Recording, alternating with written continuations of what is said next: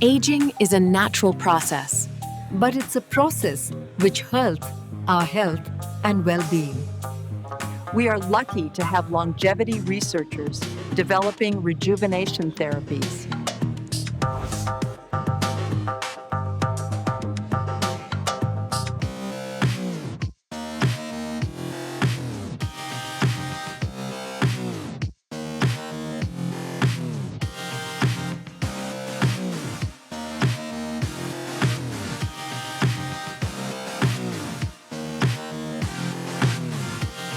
Welcome to TransVision 2025.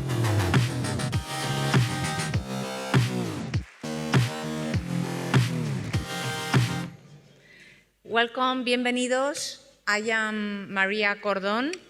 I am member of the board of directors of this Ilustre College of Physicians of Madrid.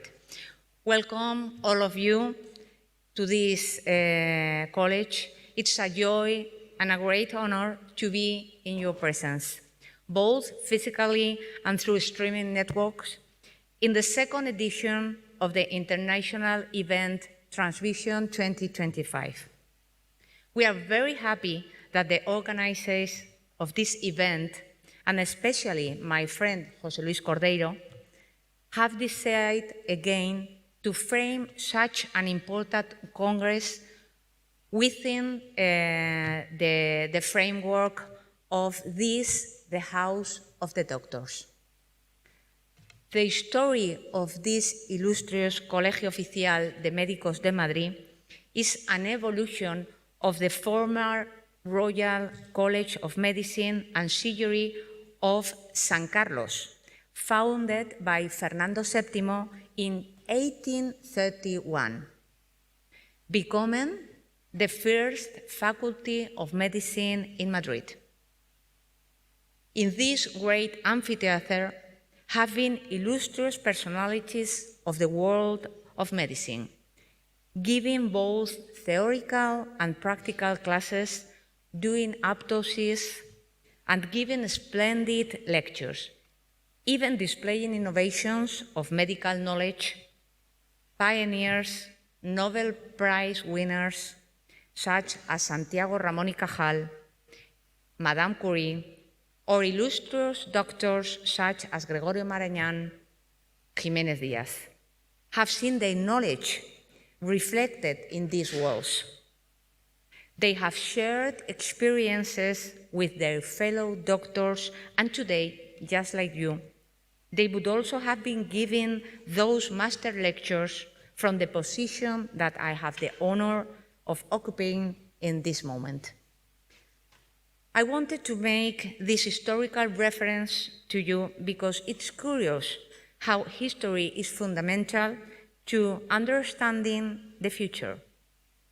From the beginning of medicine, innovation, progress in both methods and materials have been an obsession of the pioneers who wanted to achieve that differentiation, but advances not for the sake of the great prizes or the great recognitions, but to help humanity to cure illnesses that seemed impossible at the time, to alleviate pain, to achieve, in short, that human beings could live longer and could live better. This Congress also comes to seek to define, to dialogue about the latest advances that allow humanity to reach the same goal, to live many more years and live with a great quality of life. It's a simple objective that has accompanied us since the beginning of time, and that many medical experts and figures, renowned medical Nobel Prize winners, have pursued and have given their lives, their time, their effort for it, always safely, always following a scientific method, always relying on it, on experts, on scientific guidelines, and always pursuing dreams to become real. But that great advances are not possible if some barriers are not broken, if a different dialogue is not provoked. And that is what we have come to propose for 2 days, to provoke and to dialogue here. The College of Physicians of Madrid will always be a place of dialogue open to all doctors and to the whole of society, a place of work, a place of collaboration, a place of knowledge, but above all, a place of great generosity, of great open-mindedness, where ideologies, religion, politics, do not rule, where close ideas do not rule, but where only the desire to help the human being and from a great humanistic sense and a sincere vocation rules. I hope you enjoy the 2 days that we have ahead of us, not only this Congress, but also that you have the opportunity to visit the different rooms and classrooms of this magnificent School of Medicine, which has been almost completely renewed in the last 3 years by the Board of Directors that today takes care of this management. Welcome back. Thank you for your assistance, and also, how not, enjoy this wonderful city of Madrid, full of secrets waiting to be discovered. Déjenme también darles la bienvenida en español y déjenme presentarles también, por parte de la Consejería de Sanidad del Gobierno de Madrid, han tenido la generosidad de brindar su tiempo para venir a inaugurar oficialmente este importante congreso. Así que doy la bienvenida y presento a la doctora Rosario Azcuitia, gerente asistencial de atención primaria del SERMAS, del Servicio Madrileño de Salud. Bienvenida, Charo. Es tu turno.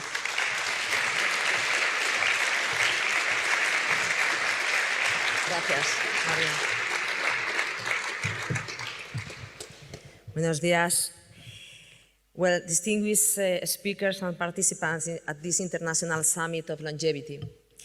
First of all, I apologize for the absence of the Regional Minister of Health, and I would like to express my gratitude for the opportunity to present the role of primary care in the community of Madrid as the first level of care in addressing longevity. Spain is a country that occupies a privileged position in terms of life expectancy, and within it, the community of Madrid is the longest living region. Our standardized services portfolio includes an exclusive service dedicated to the care of older people, those with frailty or with functional decline, which last year covered almost 500,000 people.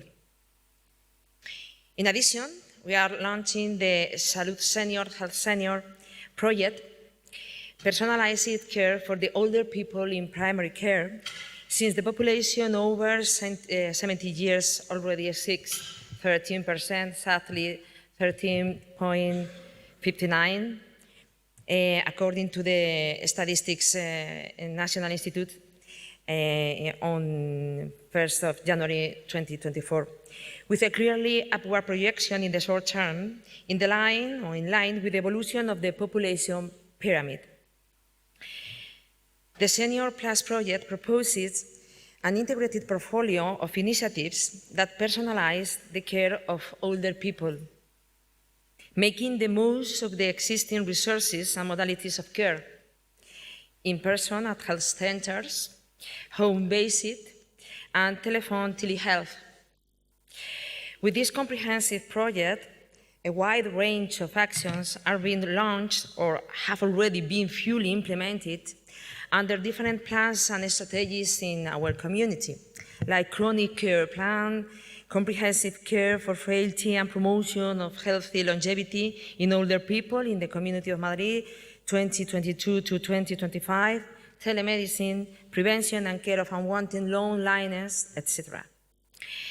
This project aims to improve the health outcomes and, very important, the experience of older people, ensure equitable access to in-person, home-based and telehealth consultations, optimize organizational efficiency by reducing unnecessary visits, and strengthen longitudinality and continuity of care in the treatment of older people. The service portfolio proposed under Salud Senior or Health Senior is structured into 4 plans that encompass many projects already launched for the care of older people. In addition, new initiatives are being proposed in order to shape a comprehensive portfolio of care for this population. Within this, our objectives are to transform the health center, our health center, we have 216 in our community, into an age-friendly environment, ensuring safe, humanized and understandable access for people aged 70 or over, to strengthen comprehensive, accessible, person-centered care, ensuring that older people receive clinical, pharmacological, and psychosocial care based on the best available evidence, aligned with their values, and delivered in a coordinated manner among primary care professionals. This includes the residential care units, which are multidisciplinary teams made up of family doctor, nurses, pharmacists, nursing assistant, and administrative staff who bring healthcare closer to residential facilities, enabling comprehensive approach to residents' needs. They support primary care professionals assigned to the residents and play a key role in a coordination between residential centers, primary care, hospital, some geriatrician and other specialties, as well as public health when it's necessary. We now have 5 years of experience with excellent results and high levels of satisfaction. To promote telemedicine for older people, improving accessibility, continuity, and quality of care, especially in cases where mobility, distance, or health conditions hinder travel or access to in-person services. To capture and reflect the perception of older people regarding the dimensions of person-centered care, respect information, emotional support, coordination, accessibility, in order to identify barriers and opportunities for improvement, promote cycles of continuous improvement, empower patients, strengthen the culture of transparency, and monitor the impact of the projects underway. Finally, to improve the quality of life and well-being of the population of the Community of Madrid through the integration of physical activity and exercise into their lifestyles, prescription information is incorporated into the citizen's virtual health card, allowing all recommendations and prescriptions to be personalized. In the subsequent phases, these services will be further integrated with the sports sector so that the citizen electronic health record can include all follow-up feedback on prescribed activities and compliance with the objectives set. Through all this, we seek to ensure that our seniors enjoy the best possible quality of life, even as they grow older. Thank you very much. This session is hereby inaugurated.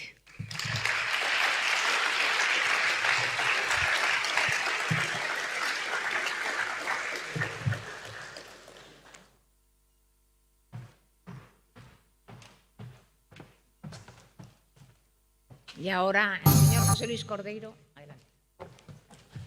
Yes, please. Let's watch the video again. 1 minute.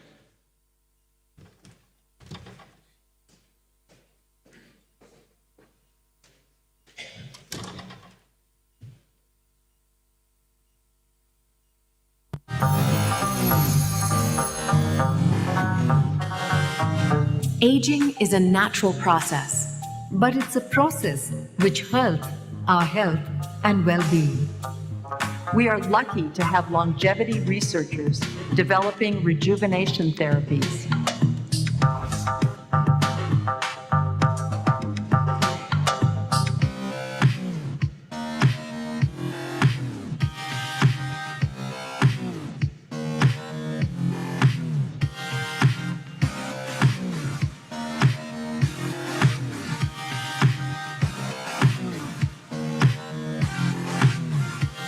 Welcome to TransVision 2025.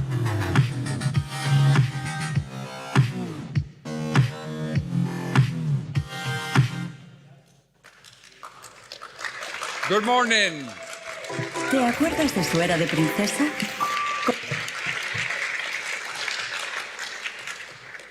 Okay, well, we are so happy that so many people here are coming to Madrid, and I'm looking for the pointer here, the clicker. Someone's got the clicker and put, yeah, my PowerPoint. I need the clicker somewhere. Otherwise, I will use my fingers, which is old technology. This is the second time we hold this event here in Madrid. We are so happy. We are broadcasting live as well. So we have, up to yesterday, about 450 people registered online and also in person. Some people are here today. Some people will be here tomorrow in person and at different times. So we are truly happy to have all these people in person and online. I have a big followers in Latin America. So in Latin America, it's 3, 4 a.m. So not many people will be connecting at this time. But we have an incredible team of speakers, sponsors. As you can see the list, we will talk about them later. So anyway, let's go to the next slide, please. Okay, we have a very good scientific and organizing committee. Yesterday, I was talking to George, who is the head of our scientific committee, and we have people from many top universities all around the world. And George will be speaking tonight at 7 p.m.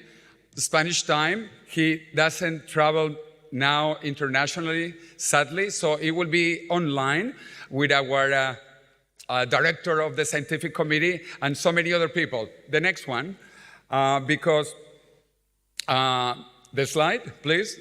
The next. We have almost 50 speakers, half of them Spanish, half of them internationally. Next. And then we also have, as I mentioned, in person during the next 2 days, about 400 to 500 people. Next one, please. We had this event also last year. Next. And my goal is to change also the thinking in Spain and in the world. The name, the logo of Spain was non plus ultra at the time of the Roman Empire. But when America was discovered by Spain, then the non was taken out. And Spain, next, moved into the plus ultra country. And this is what the Spanish flag says.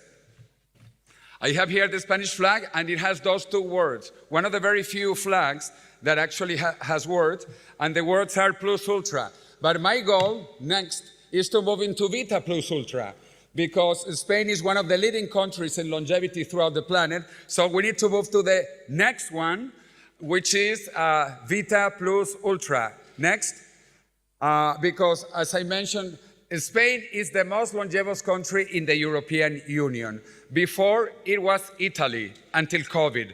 But sadly, more people died in Italy, and Italy dropped to number 2, and Spain moved to number 1. Next. And Madrid is actually the most longevous capital in the European Union. And we are very proud of that. And tomorrow, the mayor of Madrid will be opening the session at 9 a.m. So please, everybody punctual at 9 a.m. because we will discover many things about Madrid. Next. And the Spanish population keeps on increasing lifespan.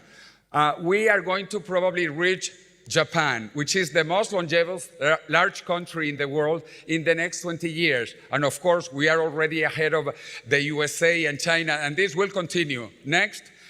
I ran for office for the European Parliament as a Spanish candidate to take these ideas into the European Parliament and to create the European Anti-Aging Agency. And that is our goal. We need to work also on politics about aging. Next, we are in the most beautiful classical auditorium of Spain. In this same room, our first Nobel Prize in Medicine, Santiago Ramón y Cajal, gave his lectures. And also our second Nobel Prize in Medicine as well. And this is a magnanimous place, as you know, beautiful place. And next, we have had incredible people here, like Juan Carlos Ispizua Belmonte, who is now working with Altos Labs, and our speaker, Steve Horvath, that will be in the following sessions. Next. And we had also the Nobel Prize in Medicine, Shinya Yamanaka, who discovered that aging is reversible, that we can reverse aging. Next, 2 years ago, I had the pleasure to be in Saudi Arabia with Dr. Mehmood Khan, who will be speaking next, and with my friend from MIT, Peter Diamandis, and for the creation of the X Prize for longevity that is mostly financed by Evolution Foundation. And by the end of 2030, we will have therapies for biological rejuvenation. There are over 600 teams competing, and out of those, in the first 40 best teams now selected, there is one Spanish team from Barcelona. And there are more teams among the other 600. So we are very proud that we have a Spanish team even in the top finalists today. Next, so we have taken some of you to see the beauties of Spain. Next, my mother is from Segovia. Segovia is my favorite place with the most beautiful Roman aqueduct. We have some Italians here, so the biggest, most beautiful Roman aqueduct is here in Segovia. Next, also the most beautiful castle in the planet. That was the inspiration for Neuschwanstein in Germany and for the Disneyland Castle in the USA. That castle is here in Segovia, around Madrid. Really beautiful place. Next. So we are going to have a lot of fun here. We are going to have fantastic Mediterranean food and other things. We will keep you entertained with local food. Next. And we will release the Madrid Longevity Declaration. Next. We will also show 2 documentaries tomorrow. One is Longevity Hackers, and we filmed part of it here. Next. I was one of the people interviewed. Also, María Blasco was interviewed at the CENIO, the Spanish National Cancer Research Institute, at the CENIO, and I was interviewed here. So you will see some images from here. Next. And the most important part, today at 2:30, we begin the March for Longevity. We will leave this place at 2:30. For those who want to come, I hope many of you come. And we have t-shirts for all of you to wear. I'm going to take out my jacket and leave it here. There is security here. You can leave things you don't want. We will have t-shirts that say Stop Aging, because today is International Longevity Day. We will have balloons, we will have flags, we will have banners. So we want to go to the 3 major points in Madrid. Next, we will begin, well, why now also? Because this is the United Nations Decade of Healthy Aging. But I kind of disagree. I don't think there is healthy aging. This is like an oxymoron. Aging is never healthy, never. There is aging that is less healthy or more healthy, but there is no healthy aging. In any event, this is the decade of healthy aging. At the International Longevity Alliance, where I am one of the directors, we created 10 years ago International Longevity Day today, October 1st, because October 1st is the United Nations Day for elderly people. And we don't like that. We want rejuvenation. That is why we picked the United Nations Day for elderly people into Longevity Day. Next. We will finish our march in the most emblematic place in Madrid, in Spain, which is, as you can see, the Cibeles Palace with the Cibeles fountain. All of you must have seen this because when Real Madrid wins, we celebrate here. And I am from Real Madrid, but I know we have many people from Barcelona, the Barça, and also tomorrow, the mayor is from another even lower class team, the Atlético de Madrid. Anyway, we have three teams here. We have the Barça, we have Real Madrid, and we have Atlético de Madrid. Next, we begin the walk at the Comunidad de Madrid, which is like the province, the state of Madrid. We will have 3 banners. I want some people, tall people, to help me to carry those banners. Next, we will be with flags. We will read the Madrid Longevity Declaration 3 times. One at the community of Madrid. Next, we will be with the flags, with the balloons. Please, I will show how you do this at 2:20 p.m. I will show you how to blow a balloon if you don't know how to. Because you all have to be prepared with your sticks, your balloons, your t-shirts, your flags. Next, we will end here again. This is the City Hall of Madrid, whose mayor will be here tomorrow at 9 a.m. Next, we will be marching through the main avenues of Madrid. Next, we will go to the Congress of Spain, and we will be with our banners, our balloons, our t-shirts, our flags, asking for stop aging, stop aging. Next, sometimes we have also gone to the European Parliament office in Madrid. Next, we will give some awards tonight. Last year, we gave awards to 2 very prominent people. Ramón Tamames, one of the most famous economists in Spain, one of the people who signed the Constitution of Spain from 1978, and also a very famous doctor, Arturo Fernández Cruz. Next, we also had, until last year, the most longevous person in the world was Spanish, María Brañas. She was going to talk through Zoom. Sadly, she died a few days before our event. However, we gave her a posthumous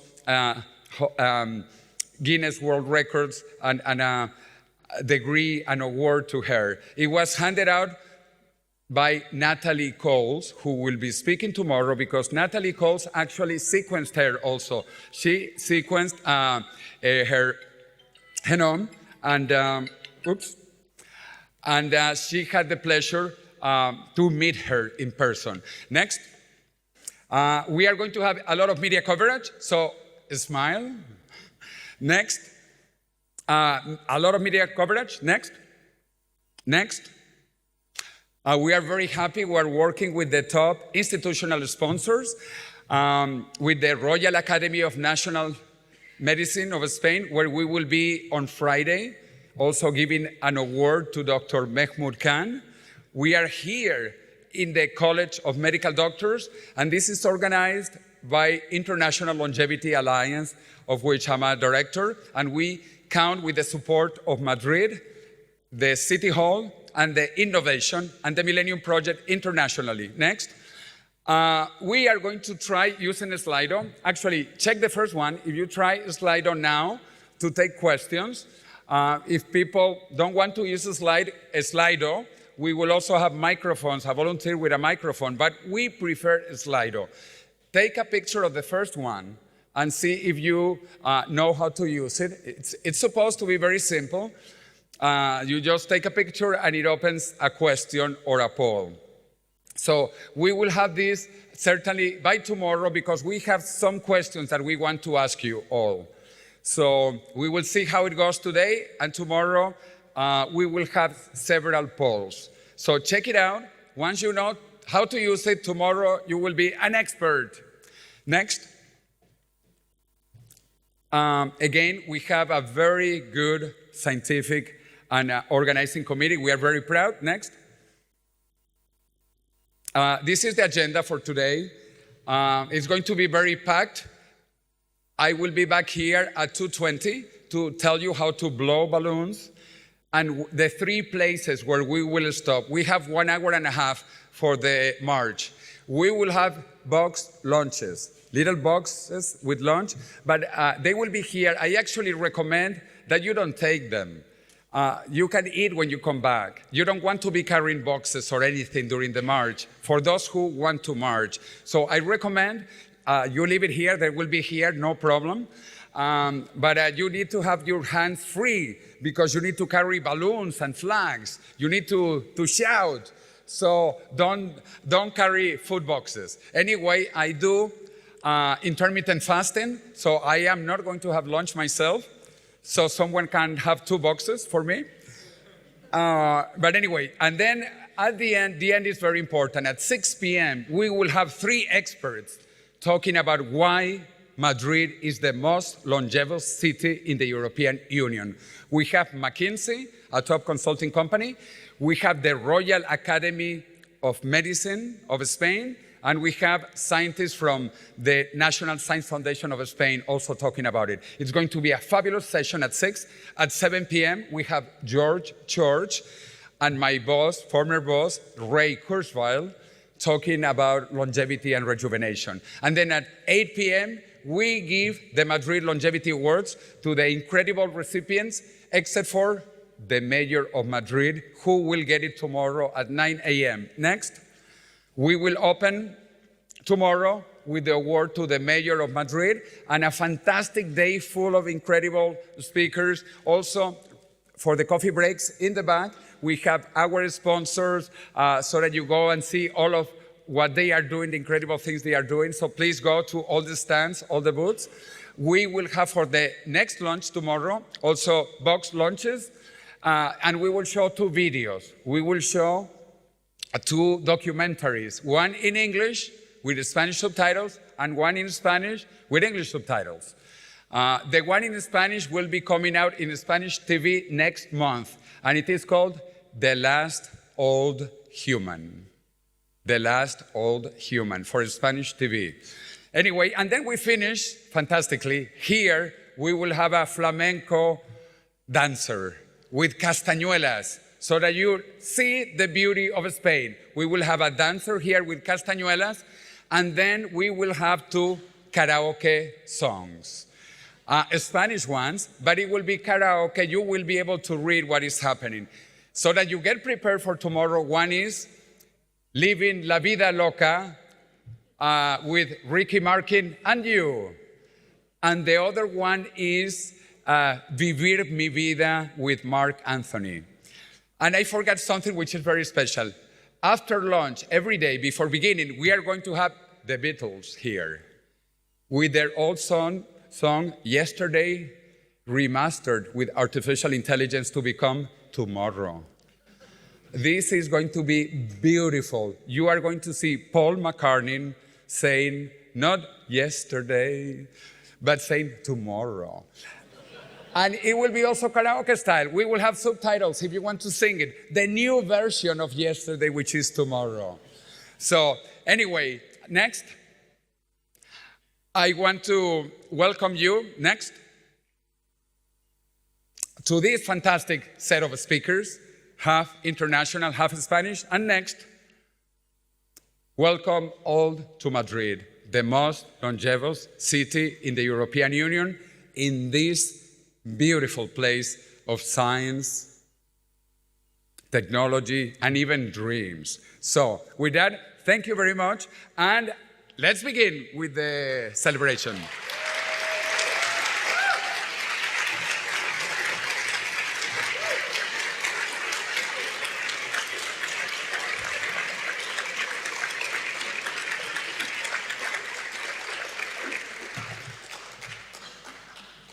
We are making this very international, and for that, we brought the most incredible Master of Ceremony. She is Swedish, but she just flew in yesterday from Switzerland. She is the Master of Ceremony, or if I may joke, Mistress of Ceremony, because she's a woman, a beautiful woman. In all the longevity conferences, And she knows everybody in this area. She knows what everybody's doing. She's an expert herself in many of these things that you will see that she's also experimenting on. And she is like also the global ambassador of Superhuman Net, which is a Swedish project also with Brian Johnson. And we worked together 4 months ago in Stockholm for a fantastic event in Stockholm with Brian Johnson and, of course, Sabine von Gafke. Please, let's welcome her. Thank you, José. Thank you. Thank you so much. Thank you so much. What an energy to have José open and give it up for José for organizing this. So my name is Sabine von Gafke, and it's a pleasure for me to be here today hosting these 2 days. As José mentioned, I'm an awarded moderator and longevity catalyst, but I'm also an entrepreneur in the space. So I'm co-founder of Brain Gym at the intersection of AI and longevity, and also Superhuman Network, where I'm a founding team member. And really my mission is to bring together science, innovation, investors, and cultures, and really propel the longevity evolution forward, and also advocacy forward. So I'm really looking forward to having all of you here. I mean, scientists, longevity pioneers, investors, policymakers. Let's really make these 2 days dynamic, rewarding, and above all, maybe a bit provocative, because we really need to push the needle forward when it comes to longevity in a 360-degree perspective. We have amazing speakers who are, as you saw, the lineup is very jam-packed, so I hope you're energized and fueled and breathing, because we know breath is the source to energy. And we'll be having breaks and lunches and all of this, but above all, we'll be reuniting here to listen to conversations on stage, but not only listen, because this is also about you. So I really want you to be interactive. So Slido was one of the tools. If you can't connect to Slido, don't worry. I'll ask if you have any questions. So please seize this moment, because we have an amazing lineup of speakers, and it's actually your questions that are the most relevant. And with that, I would like to introduce our first speaker of today, and I would really like to say that this keynote speaker sets the tone perfectly for this longevity summit. As CEO of Hevolution Foundation, based out of Riyadh in Saudi Arabia, Dr. Mahmoud Khan leads one of the world's most ambitious efforts to really accelerate aging science and make healthy longevity accessible on a global scale. From funding cutting-edge research to shaping policy and industry, his work and Hevolution truly represents the catalyst force that this field needs. Please give it up to Dr. Mahmoud Khan.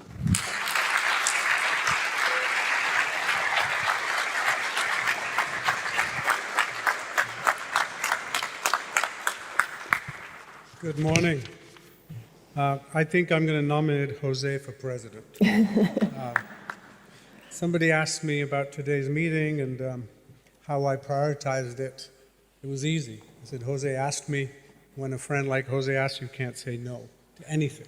So truly grateful for your friendship, for the invitation to the college, and for my first trip in 67 years of my life to Madrid. So lots of reasons to be here. I was educated today about soccer.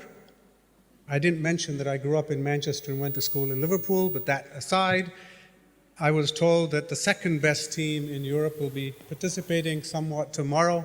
Since the best team, I wanted to know who that was, and they said, of course, Real Madrid. So now I'm educated where the best team is or who the second best team is. Others may have differences of opinion, but today is about common ground rather than finding difference. Some of what I'm going to talk about today is not just the science. I'm going to defer the science to many, many brilliant scientists who are going to follow my first keynote. But if we're going to move this field forward, some of it is embraced in our mission statement at Hevolution, which is our mission is very straightforward, to extend healthy lifespan or health span for the benefit of all, regardless of nationality, citizenship, beliefs, residency. It is for humanity. And I think it's even more important in this day and age to remind ourselves of this, because we're doing this for the common good of humanity, not for a country, not for a certain socioeconomic class, not for a certain race or religion. And in a world that is increasingly getting divided, polarized, centralized, we need to keep reminding ourselves that it is one humanity that is going to benefit from all of our collective work. And secondly, there is no one scientist, no one university, no one country that's going to take on this global challenge, arguably the greatest medical challenge that we've ever known, unless we all work together. And evolution is very much conceived with the idea of being a catalyst. We don't see ourselves as a leader. We're a catalyst, we're a convener, and our goal is to bring the best minds together. And my job as CEO is to be leading from the back. I'm not the scientist that's going to help break through. I'm fortunate to have a great team that can help in that. We're not going to be the biggest investor. Our goal ultimately is to be the smallest investor of this field, not because we want to shrink our pie, but actually grow it substantially. We are building on the work for several centuries from many, many scientists. And in more recent years, some of those scientists I'm honored to be listening to at this meeting. They're present, they're going to be participating, and we should never remember that science is incremental. Science rarely is just a breakthrough of one person. It is an incremental process. It is rare that we suddenly wake up one morning and we've solved a complex problem. And so one of the things I always remind my young scientists on my team and my young investors and entrepreneurs is never make it about yourself. Make it about the mission. This is not about becoming a superstar. This is not about being celebrated as an individual or as an institution.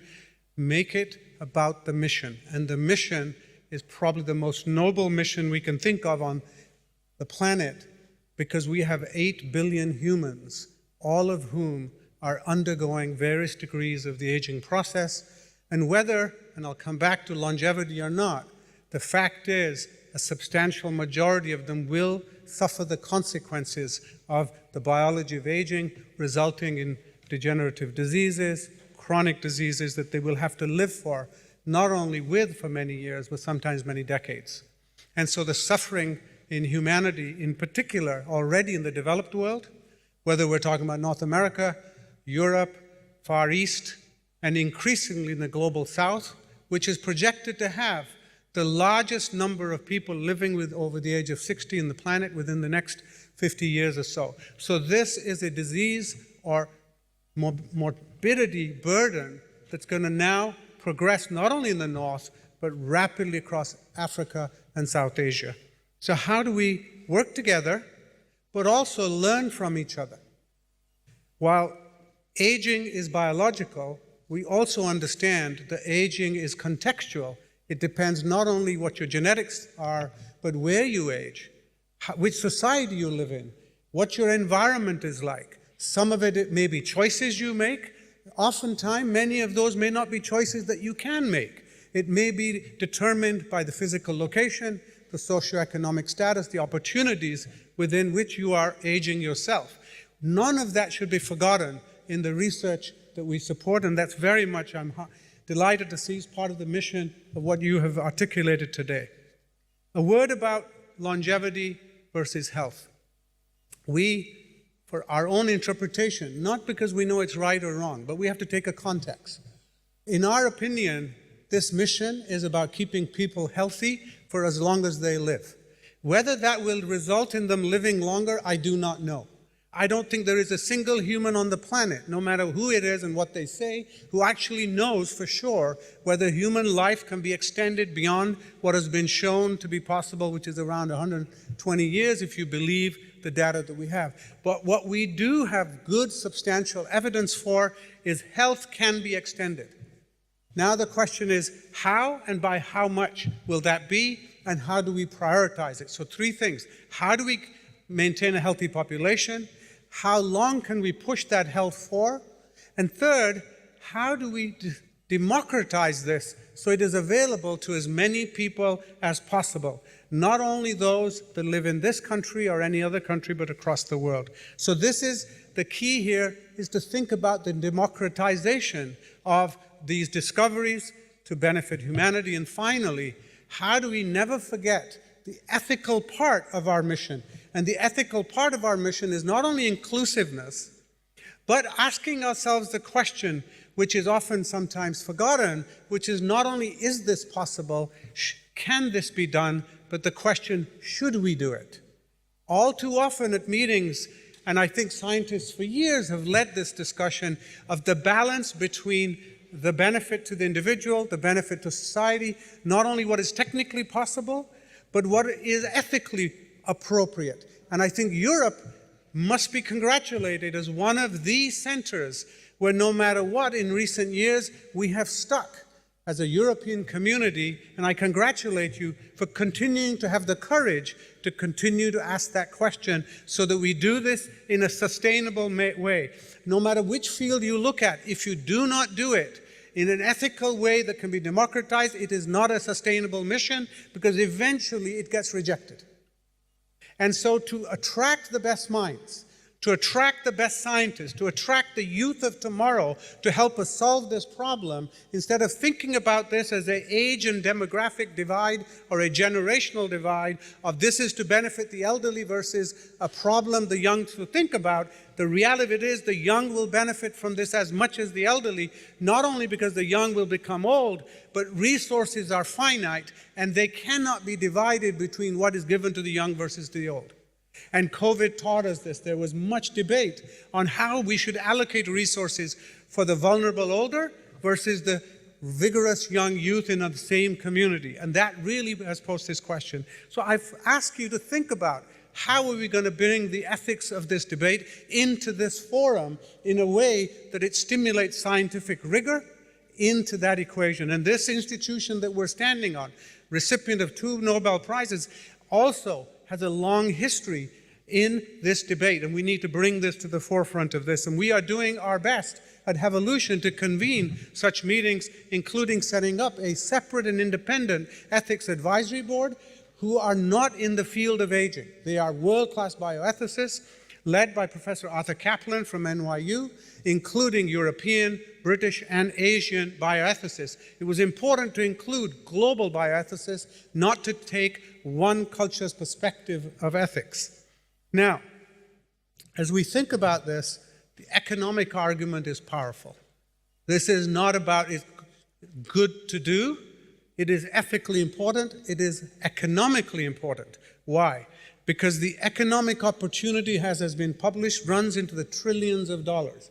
Let me remind you, that is more than the GDP of the majority of the world's countries. And if we can make a difference to this on an annual basis, that is GDP that can be invested back. When I talk to ministers of finance, when I have the privilege of talking to prime ministers and heads of states around the world, one of the first things I start about is this is not about Nobel Prizes, this is not about scientific awards. This is about doing something that can bring resources that we really need back into productivity of our society, rather than continuing to tax what we have to deploy as social services for the people who need them. The only way we're going to change that equation is to change the net need to invest in care when it's potentially could be avoided versus remaining productive with the demographics that we have. Europe does not have a growing young population. The birth rate on average is below 2 per couple, which means the demographic change is such that we are having fewer children and more old people. In a pay-forward society, which is true just about everywhere in the world cannot afford to continue to take from a smaller and smaller diminishing young population to take care of a growing and growing older population. That is why we need to do this. This is, again, not about longevity. That's the first thing I talk about. This is about helping humanity sustain itself in a healthy, productive way.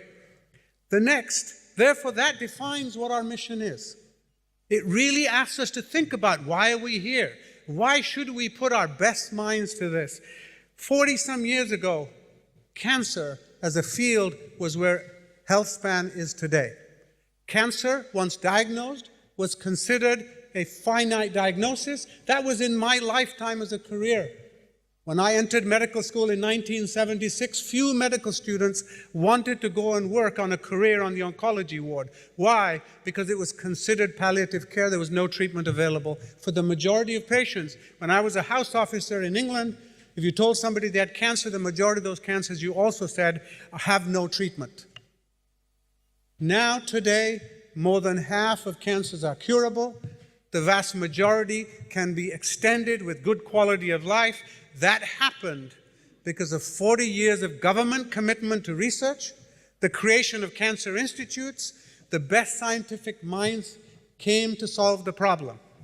If we take the same example, there is no reason why 40 years from today we will not have solved much of this, at least for the majority. But let's be careful. Let us not overpromise. Nobody promised a cure for cancer in 2 years, or 5 years, or even 10 years. That is irresponsible. We made a lot of progress. Let's make promises we can sustain, promises that society will believe, and promises that will result in leaders and policymakers to actually follow us. If we get too far ahead of them, they will stop following you. And when they stop following you, I don't care how many Nobel Prizes you have, you will not have the resources to continue to conduct the work you need. You need the non-scientists to believe in your science.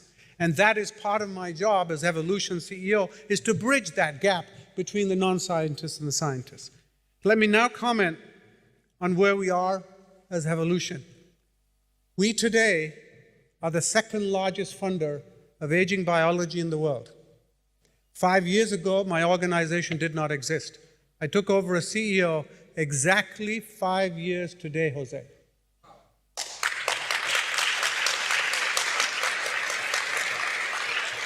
I didn't tell him that, but on my 5th anniversary to the day, I stand here in front of you to be able to proudly say, as the founding CEO and the first of 2 employees today, we are second only to the US federal government in funding the field. What very few people realize is we have built bridges and partnerships that nobody could imagine. Today, as I speak, 5 of Evolution's research grants are funding US NIH scientists. Let me say that again. Not NIH scientists funding Evolution, Evolution funding US National Institute of Health scientists today. 5 programs. We have 250 research grant programs funded today around the world. 250, all in the field of aging biology. And of those, 2 weeks ago, I renewed the first 25 for the next cycle. So our first set of grant recipients, the first 25 that we funded, are already renewed, and then the next phase. And I anticipate by the end of the year, at least 25 to 30 more will be renewed based on the progress that they've made. And that's what we're proud of. It's the progress they're making. It's not going to be one grant. It's the collective sum of all of those. We had the opportunity to review almost 2,000 research proposals to fund 250. We probably have the largest database of research grants on the planet now within Evolution that has looked at the collective ideas from around the globe. That will continue to grow as we now announce the next set of research grants as we look at. We're proud to say, as a sponsor of the X Prize, that we do have a Spanish team. It was Barcelona, though, I think I heard. It was Barcelona. But of where I think these grant programs are going to. We set off by setting up research proposals, just by making announcements, just like any government department. We then moved to do targeted research, where we proposed the problem to solve, just like the private sector does, and said, we want to solve this problem. For example, proteostasis. We then identified the best scientists, but unlike a government funding agency, we were able to bring scientists across borders between different countries, taking the best capabilities from different countries as one program, and said, we will only fund you if you actually collaborate rather than compete. So instead of sending competing proposals, come together as one proposal and we'll fund the consortium. And by doing that, We then set off the next 3 research international partnerships. Some are 3 years, some are 4 years, and they vary in size from $20 million up to $50 million in size. So they are substantial. They are long-term commitments so that these scientists aren't worrying about writing the next proposal, but getting on and solving the problem. We learned that from Bell Labs. They set out to solve a problem rather than figure out how to get their next grant. And that, for the right scientists, is uplifting.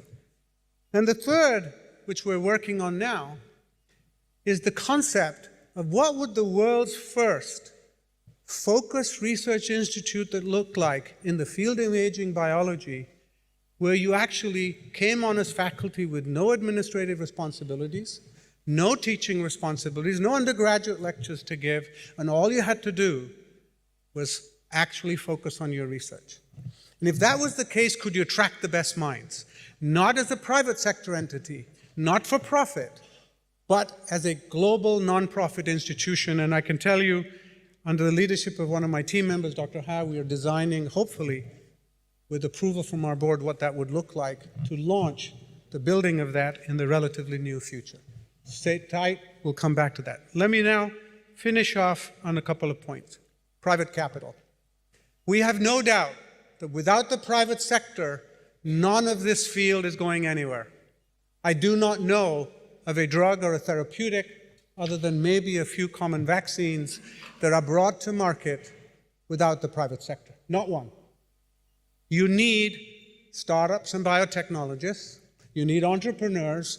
You need small companies, medium companies, large companies. You need funders who believe in that, and you need entrepreneurs to take the risk. All of that needs the private sector. And so this is not a division between the mission of the public sector, the academic sector on this side of the table, and the private sector on the dark side over here. Let's forget that. That is so old school thinking. This is a common table, common mission. Each has a part to play. The scientist, the entrepreneur, the policymaker, and the private sector that's going to bring it to market, learn from their capability to scale with efficiency, deploy capital in ways that no academic learned how to do, including myself, and get it into the market. In order to do that, we need to make this attractive for the private sector.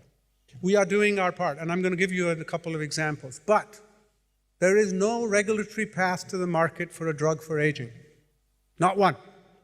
So we asked ourselves a question 5 years ago, do we want to develop an aging drug? And we decided no. Let me say that. No. Why did we say that? Because I don't know what the regulatory path is, so how do I develop a drug for it? We took a different approach. We said, can we find a therapeutic path that really gets to the core of aging biology, but has a clear unmet need today? And in fact, one of the first companies we proposed to our board for invest in, everybody asked me on the board saying, Mahmoud, hold on, we gave you a lot of money to invest, and I can tell you today we've deployed more than $400 million US. That's not small change. So the board says, we give you a lot of money for this mission, and the first thing you come back to is something that we said was going to treat hepatitis B. And you can imagine the pause in the room. Well, I said, let me explain something. Today, we understand that one of the paths in aging is epigenetic editing. Epigenome, very critical. If I develop a drug in epigenetics and say it's for aging, I don't know what to do with it. We also understand that when a virus like hepatitis B infects the liver, or HIV infects the neuron, it accelerates in aging. We know that. Thanks to the clocks such as geniuses like Stephen Horvath and others have shown, we can measure aging biology at a specific cell level. And we know the virus causes the cell to age. And therefore, if 10% of humans become chronic carriers of hepatitis B and 90% eliminate the virus, should we be asking what's different between the virus? It's not. It's the same virus. Shouldn't we be asking the question, what is different in the 90% of people who can shed it versus the 10% who can't? Suggests to me that either their cells got aged, their immune system is different, there's an inherent difference in the host. And we also know the epigenome plays a role here. So what if we targeted the epigenome in the infected person and see if that could shed the virus? And by the way, eureka, you'd have a drug to market which is editing the epigenome for a specific indication, and who knows where that would go. This is not Star Trek. We invested in that company. We supported that company through rodents, large animals, and ultimately non-human primates. As I speak today, the first human dosing of that therapeutic modality is going on today. That company is now in human trials with a specific indication. And if successful, not only will we benefit 100 million humans with hepatitis B as a chronic disease, but it will open the path to epigenetic editing of all sorts of other applications with a drug with a regulatory path. So yes, we didn't go after metformin. Tried that. Let's go and take some risks. So this is an example. Let me give you a summary. The first 4 companies we took that approach with as an investor, as I speak today, all 4 have gone from preclinical and are in human trials. 4 out of 4. So does that strategy work? Yes. Does it give you an increase in valuation? Absolutely. Ask any investor. Preclinical to clinical is a very significant value add. That is what is keeping us going and our board consistent to continue to support and fund. Let me finish by saying, how do you navigate this? One of the toughest parts of my job is to navigate the complexities of working between departments, between countries, between cultures. That does not dissuade us, but sometimes, as the CEO, I have to make decisions which include taking a pause, slow down, figure out a new way forward, because we can navigate the science. That's the easy part. Navigating the geopolitics and navigating this world, I assure you, I've spent 20 years as a scientist and 20 years as a CEO and executive. Navigation is very, very difficult. It takes time. A long time ago, a mentor of mine taught me that there is right and there is effective. As scientists, often we are right, but ineffective. It is important to be right and remain effective if you're going to be a CEO. Thank you very much.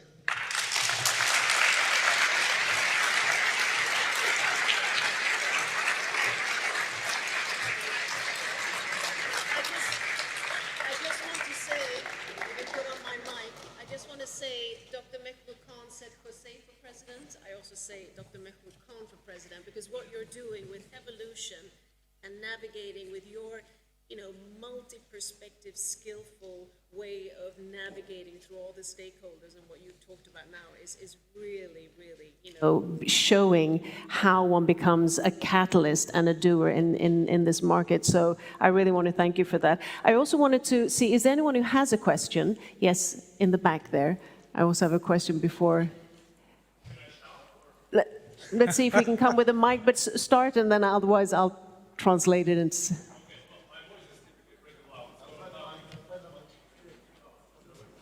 This is how Jose stays young. He can run up those stairs. Exactly.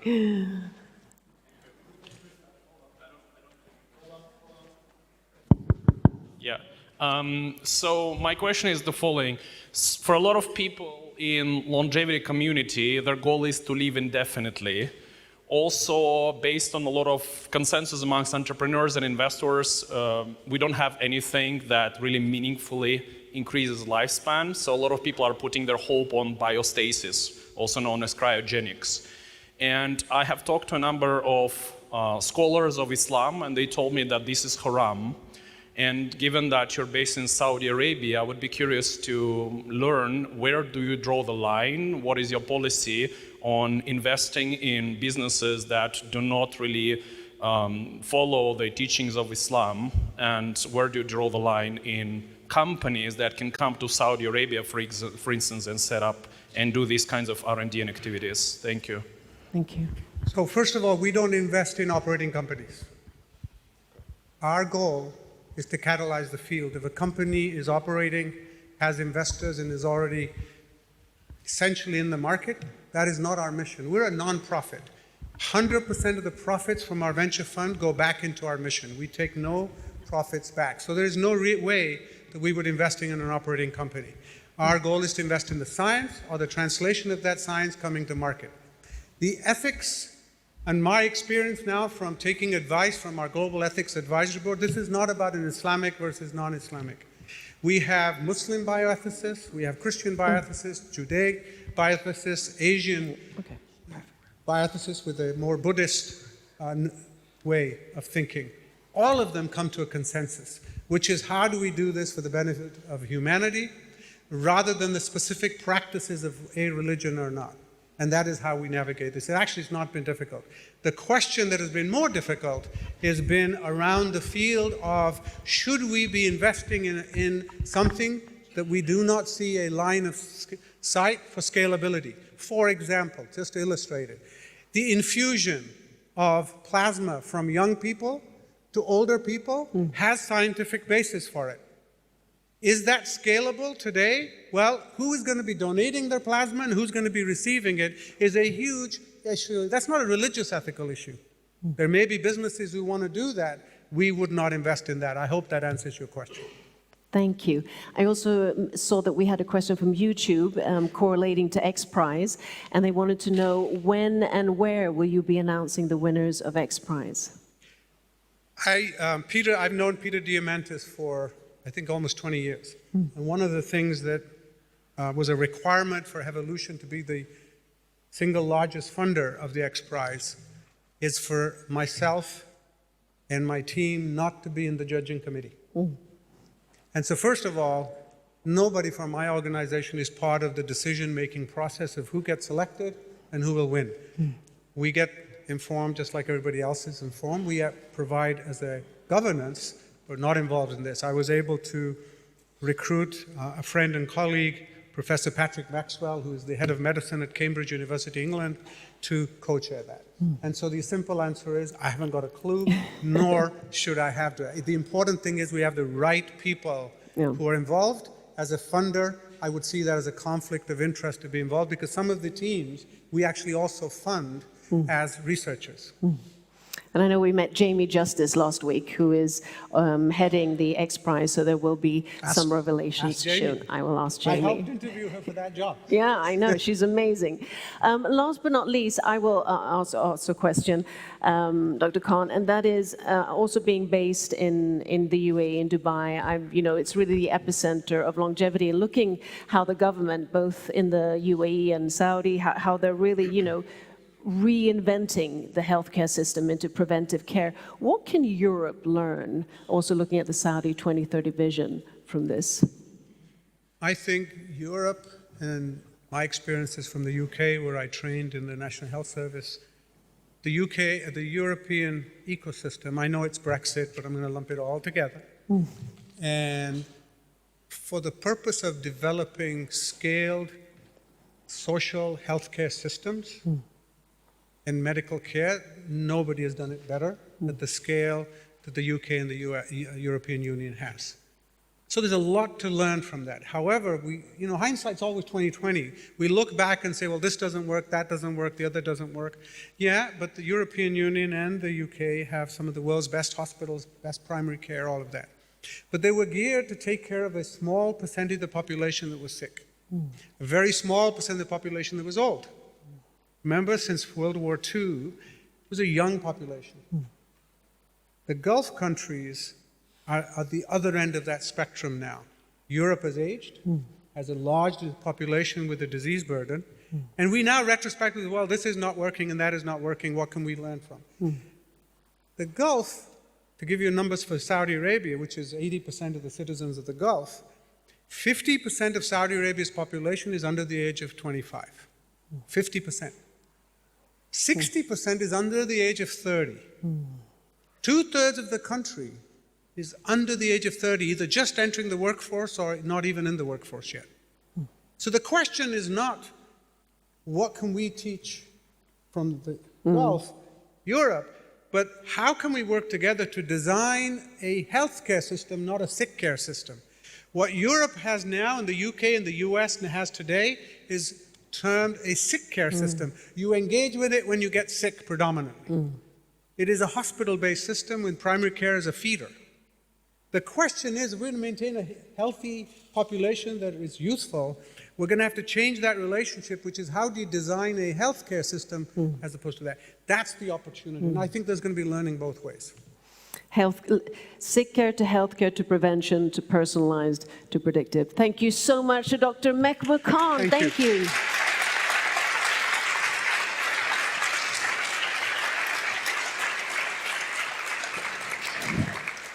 So longevity is, of course, not just a theory, it's a biology. And in our next session, we're going to explore the cellular model of age, really decoding how exercise, immune resistance, and epigenetics really shape our health span or lifespan. And we're going to hear from leaders who are really mapping aging from the molecule to the system level and what it means for interventions today. So we're going to have speakers who are going to talk 20 minutes each, and then at the end, we're going to have a Q&A. So make sure either if you send in your questions your Slido or that you have some questions prepped afterwards. And first up, we have Vijay Vaswani, co-founder and CEO of Omniscope, together with Holger Hain, co-founder and CSO of Omniscope. And they are both innovators in single-cell and multi-omics, building maps of how aging manifests in our biology, really on a mission to crack the so-called immune code. So Omniscope, just shortly, is decoding the immune system and using AI to scalably develop diagnostics and accelerate therapeutics, building the world's largest immune data bank. So please give it up for Vijay and Holger.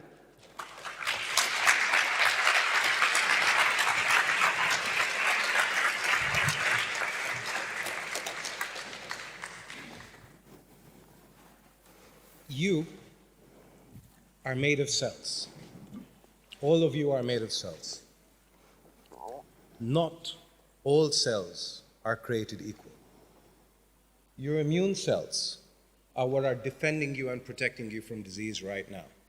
They are both the detectors and the very living medicine that allows you to live a long and healthy life. In the end, it's our immune system that keeps us healthy. Especially here in Madrid, people live healthier, longer lives, and we want to figure out why that is. So in age, specifically, the immune system is losing its function. So we lose protection from viruses, but we also lose protection from deadly diseases such as cancer. Immune cells also lose their self-control. And here they attack our healthy tissue and really make us suffer diseases such as autoimmune or neuroinflammatory diseases. So at Omniscope, we are reading the immune system. We implement a technology that reads the immune system one cell at a time. And that now, over the years, really allowed us to generate a data bank, really to understand the holistic immune system and how it acts in the healthy context, but also to use that as a reference to quantify what's going wrong in disease and what's going wrong while we age or suffer age-related diseases. Indeed, when you think about the fundamental mechanisms that rule our biology, you could think of the brain as a central command system and the immune system as your distributed cellular soldiers. Now, decoding the immune system is not a small feat. It is an incredibly complex system. And there is not much utility in only being able to understand something if you cannot act. So not only does Omniscope read the immune system at millions and millions of cells, it writes the immune system. We write your immune system so that you can use your own immune system as a living medicine. And this is not science fiction. We've actually done this.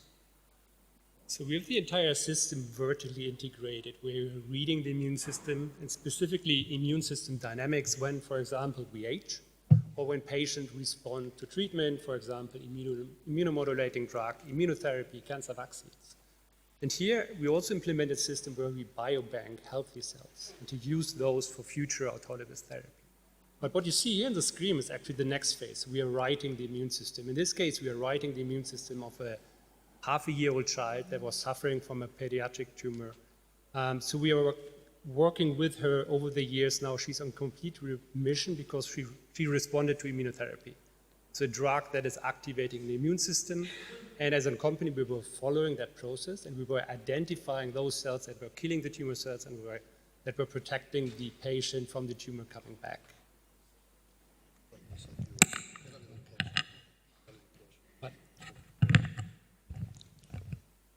So it is and it was the immune system that prevented her cancer to come back. She's still in complete remission now after 3 years. But as a company, we kind of took the language of the immune system. We took her own T cells and we engineered the T cells to recognize the tumor. And this is something that in the end is a living drug and will protect her tumor for coming back in the future. So it's really the ability to use your own biology scalably, and scale is very important. You see, engineering your own immune system the way we've done here, using mRNA technologies, was not only fast, it was incredibly cost-effective. And it was cost-effective for a public health system. And at Omniscope, we believe that healthcare is for everyone. This key point, moving from immune engineering to the fact that in order to engineer the immune system and to bring healthcare for everyone everywhere, you need to represent everybody cell by cell. That's billions and trillions. You yourself have over 2 kilos of T cell dry weight within your body, up to 10 to the 16 unique combinations. And Omniscope really understands that in order to use data actionably and sustainably, we need to represent all of you, which is why we've spent 5 years building the world's largest immune data bank. So having sequenced millions of cells from thousands of individuals in the end really allowed us to work with drug companies to develop better drug, to increase the drug development cycle, to make it faster. We were working in areas of cancer, mainly immuno-oncology, infectious disease, but also autoimmune diseases, really where we could make an impact by reading the immune system, sometimes in real time working with clinical researchers in clinical trials.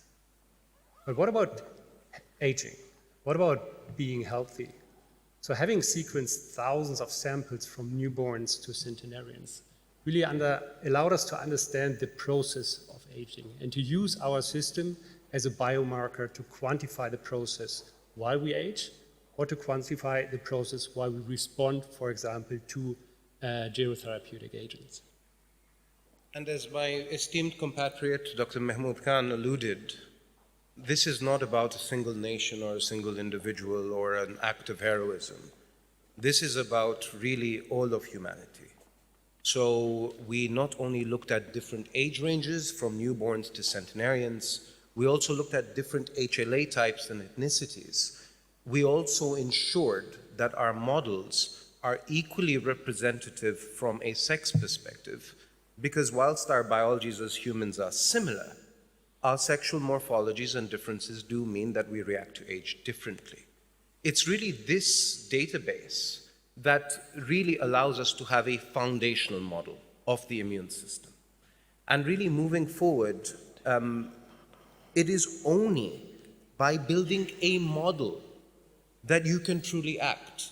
You can only act on what you know, and you can only de-risk and intervene if you can predict and model what may happen. Thus, by building a complete model of human aging at a cell-by-cell basis, not only do we bring that to you so that you can live longer, healthier lives, we bring it to our esteemed colleagues developing therapeutics as well, so that they can use these models to test and accelerate the ability to enhance human lifespan and quality of life. So during the next days in this conference, you will hear a lot about the hallmarks of aging. But in the end, it is the immune system that is either the root cause or an actual consequence of these hallmarks. So as a company, we put together a model of age that is incorporating our own proprietary sequencing methods, our proprietary machine learning models, for example, related to immune age or the inflammation process. But we also paired that up with already existing, with accepted markers, biomarkers of aging, for example, senescence, telomere length, or the DNA methylation clock. And I'm obviously very proud to have Steve Horvath in this session, who was the pioneer looking at methylation and the prediction of biological age. And it is also an honor for us to use some of the technology which Dr. Hovart has designed. In science, we genuinely mean it when we say we stand on the shoulders of giants. And I do want to take a second to thank you for being such a major contributor to our field. Thank you.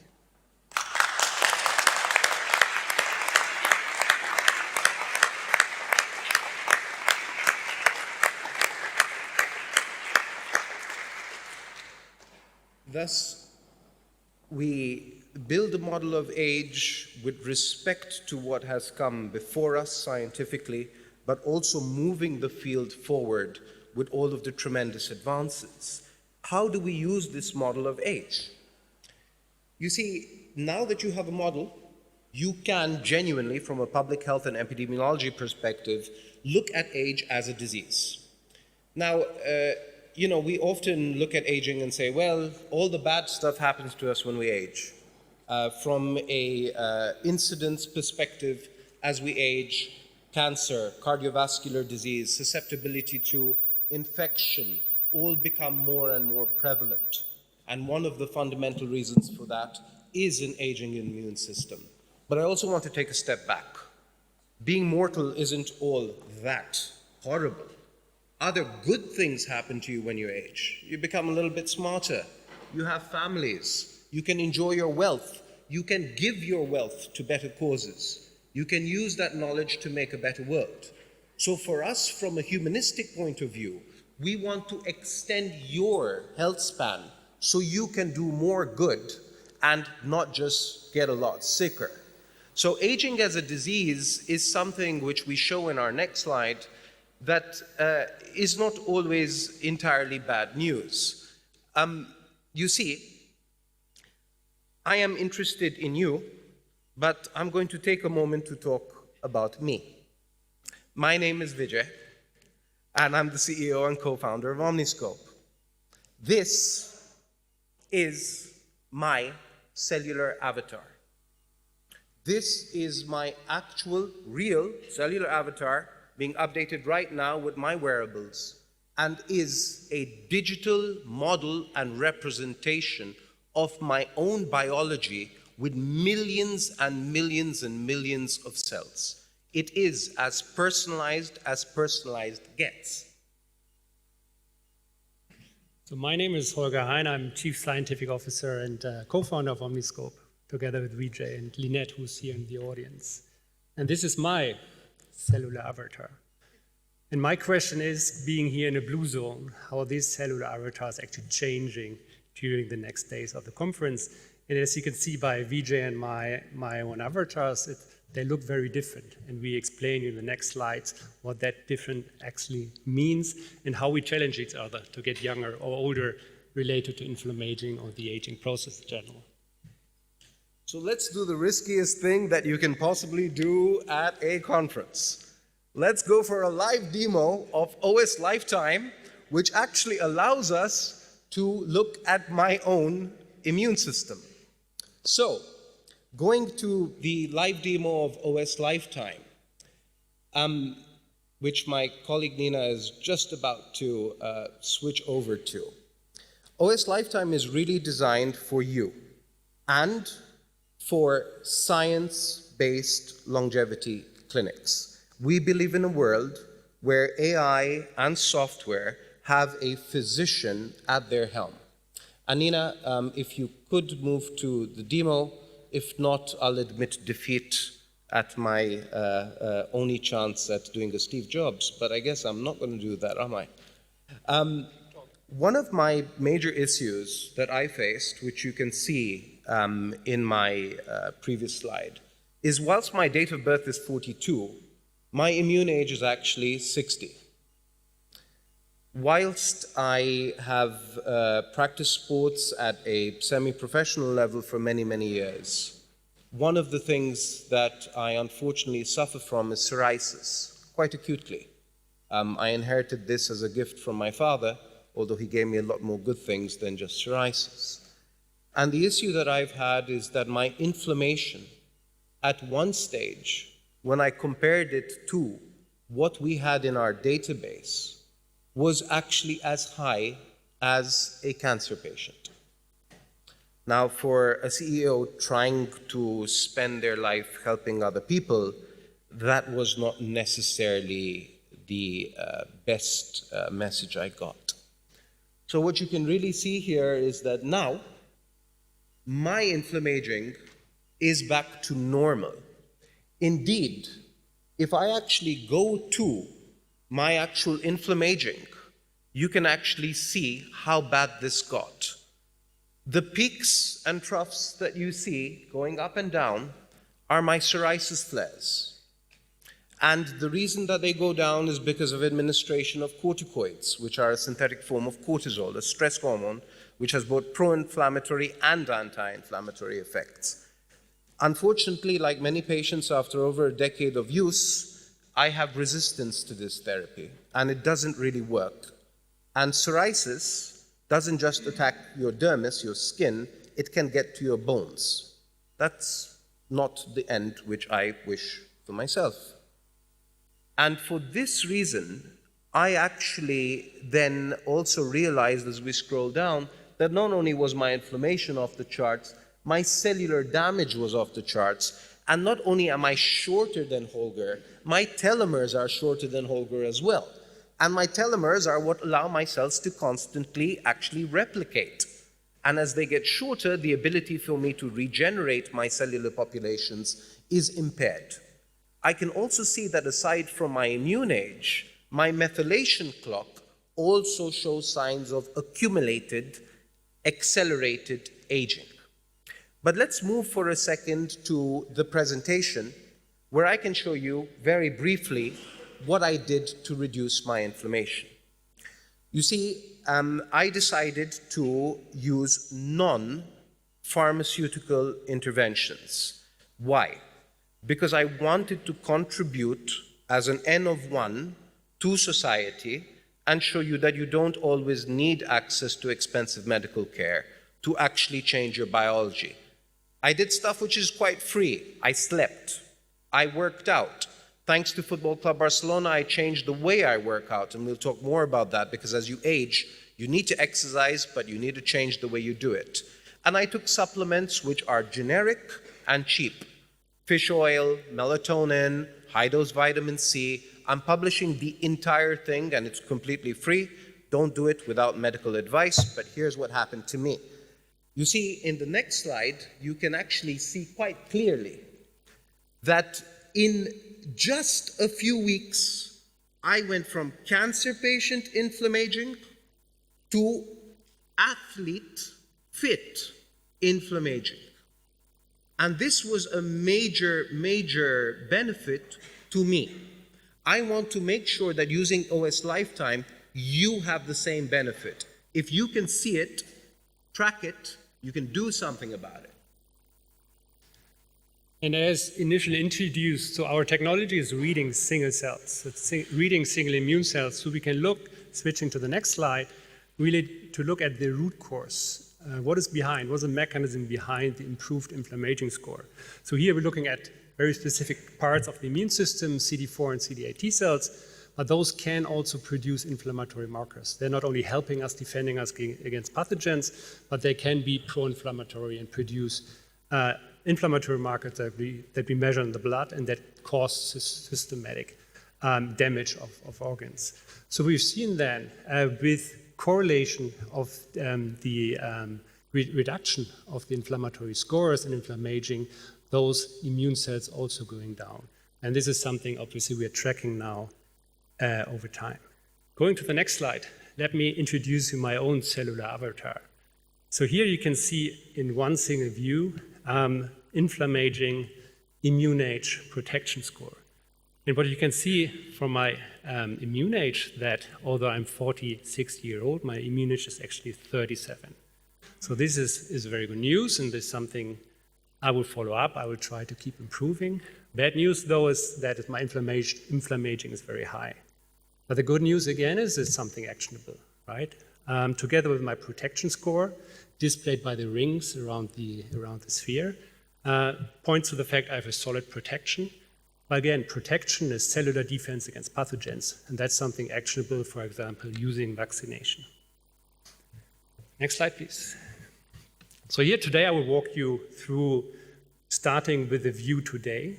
That's why how my immune age and inflammation looks like, to take you back in time and how the evolution of the immune age has been over the last almost 2 years. So you see kind of a constant gradient, consistent profile over the last 1.5 years, but then at the end of 2025, I was facing a disease called Lyme's disease, which is introduced through a tick bite, then bacteria causing inflammation. It can have a systemic effect. So you see actually the drop in my immune age. You see through the integration of my variables, the drop in VO2 max. And all this together was a warning signal. Then quickly the disease was resolved using high-dose doxycycline. And you see actually both immune age, VO2 max going back to baseline. Now, thinking about it, it's a bit counterintuitive, right? So I'm facing a disease, still my immune age is decreasing. So I'm actually decelerating, I'm getting younger. But if you think about it from the other angle, from the kind of defense immune biology angle, it is really through a disease that is quickly resolved, we are training the immune system. It's a little bit like a vaccine, right? So we're training the immune system, we make it younger, we make it better, we make it defending us better in the future. And this is what has happening. And again, looking at the immune age model as a general, we can then look at specific populations, again, identifying CD4 T cells that are very much correlating while my immune system is getting younger and I'm responding back to baseline. These CD4 T helper cells, so those cells that are building a stable memory, in this case against the Lyme's disease pathogen, are going back to baseline. But then having the full model of age, we can look at other biomarkers of age. So next slide, please. So here, a biomarker senescence, so zombie cells that cause chronic inflammation, are actually behaving the opposite way. So during Lyme's disease, senescence is peaking, and then it's decreasing while I recover, and my immune age is going back to baseline. Next slide, please. Slide before, please. One important thing to mention is, and it's where many aging clock fail, is reproducibility. So if I send a sample, I measure it 3 times, it should give 3 times the same result. And this is what you see on the slide on the right-hand side, where we measured multiple samples repeated times, and it gave, you can kind of see that by the low standard deviations, it gave repeatedly the same result. But then we also looked at biological replicates, so samples that you see in the circles, last slide please, that you see in the circles where I have been giving blood repeatedly over weeks. So these are samples taken only weeks apart. And here, the immune age prediction is really following the evolution of my immune age over time while I was recovering from Lyme's disease. What you see here is really then now not only Vijay and myself, but we now are testing many individuals for years now, and you see the consistent evolution of immune age over time. But in specific cases, for example, myself suffering from diseases, you see an active training, or for example, Vijay, you see active peaks where his psoriasis flares are really acting against the immune aging clock. So really the message here is that we've been very, very rigorous at understanding aging as a process across thousands of individuals from different age gradients, different nationalities, healthy, affected by disease, in a reproducible manner to really measure the way our age changes, both to infection, to disease, but also very important to therapeutics, as well as other interventions. But ultimately, we also need to understand, how do we compare? A model allows you to compare yourself to other people. It allows you to compare yourself to your aspiration. In the next slide, we really go into what is it that we can learn from long-lived centenarians. Omniscope has invested a significant amount of resources, thanks to our investors who are here in the audience today, to really understand that. And one of the things which José has mentioned, which I'm entirely aligned with, is that Spain itself is also quite a special country. It's a country where many long-lived individuals do live. What can we learn from these individuals? What can we learn from centenarians, Holger? It's centenarians, or in this case, even super centenarians. So what you see on the screen is a study that was published about a week ago. It's a multi-omic profile. That basically means there are different layers of information, looking at the microbiome, looking at the immune age clocks, looking at DNA methylation clocks. So everything kind of summed up with a holistic profile how a super centenarian was managing to live that long. And this is obviously our North Star. And this is something what we implement in our lifetime. So you and myself, I can do today already. I can track how my specific biomarkers of age are on track to be a centenarian or potentially super centenarian in the future. And that's what we are all after, right? So centenarians are the North Star, but we also have to have an idea of where do we want to get to, right? So for a lot of us, as we age, we want to retain our functionality. We want to be able to play. We want to be able to move. We want to be independent. These are hallmarks of vigor and of leading a complete life. Do you know which population has all of this vigor? If you think of it, if you think of the individuals you know who are most functional, in our next slide, it's athletes. Athletes represent, arguably, a paradigm in what it means to be fully functional, fully vigorous. They have less sickness, they have more activity, they keep more muscle mass, they suffer less sarcopenia, they keep cognitive vigor, they are engaged with their communities and their teams. They are brimming, simply brimming with life. And we live in a world where centenarians are running 100 meters and competing in incredible athletic events. If there's one common sense thing that we ought to do, it is to learn the secrets of athletes. And it is with great privilege that we have Dr. Gil Rodas from Football Club Barcelona, who is going to share with us the secrets of athletes.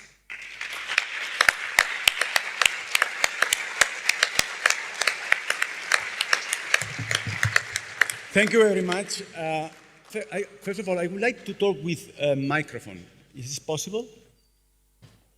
Oh, he's here. I'm sorry. I didn't see. Hola? Hola?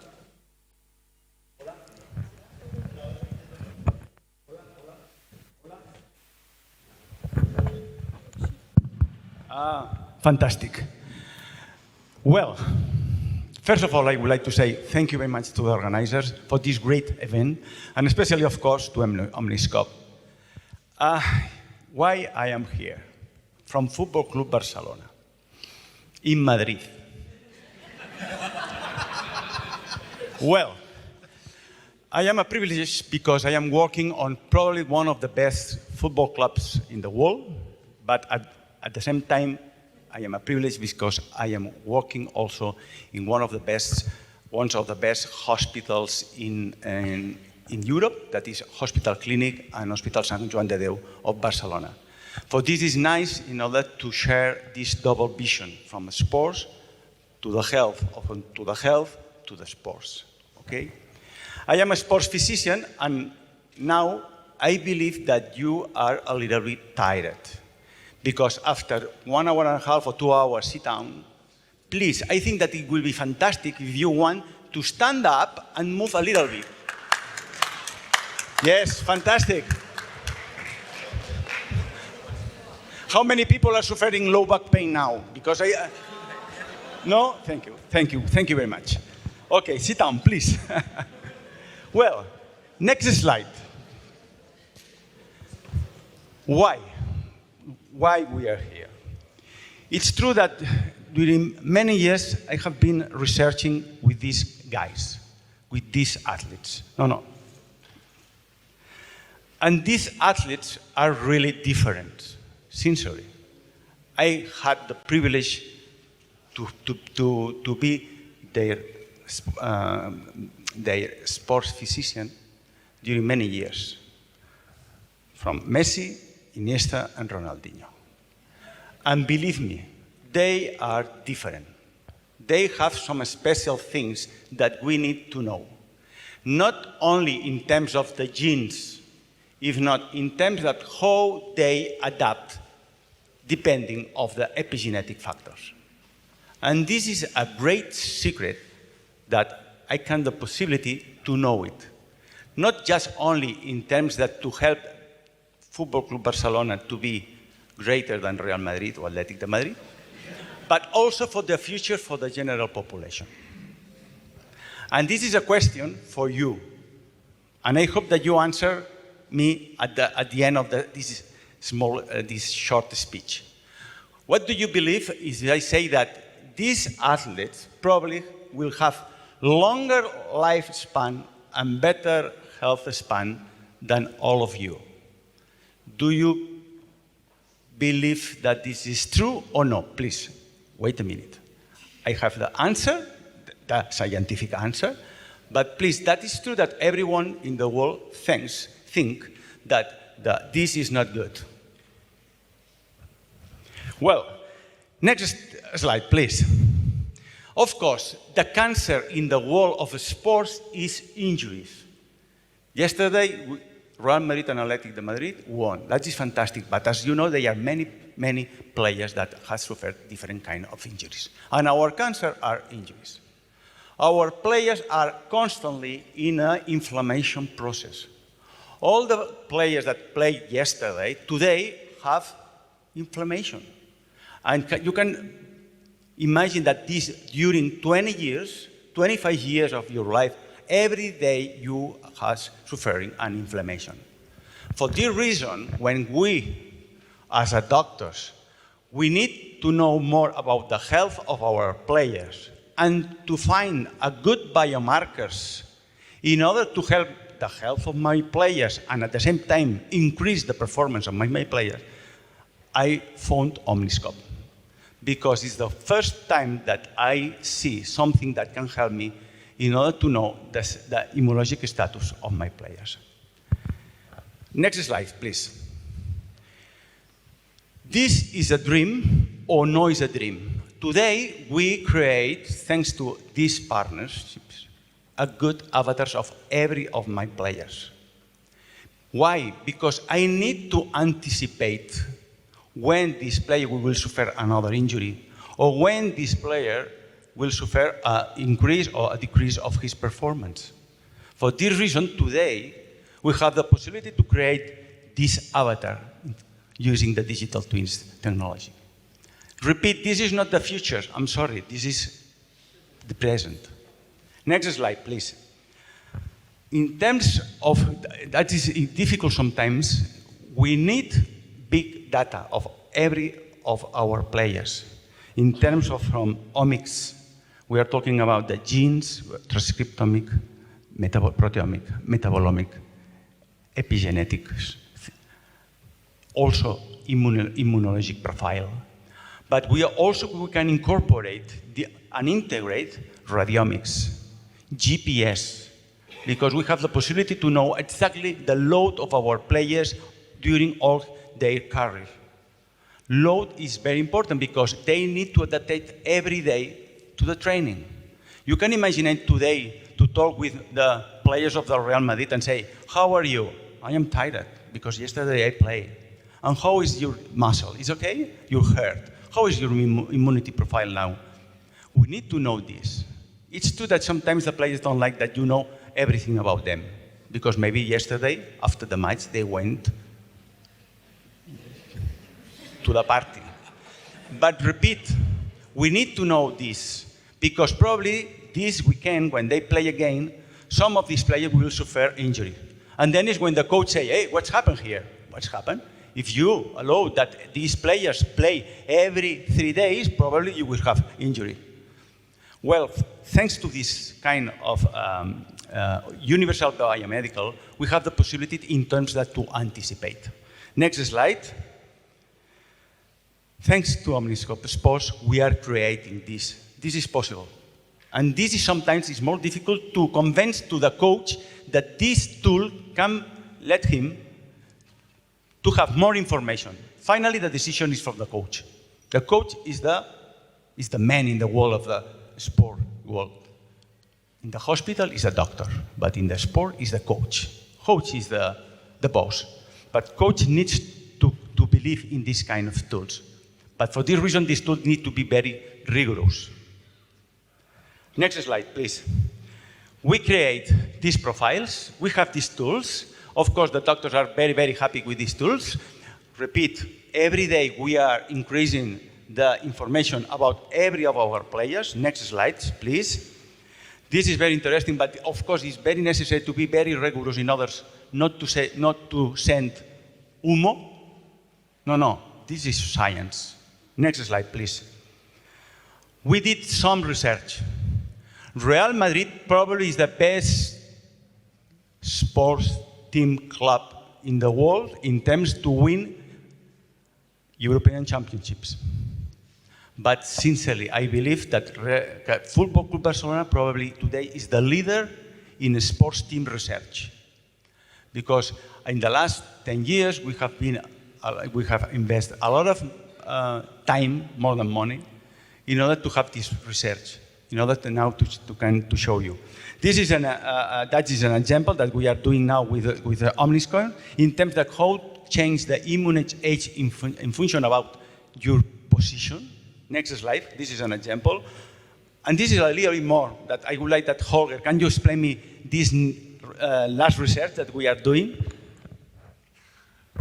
No, for us, so what you see is the immune age evolution of a player over the course of a season. And for us, it was incredible to see that immune age now as a metric of immune fitness or fitness in general is changing very rapidly. And it's not changing consistently across the entire team, but there's actually correlation. So players that play more matches, players that move more, age faster. Strikers, so forwards, age faster than midfielders or defenders. And what you see in this slide is the very high resolution picture where we correlate immune age together with GPS data. So football players are probably the best profiled players on the world when it comes to movement, so movement in general, but also impact. And this is all represented by different GPS metrics. You've seen on my slide that we have wearables integrated from the, for example, from the Apple Watch, VO2 Max, heart rate variability. So here this is very different because we have much more different metrics that we can correlate.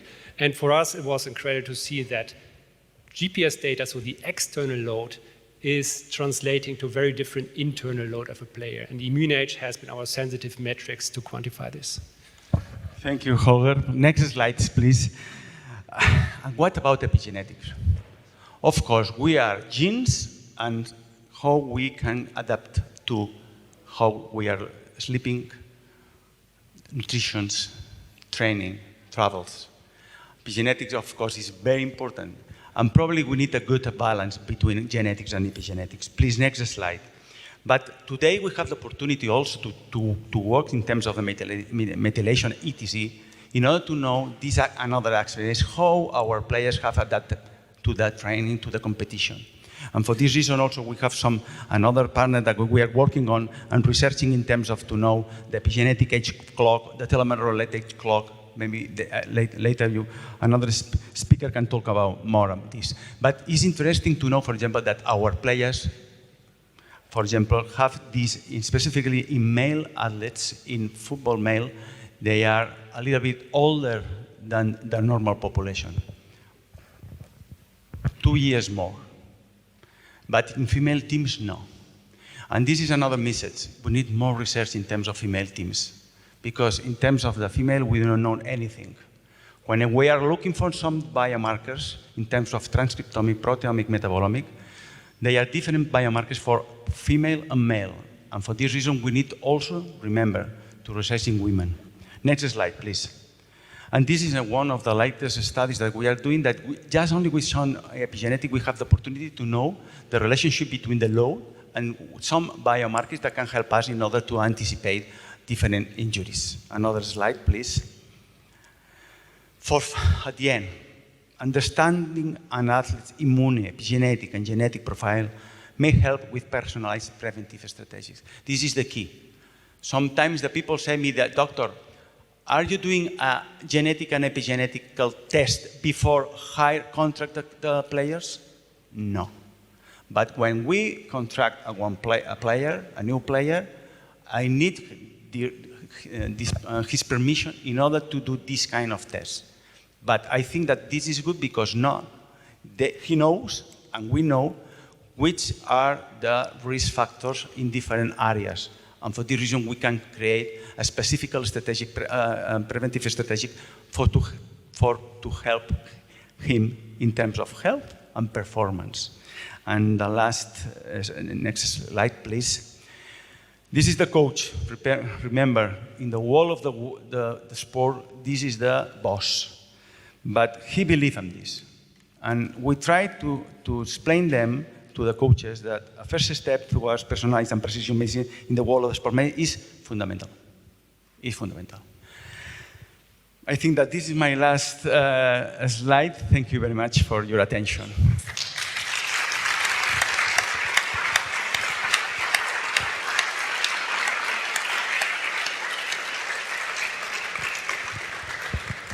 Dr. Rodas, thank you so much. I think we're uniquely privileged because we can learn the secrets from these elite athletes. And with Football Club Barcelona, we are working really, really closely to bring the best type of science, which already as an accredited FIFA medical center exists, and put this all together. But you see, at the end of the day, I'm certainly not an athlete. So my question to you is, when we look at athletes, do they actually live longer, healthier lives compared to the general population? Well, this was one of the meta-analyses that in part create evidence, scientific evidence, that these kind of guys, these kind of athletes, of course, have a span life longer than all of us. This is true. For this reason, I think that we need to learn about this kind of special population. ¿Vale? It's true that maybe they will have more problems in their knees or in their hips, okay? But in terms of less disease and and lifespan longer. This is the answer. Well, I guess the natural next question is, we see that with a free, non-medical intervention, exercise and sport, we can see scientifically that we lengthen life and reduce the risk of many diseases, including cardiovascular and cancer. But a lot of us in the audience, and even for what you saw on OS Lifetime, using our wearable data, we're not training like athletes every day, right? So in order to get the benefit to live a longer life, do you need to train 8-10 hours a day like an athlete? What do you need to do? No, but we need to do exercise. And this is another question. It's the last question for you. I would like to know if you can do some exercise every week. How from here, how many of you are doing exercise at least 3 times per week? Thank you very much. You are really, really incredible. Well, but it's not necessary to do 10 or 12 hours per day, no. But that is fantastic. Thank you very much. I think that this is a great population.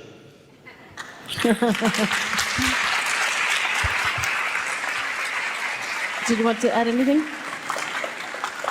Just a final announcement. So you have seen our both OS longevity profile, but we also want to bring OS longevity to you. So that's why it's our honor to announce today our partnership together with the SEN Clinic in Stockholm and Sweden. So here, I've been visiting SEN Clinic for the last couple of weeks, and it is a perfect match where science meets clinics. So I have been very impressed. The implementation of geoscience and therapeutics, and moving forward, we want to see OS Lifetime being applied And SAN Clinic is the perfect partner in crime for us.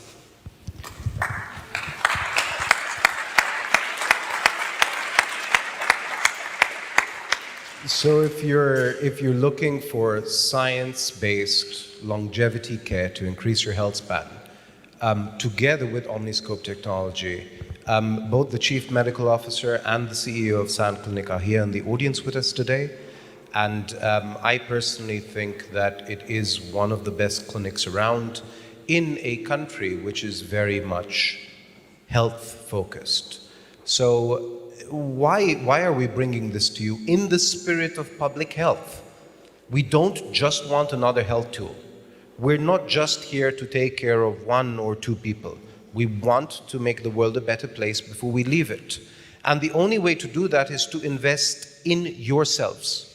It's to invest in your own lifetime, to have a technology which allows you to achieve your goals. And today, as a thank you to José, we would like to give one full package of OS Lifetime, which is the same technology which Dr. Rodas presented, to allow you to become part of this community. So grab your phone, grab the QR code, because one individual in this audience today will win your OS Lifetime. And on that note, I wish you a long and healthy life. Thank you. I was just about to grab my phone because I definitely want to win that, but I guess I have to give it to the audience. But thank you so much for a great presentation, and it's quite synchronistic because I know the SAN Clinic, and I was actually thinking, I think they need to meet Omniscope, and here you are having a fusion, so I can definitely verify it's actually one of the role model clinics, so thank you so much. And hopefully I have time for a bit of a Q&A. I'm just going to introduce the next speaker of this session. And we wouldn't actually be able to maybe measure different biomarkers in our body if we didn't have what the next speaker has given us. He is principal investigator at Altos Labs and the scientist and genius who gave us the epigenetic clock, redefining how we measure biological age, and made the seminal discovery of the Horvat clock, an epigenetic clock based on DNA methylation. Please, a round welcome of applause for Steve Horvat.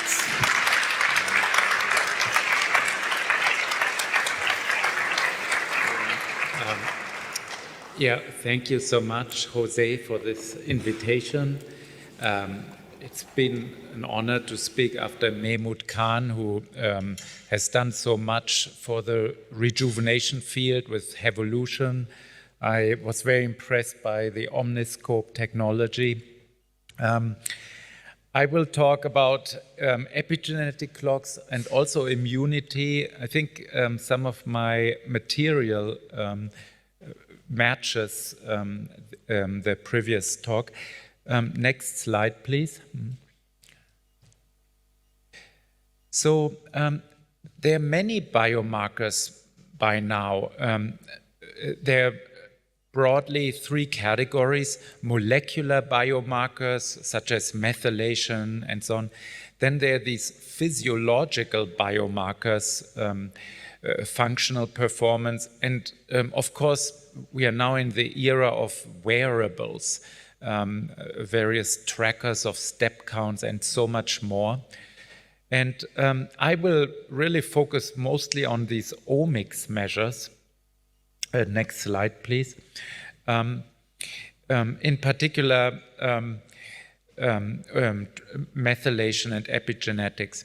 Here I show you a short history of biomarkers of aging, and it goes all the way back to the 1930s, actually with these foundational experiments that caloric restriction in the rat can slow aging as measured by lifespan extension. You caloric restrict a rodent, it will probably live longer. By now we know that caloric restriction is very much a gold standard intervention for slowing methylation clocks. And what this timeline shows in red boxes are epigenetic clocks.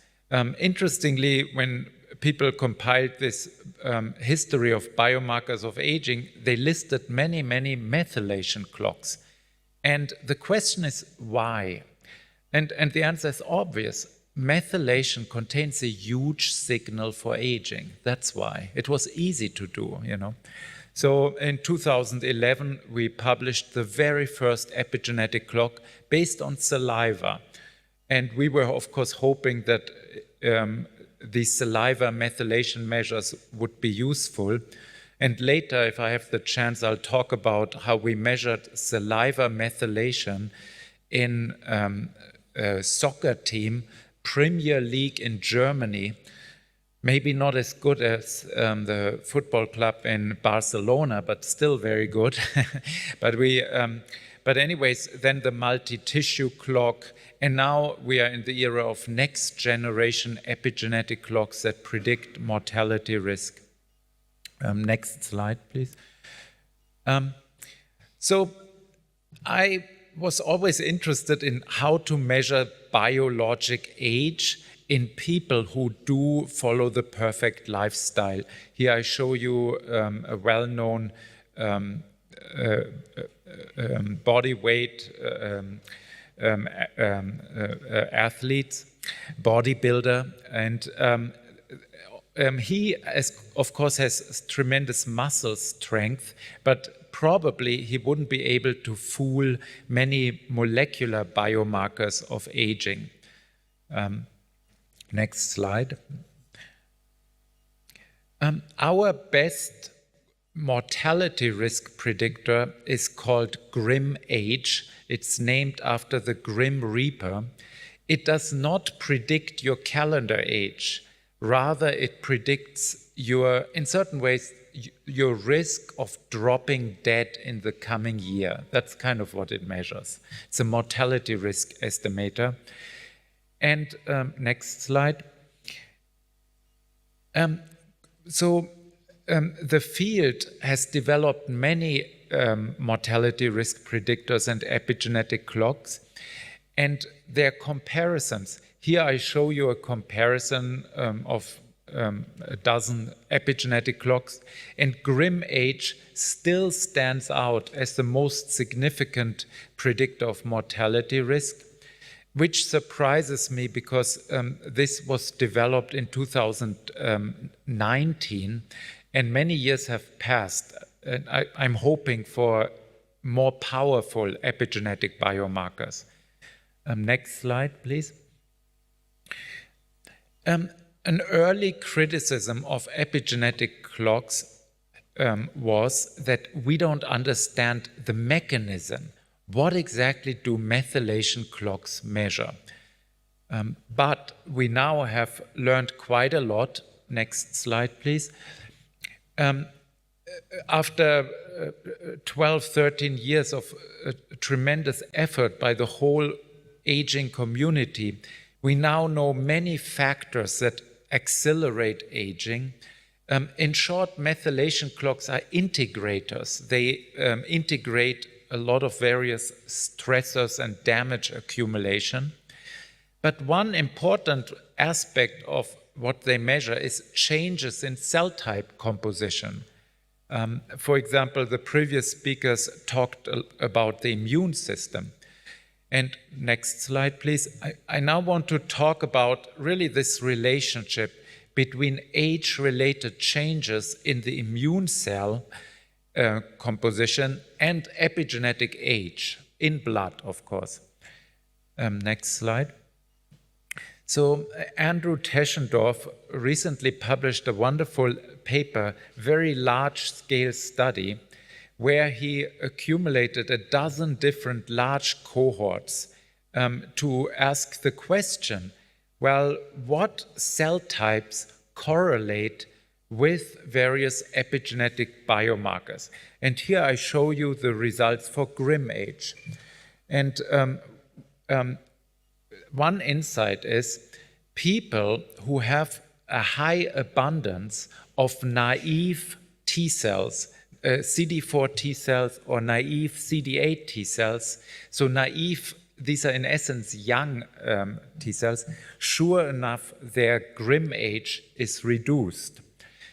Conversely, people who have a high abundance of so-called monocytes, of adult monocytes, their grim age is accelerated. So these results very much match some of the material from Omniscope, who of course track different immune cells. But yes, so that's all expected to some extent. What this slide shows is that epigenetic age relates both to the adaptive immune system, T-cell biology, but also the innate immune system, monocytes, for example. Next slide, please. So when you go to the doctor will sometimes measure a complete blood count and with flow cytometry or related technology. But interestingly, we can really deconvolute blood cell composition just using methylation. We measure your methylation and we can estimate the abundance of many different cell types. Here I show you the readout of 19 different cell types. And now you can ask, well, which of these cell types actually predict your mortality risk, your time to death? And interestingly, one of the top hits are, again, these naive CD4 T cells. If you have a high abundance of naive CD8 T cells, you will live longer. But now there's a question. Okay, we can measure methylation and we can measure blood cell composition. Do the clocks measure anything beyond just blood cell composition? Next slide, please. And here I show you briefly the answer. So here we predict time to death even after adjusting for 19 different immune cell types. In other words, we remove the confounding effect of blood cell composition, regress it out. And what you can see is these epigenetic clocks are still highly predictive of all-cause mortality, even after you regress out anything you can. Next slide, please. So here I show you that epigenetic clocks predict cancer-specific death. Will you die of cancer? Or, of course, cardiovascular death, even after regressing out the immune cell composition. Next slide. So the conclusion of this very large-scale and comprehensive study is that, yes, epigenetic clocks reflect the innate and adaptive changes of the immune system, but this is really not the whole story of epigenetic clocks. Rather, epigenetic clocks capture deeper layers of biologic aging as well. We sometimes call it innate aging. Next slide. Now I want to come to this topic that was briefly discussed by Dr. Kahn, young plasma. Should you should you get young blood plasma? And next slide, please. Next slide. There have been studies in rodents, the so-called parabiosis experiments, where people have shown that if you connect an old mouse to a young mouse, then you get benefits in the old mouse. And Vadim Gladyshev and Bohan Zhang and their labs have shown that, sure enough, epigenetic age is reduced if you expose the old mouse to young blood. Next slide. Next slide, please. So conversely, Jesse Poganik and Vadim Gladyshev showed the opposite phenomenon. You take a young mouse, you connect it to an old mouse, suddenly the young mouse ages faster and epigenetic age is increased in the young mouse.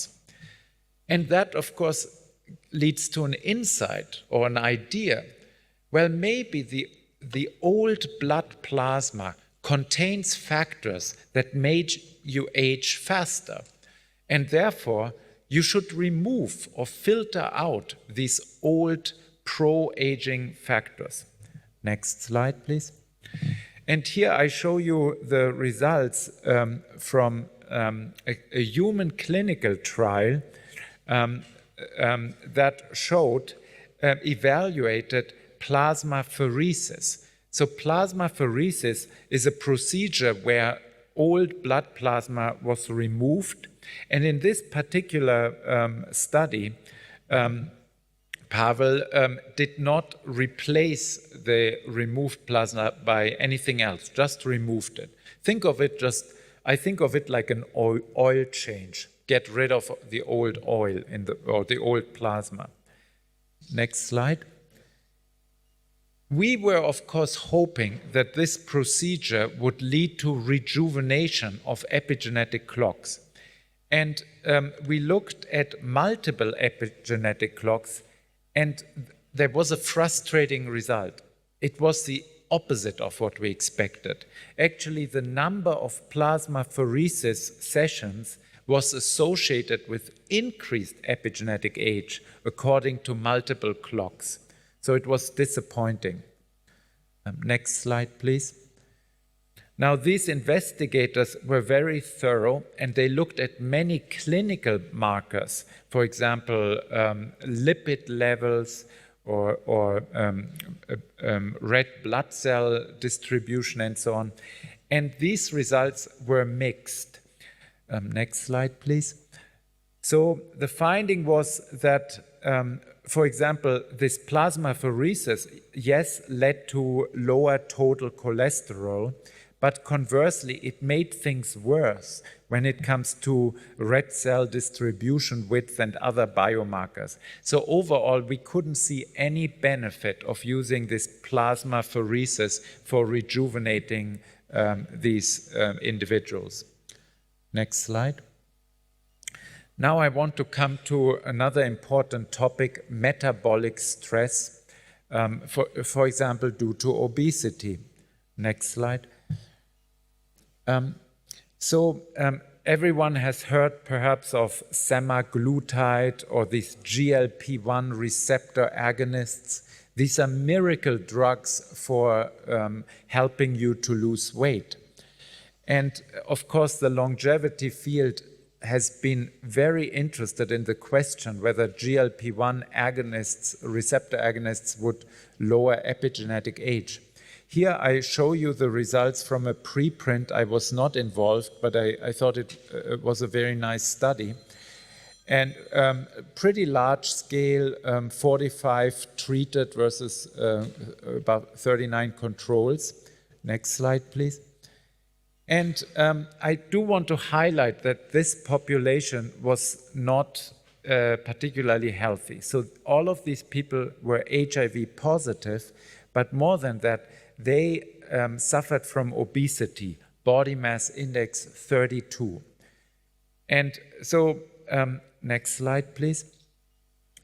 However, the striking result was that the GLP-1 receptor semaglutide treatment once a week for 32 weeks very much was associated with reductions of grim age and all other epigenetic clocks after you regressed out, for example, markers of inflammation, body mass index, and other confounders. Next slide. So here I show you the results for different epigenetic clocks from that paper. You see the negative values. All of these indicate rejuvenation based on this compound. Next slide. Now, but there are many open questions. So would GLP-1 receptor agonists show similar effects in healthy non-obese people? So in other words, people who do not have HIV And also, of course, the mechanism. So this remains to be seen. Next slide. I want to now talk about viral stress, and Dr. Khan mentioned earlier hepatitis C. I talk now about HIV. Next slide. So we now know that HIV-positive individuals who take this so-called antiretroviral therapy for repressing the HIV virus, that their epigenetic age gets reduced by quite a lot. And so this is a wonderful study from Raghav Sehgal and Albert Higgins from Yale University, where they looked at 52 different interventions, and they ranked these interventions by which ones had the strongest anti-aging effect. And as I mentioned, the top hit was antiretroviral therapy. The second hit is anti-TNF alpha. So some people who have high levels of inflammation, autoimmune diseases, they need to take anti-TNF alpha. Another oldie but goodie that showed up is metformin, well known in the longevity field. And the other thing that surprised me that also showed up is the so-called hyperbariatric oxygen therapy. So these therapies seem to have an effect on epigenetic age. Next slide. I want to briefly talk about exercise because the previous talk was very much about athletes.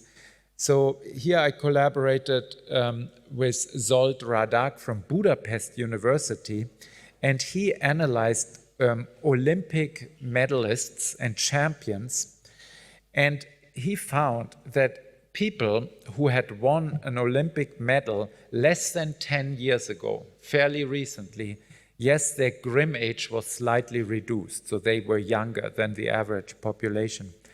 However, if an athlete had won the medal more than 10 years ago, there was no difference to the average person. And I show these results because they make an important point that we see over and over again, which is rejuvenating interventions sometimes have a transient effect. You know, you're an athlete, your epigenetic age is reduced. If you don't keep it up, it will bounce back. Next slide.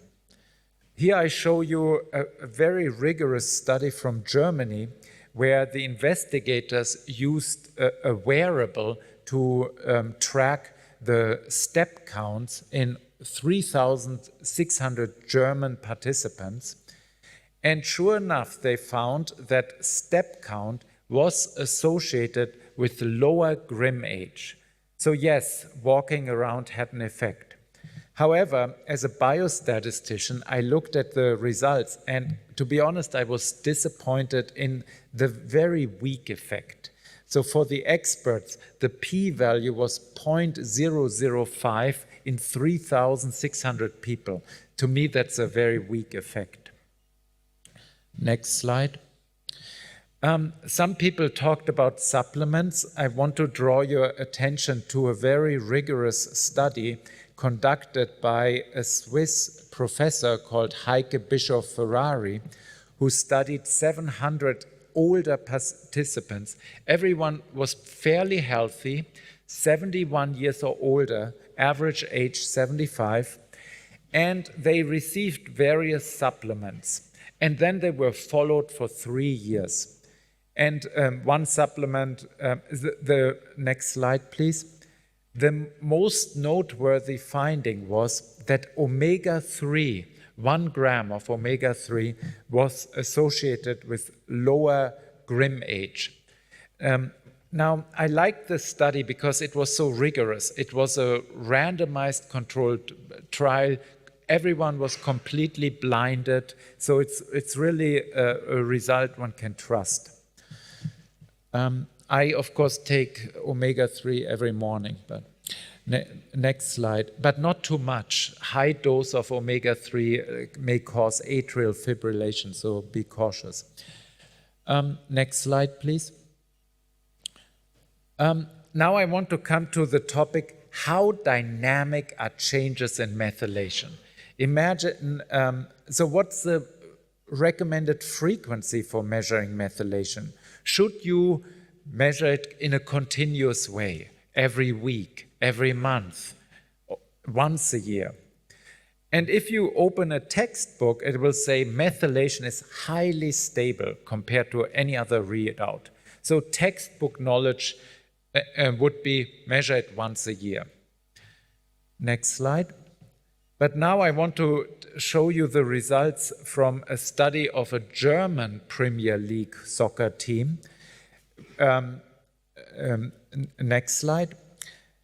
And this was a very interesting study where they collected now saliva samples, not blood, from players before the season, during the season, after the season, before games, after.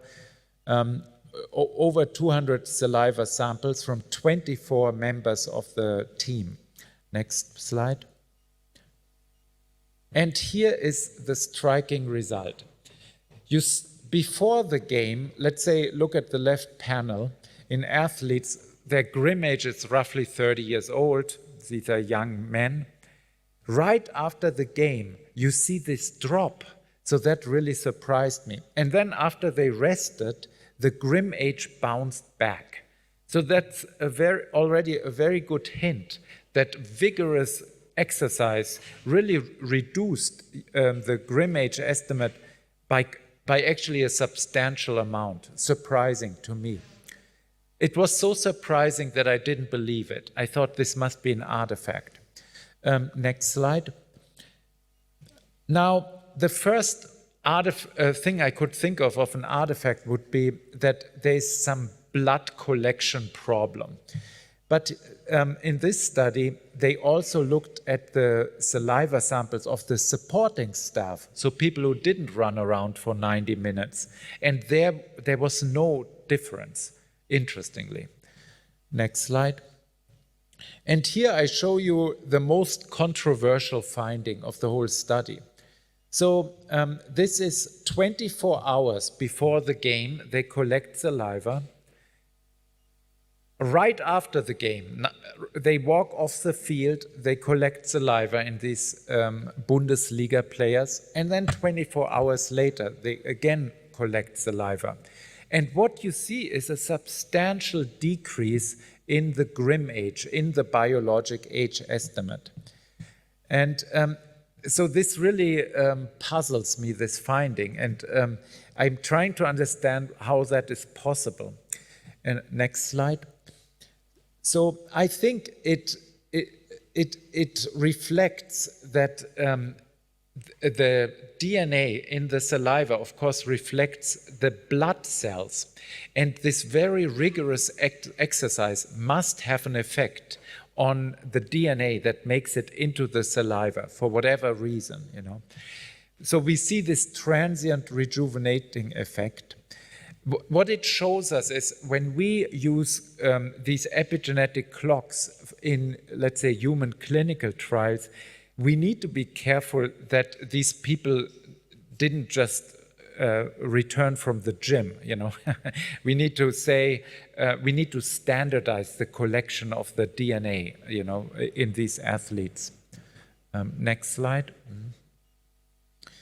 I want to now talk about some more futuristic ways of rejuvenating or slowing aging. There was a wonderful study from Harvard by Dr. Vratin, and he has a way to cool the body temperature of mice. And how does he do it? There's certain neurons in the brain, and if you stimulate them, that leads to a drastic reduction of body temperature in the mouse. And the graph shows you how methylation age in these mice relates to the age of the mice, how it changes. The blue curve represents the cooled mice. And the stunning finding is that the mice whose body temperature was cooler, their methylation age was much lower, you know, interesting. So there's clearly a connection to body temperature and epigenetic aging. I mentioned it, I show you here some AI-generated picture from representing science fiction. You know, in space travel, they always put you in hibernation, or so maybe that type of intervention could slow epigenetic aging. It's all science fiction. Next slide. I looked at the effect of sex. It turns out that women age a little bit more slowly than men.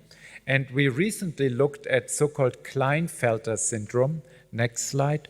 And we found, again, a similar finding that men who happen to have one extra X chromosome, their Grimm age was lower than men that have only one X chromosome. So it was kind of an interesting result when it comes to sex differences. Next slide.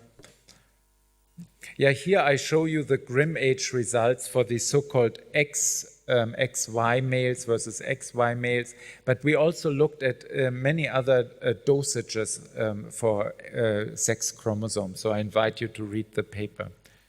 Next slide. Next slide. Next slide. I'm trying to make up for time. One take-home message is for you, there are many ways of measuring biologic age, but they really capture different aspects of aging. I like, of course, methylation because there's this nice idea that the molecule that carries our genetic information also keeps track of time of the organism. These methylation clocks are ready for human clinical trials. People are already using them in some clinical trials. They can be used for studying rejuvenation in preclinical models. I've shown you the study in mice. We have methylation clocks for all mammalian species. I can measure methylation age in dogs, cats, pigs, anything. And next slide. Yeah, here's my acknowledgement, and I'll stop here. Thank you so much.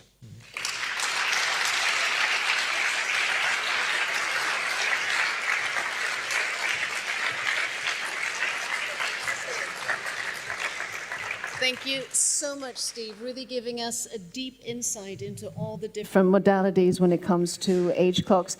I'd just like to call down the other speakers so that we can just have a quick, you always run over time when you're having fun and getting a lot of information. So could I please have Jill, Vijay, are you all here still? Holger, are they here? Jill, you're here, that's good. Maybe the Omniscope have... Okay, but let's, I mean, it feels very formal to be sitting in these large chairs, but I think we can stand like this instead.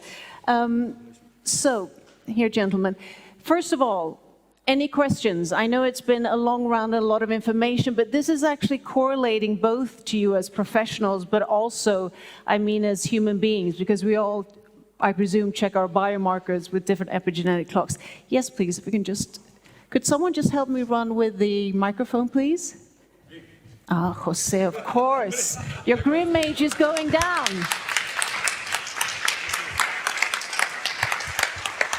Thank you. So, all fantastic talks. This question is for Stephen. Really great results and really inspiring talk. I was wondering, because we know now that our organs can age at different rates. So then to what extent measuring the epigenetic clocks and all of these tests can recapitulate, if you do it from peripheral samples or from the blood, saliva or whatever, to what extent they can recapitulate what is happening in the organs? Do you think we need also organ-dependent tests, or what is your opinion? Yeah. Yeah, so the dream is to take, let's say, a blood sample, measure methylation, and then arrive at results for the different organs, anything kidney, lung, heart, even brain, And the really stunning result is, and I can say this with great confidence, the blood methylation very much captures that information. So there have been several publications out, some as late as last week, but several publications describe now ways of measuring what they call organ ages based on methylation. And I briefly talked about Grimm age. I didn't mention it, but it's based actually on estimators of, for example, C-reactive protein, hemoglobin A1C. Many traditional biomarkers of organ function can actually be estimated with methylation. So many of the experts know proteomics has been used to estimate organ ages. All I can say, you can do very similar things based on methylation. And my thoughts are both readouts will really be needed to capture aging. Not just proteomics, not just methylation, really both. Thank you so much. I just want to mention we have around 400 people following us on YouTube, so we also have questions from YouTube, and they can vary from really scientific ones to maybe more joy span ones. And one, before I take your question, was to Omniscope. Are you making sure that FC is beating, Barca is beating Madrid, or the other way around? I think that's a tremendously cheeky question. I would say that in the end, I think, we're bringing science into sports, and we work with a number of teams. And the reason that we do that is because science and sport is about all of us. It is literally, these are two disciplines where the whole world comes together and gets incredibly, incredibly passionate. The reason that we started our journey in Barcelona with Football Club Barcelona is because we could not answer what health meant at a cellular level. And it happened that Holger and I were in our lab very late at night, having a bit of a debate, and we looked out of our window at the Camp Nou, and we saw the players enter, and we had our eureka moment. We said, that's what it means to be healthy. But I think actually you are all athletes, because you are all playing the beautiful game of life, whether you are with FC Barcelona or Madrid or wherever you are, and humanity has been practicing sports for as long as we've existed. So there is complete impartiality from that point of view. Very well put and very good answer. And also really interesting to really highlight this fact with science and sports and how it can really, catapult both innovation and also incentivize, hopefully, humanity to step up and be maybe not athletes, but athletes in their own arena. Yes, please. So there are many things that we would like to try that are being sold. There's a lot of blah blah, but of course we need to test. And usually things are done in the clinical trials, and it's expensive, and it's not available for all the biohackers, all the community to try. Yet it would be great. So the cheapest things are things like grip strength or spirometer, or some exercise at home to step from a chair and count your heart rate and things like that. Are these fine in order for the community to start establish, I would say, weak signals? Or should we have a complementary? What is good for what? That's my question. And maybe I will complement it. Isn't it all this, in fact, short-term effects on health? Shouldn't we have animal tests, for example, to have a long-term view? Or is it sufficient? Looking at a democratizing health level, what is sufficient and what is not, Steve, as the first question? Yeah, I briefly mentioned it in my talk. These are so-called functional tests, and such as walking speed, grip strength, and they are of utmost importance. They should always be measured. Yes. I would say it goes without saying that you would mention it. For example, how often you can get up and down from a chair in, let's say, 1 minute. Everyone can do that at home. That's a nice competition. So these are very important readouts. They should be measured. It's rather the other way around. Should you also add genomics, which can be expensive and yeah. There's so many questions to answer and time is running out, and we're talking about moving and doing a lot of things, and we've been sitting for quite some time. So could you please take your questions? Is it okay if they address you?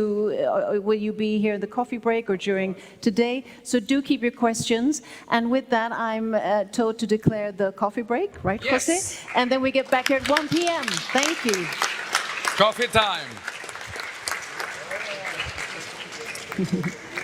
Gil?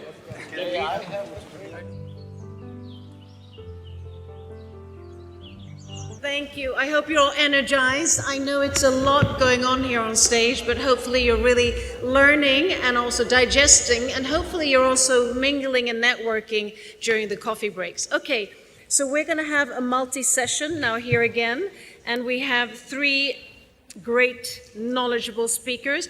And this is really looking at what is possible today, what is impossible today, and what is plausible in the future when it comes to longevity. And we're going to start with Michael Ringel, who is Chief Operating Officer at Life Biosciences, a biotech company focused on partial epigenetic reprogramming to reverse age-related diseases. So please give it up for Michael Ringel.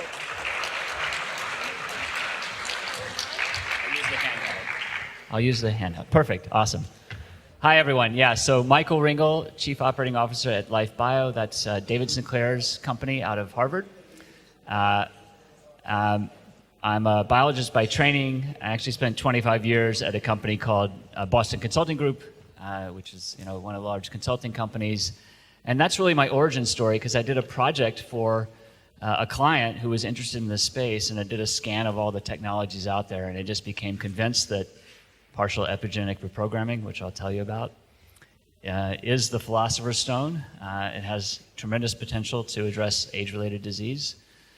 So I bet with my career, quit my job, jumped to the company, and I'm going to talk to you about why you should also bet, maybe not with your career, although maybe, but certainly with your time, with your capital, with your intellect, capabilities, with your heart, and maybe all of the above. So I'm going to talk about this in 2 chapters. If you could click forward, I'll just say click. So click, yeah, and one more, click. So 2 chapters. I'll spend a bit of time on, we'll see. Yeah, perfect. It's working. I'll spend a bit of time on why we need a breakthrough, and then I'll probably just spend most of the time on why I think we found it. So a great starting point for why we need a breakthrough is this slide. This is a survival curve in humans. It's also called a Kaplan-Meier curve. You can see it starts at 100%, it goes down to 0, and it's shown here for 4 different cohorts. And actually there's been tremendous improvement in the last 150 years, largely due to sanitation, vaccination, and reduced infant mortality. But there are 2 big gains that are missing, one of which is health span, which is the quality of those years. We can expect to spend maybe a decade in ill health, which obviously we would like to address. And the second is that despite the improvements in average lifespan, we have not improved maximum lifespan. That's true no matter how much you spend. So here's a chart of health-adjusted life expectancy against healthcare spending per capita. Each dot is a country. And you can see there's something like an asymptote here. And whenever you see something that looks like an asymptote, you should ask the question, are we actually running up against a limit? And the answer is yes, that is the limit. Jay Olshansky and colleagues did a great piece of work published in Science in 1990, showing that if we wanted to get to average, and this is the US data, but average lifespan of 85, 90, 105, we would have to reduce mortality by 55 up to 90%. And that's in the context that if you cured all major degenerative disease, you would only reduce mortality by 75%. So they looked at that data and said, the chance of us radically improving is limited at this point, and so they made the conclusion you see on the right-hand side, which is the period of rapid increase in life expectancy has come to an end. They took a ton of criticism for this, but they've been absolutely proven right. It's leveled off throughout the developed world, and in fact, in some places, it's regressed, largely due to obesity. But this is not their actual quote. What they actually said was unless. They said unless we can address aging at the molecular basis. And they go on to say that they're actually very optimistic about that. So why is that so important?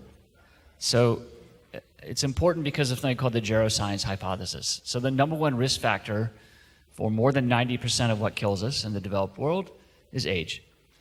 You can see here shown are plotted cardiovascular disease, dementia, cancer, diabetes, really the scourges of humanity. They all go up with age, and they go up exponentially with age. We haven't thought of your age as an intervention point for these diseases because historically we thought you live 1 year, you age 1 year. But if in fact it becomes possible to separate biological age from chronological age and actually move where you are on this x-axis, a single intervention can address all major degenerative disease simultaneously, exactly Jay Olshansky's challenge to us, and thereby extend both lifespan and health span simultaneously. And there's a lot of evidence this is possible. We see it in genetic variants. This is an example from worms. This is another survival curve or Kaplan-Meier curve.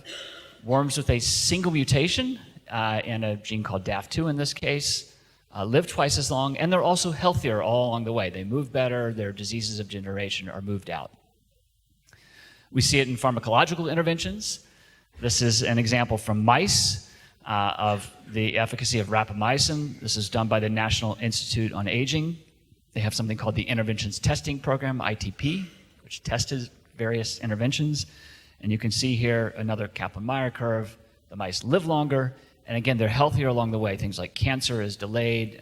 They're more vibrant as they're living. And then lastly, we see it in epidemiological data. This is from humans, maybe most relevant to us, obviously.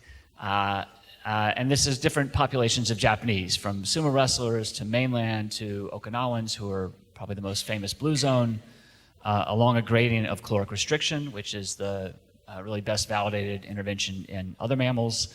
You can see they live longer, and indeed, again, are healthier all along the way. Great news. The problem is we really haven't advanced on the state of the art in a long time. So the interventions that have the best effect, largest effect size on lifestyle is caloric restriction.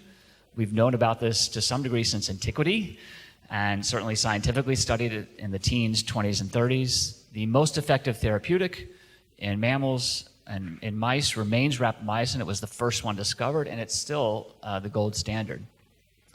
Another way to see this is to just compare modern advice to advice from literally 400 years ago. So there's this great study on the left done by Wynn and colleagues at the Veterans Affairs in the US. And it's actually a really good study, so I don't mean to pick on it. They identify the 8 habits that are associated with living 24 years longer on average. And you probably want to know what the 8 habits are. So there's the holy trinity of diet, exercise, and sleep. There's the 3 thou shalt nots. Don't smoke, don't drink, don't do drugs, don't have any fun, right? And then the 2 around mental health, managing your social relationships and managing your stress. But you can go back to Sir Francis Bacon, as I did, and literally find every single one of these in his writings, including some things that you might think of as somewhat modern, like opioids. He says, no, poppy juice will make the spirit curdle, or smoking, right? Tobacco, don't like poppy, buzzle, and trouble. But they're literally all in there, including some things that we talk about now as very ultra modern, like this idea of parabiosis and blood transfusion. He had an opinion on 400 years ago, and I thought it wasn't going to work, actually. Which Steve Horvath's data actually supports. So to understand why we've stagnated with these interventions, you have to actually understand why they work. And there are various schools of thought on this, but I'm going to tell you the correct one. I don't have time to explain why it's the correct one, but it is. And the logic is based on evolutionary biology, and it goes as following. So energy and resources are not infinite. So organisms have choices in how they deploy that across a lot of different things. But you can kind of grossly simplify that to growth and reproduction versus maintenance and repair. And when you're in a bad condition, like caloric restriction, like why would starving an organism actually make it live longer, right? It seems paradoxical. And it's not just starving, like many other stresses. Steve showed you cold stress, heat stress, hypoxia. Lots of stresses cause organisms paradoxically to live longer. Well, when they're in a bad situation, so bad that offspring are going to be challenged to survive or thrive, you shouldn't invest in growth and reproduction. So even though your total resources have gone down a little bit during this famine, you over-reduce the amount that you put in growth and reproduction, which means you have a little bit left to shift to maintenance and repair, to wait out the bad conditions and wait for another breeding opportunity. And if you're a worm waiting for a rain, basically, a few extra days actually matters a lot, or a fruit fly waiting for a fruit to fall, extra month matters a lot, or a mouse, one extra breeding season matters a lot. And there's a lot of evidence that this is actually what's going on, including many of the key genes involved are actually what are called diapause genes. DAF2, which I showed you, where it kind of kicked off the field, is a diapause gene. It's involved in creating this quiescent state where organisms try to wait out bad conditions. So you can plot all these known interventions against a master switch that exists for this plasticity to shift between these states. So a switch should be able to sense whether the conditions for growth are ripe or not. So are the building blocks present? Do I have oxygen? Do I have a template suitable for growth? Crucially, do I have energy? The switch exists. It's called mTOR. It integrates all these signals. And that switch should then turn on or off growth and reproduction. I lost my screen down here, but I'll look back up there. Or the maintenance and repair, which are shown in red. So you've got turning on protein, lipid, nucleotide synthesis, turning on mitochondria, which put energy in a usable state, turning off these repair and recycling pathways. And again, you see exactly that. And we can plot the known interventions on this. So remember rapamycin, the intervention that had the largest effect size ever shown in mammals? Well, it sits right there. The next two in the ITP that have the largest effect size on maximum lifespan sit right there. Everything else that's ever passed the ITP sits here, including new information from just a week ago. And there's a few others that people talk about. And if I've missed out your favorite one, like I'm sure there's a spot for it on here somewhere. But when you go back, when you have this understanding of what's going on, you go back to this slide, you understand that this mechanism matters a lot more in a short-lived organism than a long-lived organism. So that fruit fly waiting for the fruit to fall, a month matters. But if you're already living 80 years, you're actually averaging out a lot of this environmental variability. And so the prediction is that caloric restriction and these other insults and these other mechanisms matter more in short-lived organisms. That's exactly what we see empirically. So this is it's a little bit of a fanciful chart here. I've put it together from a bunch of different sources. They've been done in different methods and so on. But you can see this inverse log linear relationship between how long the organism lives naturally and how much benefit it gets from caloric restriction. And you get down to humans and you suspect that in terms of maximum lifespan effect, we're probably only talking about a couple of years from a lifetime of caloric restriction. It's also, by the way, supported by the epidemiological data. Okinawans are pretty close to the limit of what you could minimally eat, and yet they're not living to 150. So the implication here is that the best interventions that we have right now, they're worth doing. Don't misunderstand me. You should do every one of those 8 healthy habits. They will make you healthier in the years that you have. They will cut out 24 years of early mortality on average. They're really worth doing, but they're not going to make you live past 120. But there is a different kind of biology that has the potential to reset that, because it taps into a totally different mechanism from what I just showed you. It's the biology that makes babies young. So there's a picture of my wife when she was 37 and my youngest son. At the age of 37, her egg cells were pretty old. And even at 18, right, she's an adult, not an infant. When an adult has a baby, that baby just comes from their own cells, their old cells. So there has to be a mechanism in nature that takes an old cell and makes it young again, which is a profound point, right? We all know that babies happen, but this idea, somehow it just comes from our old cell. Well, there must be a mechanism built in that makes them young again. We actually now know what it is. Between day 7 and 9 of embryogenesis, the epigenetic marks that Steve Horvath talked about, these methyl marks, acetyl marks on the DNA, on the histones the DNA is wrapped around, are just wiped clean. And the cell from that point forward is told it's young again and behaves like it's young again. So if the parent had Alzheimer's disease, or the parents had cardiovascular disease, or the parent had diabetes, the baby does not. It might have some sequelae from that. If the parent had a genetic disorder, it can be passed on. And but in general, the epigenetic disorder is not passed on. The age itself is not passed on. That's been tapped into artificially. Shin Yamanaka won the Nobel Prize in 2012 by showing that you could treat cells artificially with just 4 small proteins, abbreviated OSKM.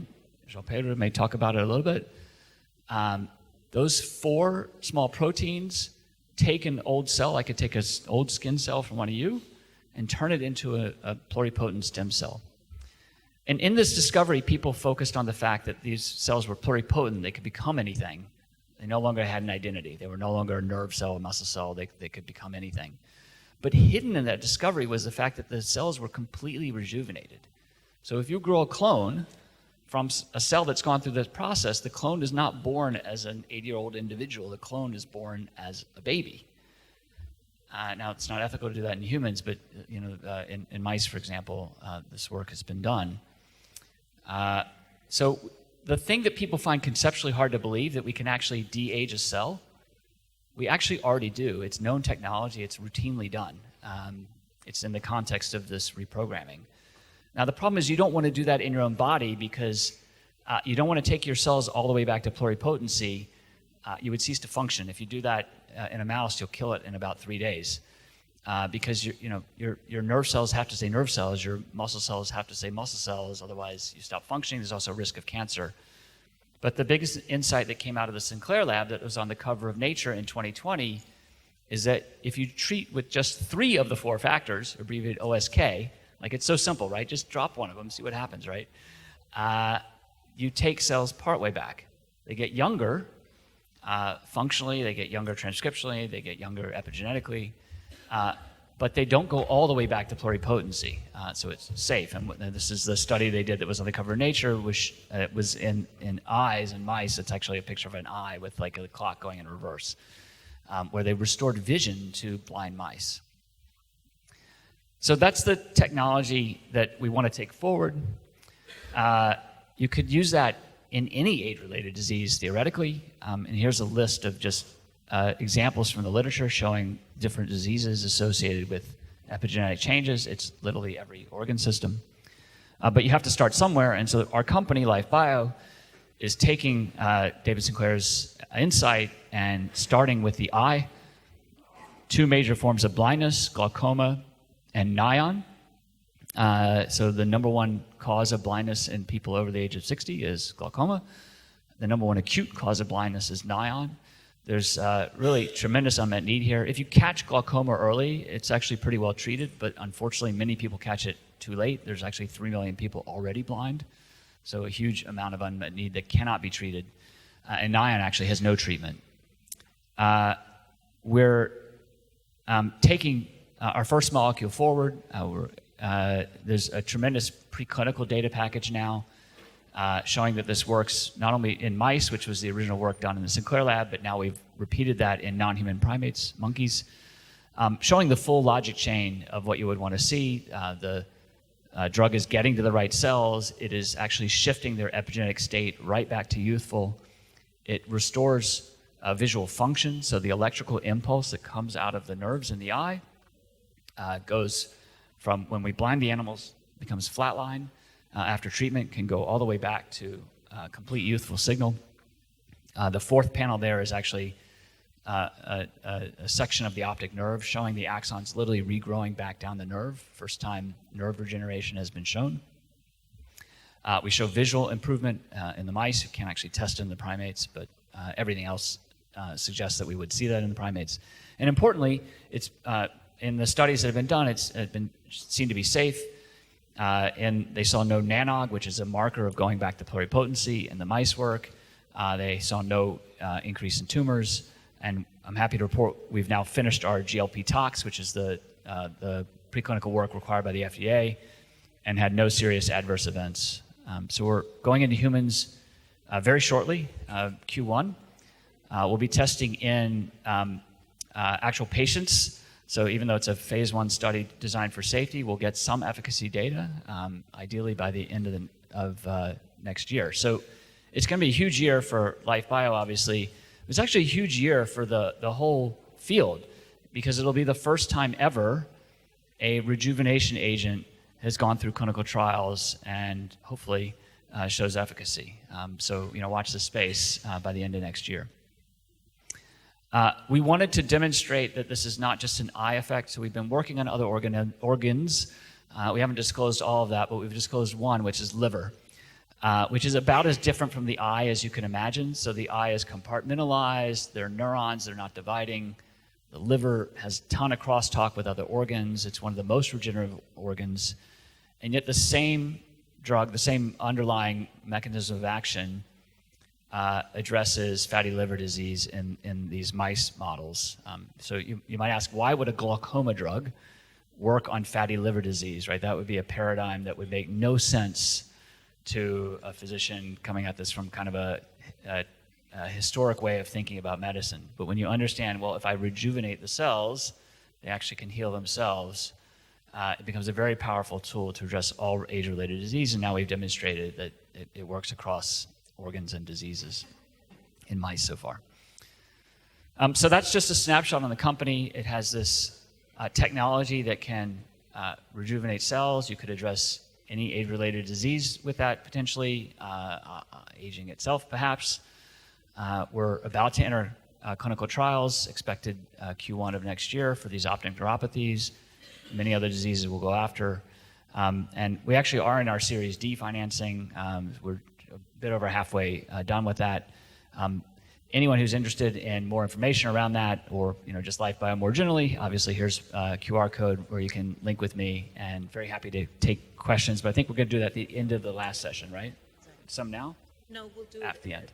All right. Thank you so much. Thank you very Please much. give it up for Michael. Thank you.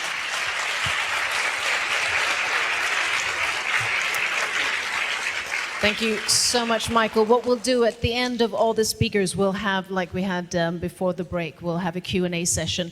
If you can't access Slido, please keep your questions in mind, and we'll hand around a mic.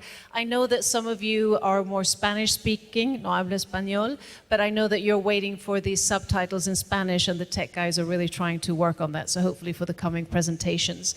So our next speaker is Spain's National Cancer Research Center. She's the director of that, and leading telomere research at the heart of aging and disease. Not only that, Maria Blasco is also one of the 5 co-authors of the article of the hallmarks of aging. At that time, it was the 9 hallmarks of aging that was written in 2013. I'm sure all, if not most of you, are aware of the 9 hallmarks of aging that was written. It's the most searched article when it comes to longevity. And of course now 3 more have been added, so we have 12 hallmarks of aging at the moment. So Maria Blasco is joining us to talk more on the topic, so please give it up for Maria.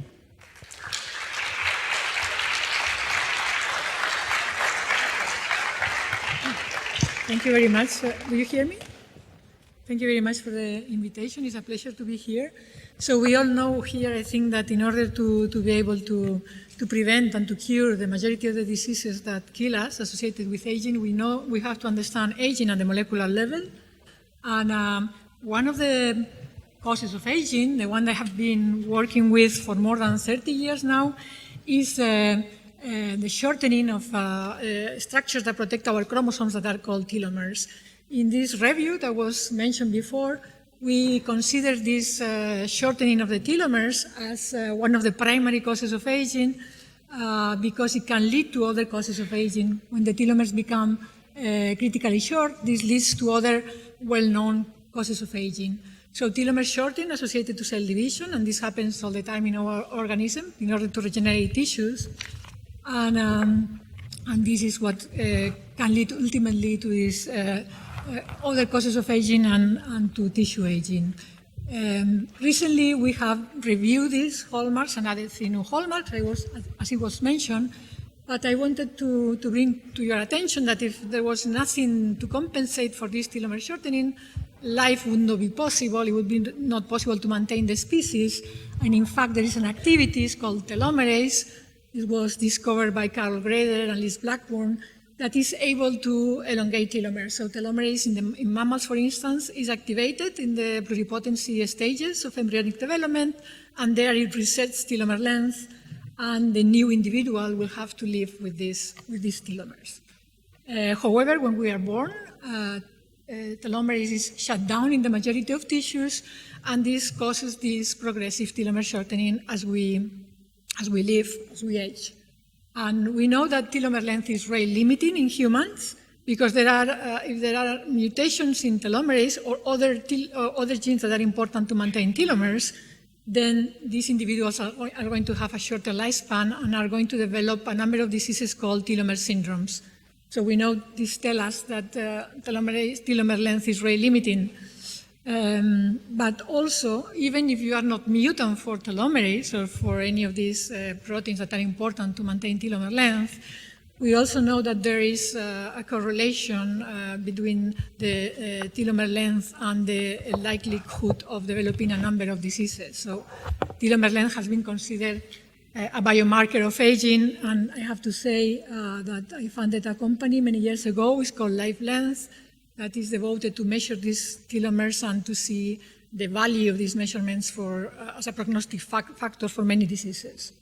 So in humans, telomeres matter, but not only in humans, in mice, and this was the, I think, pioneer work that was done more than 30 years ago, and that I contributed to that, showing that really short telomeres are sufficient to cause aging, and this was demonstrated by generating mice that lack telomerase.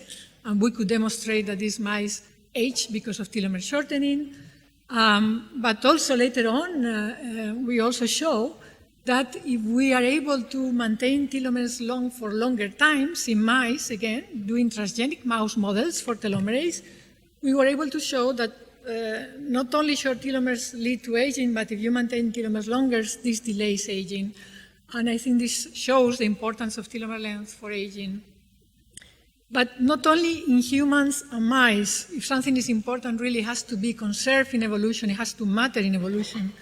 And we did recently, well, not so recently, a work by seeing whether any parameter associated to telomeres could explain actually longevity throughout different species. And in this case, we did a collaboration with the Zoo of Madrid, and we look at species of birds and mammals. Birds and mammals are very distant in evolution. And we found that the telomere length at birth, it does not correlate with longevity. We already knew that from mice and humans. But we found that the rate of telomere shortening, it could be adjusted to a mathematical function called Power law, and it could predict the longevity of a given species. So we found, for instance, that elephants and flamingos, they are very distant in evolution, but they share the same rate of telomere shortening and they share the same longevity. So here, an example of an epigenetic factor, the rate of telomere shortening, which is more important than genetics to explain longevity. So what would you do if you have short telomeres? How can we use this information to develop treatments for diseases associated with aging? First of all, we did a proof of concept to see whether by activating telomerase, we could delay aging. And this is not a transgenic mouse. In this case, we use gene therapy. We use adeno-associated viruses to deliver telomerase into adult mice and to see whether this was sufficient to delay aging without causing any deleterious effects in mice. And this was published already many years ago, but we show for the first time that a therapeutic treatment, in this case telomerase gene therapy, could delay many different conditions of aging. And in fact, there was no deleterious effects because the mice actually live longer, both when we treated with telomerase at the 1 year of age or 2 years of age. Cancer, which is something that of course worried us because cancer cells have the ability to maintain telomeres, and this is because they activate telomerase aberrantly, was also delayed. And the explanation for this is that the short telomeres lead to chromosomal instability, which is also at the origin of cancer. So it's clear that this telomerase gene therapy could be a promise for the treatment of different degenerative diseases of aging. And throughout these years, my lab has been focusing in generating mouse models for these diseases and demonstrating the therapeutic value of this telomerase gene therapy. So we first showed that in an infarct mouse model, and we show a therapeutic effect of the telomerase gene therapy. Then we have been focusing also in the so-called telomere syndromes, which are diseases associated to very, very short telomeres. And we showed that this telomerase gene therapy had a therapeutic value in aplastic anemia, which is one of these telomere syndromes. And more recently, and I will be telling you about that mainly, we have been focusing in pulmonary fibrosis, which is one of the most prevalent telomere syndromes.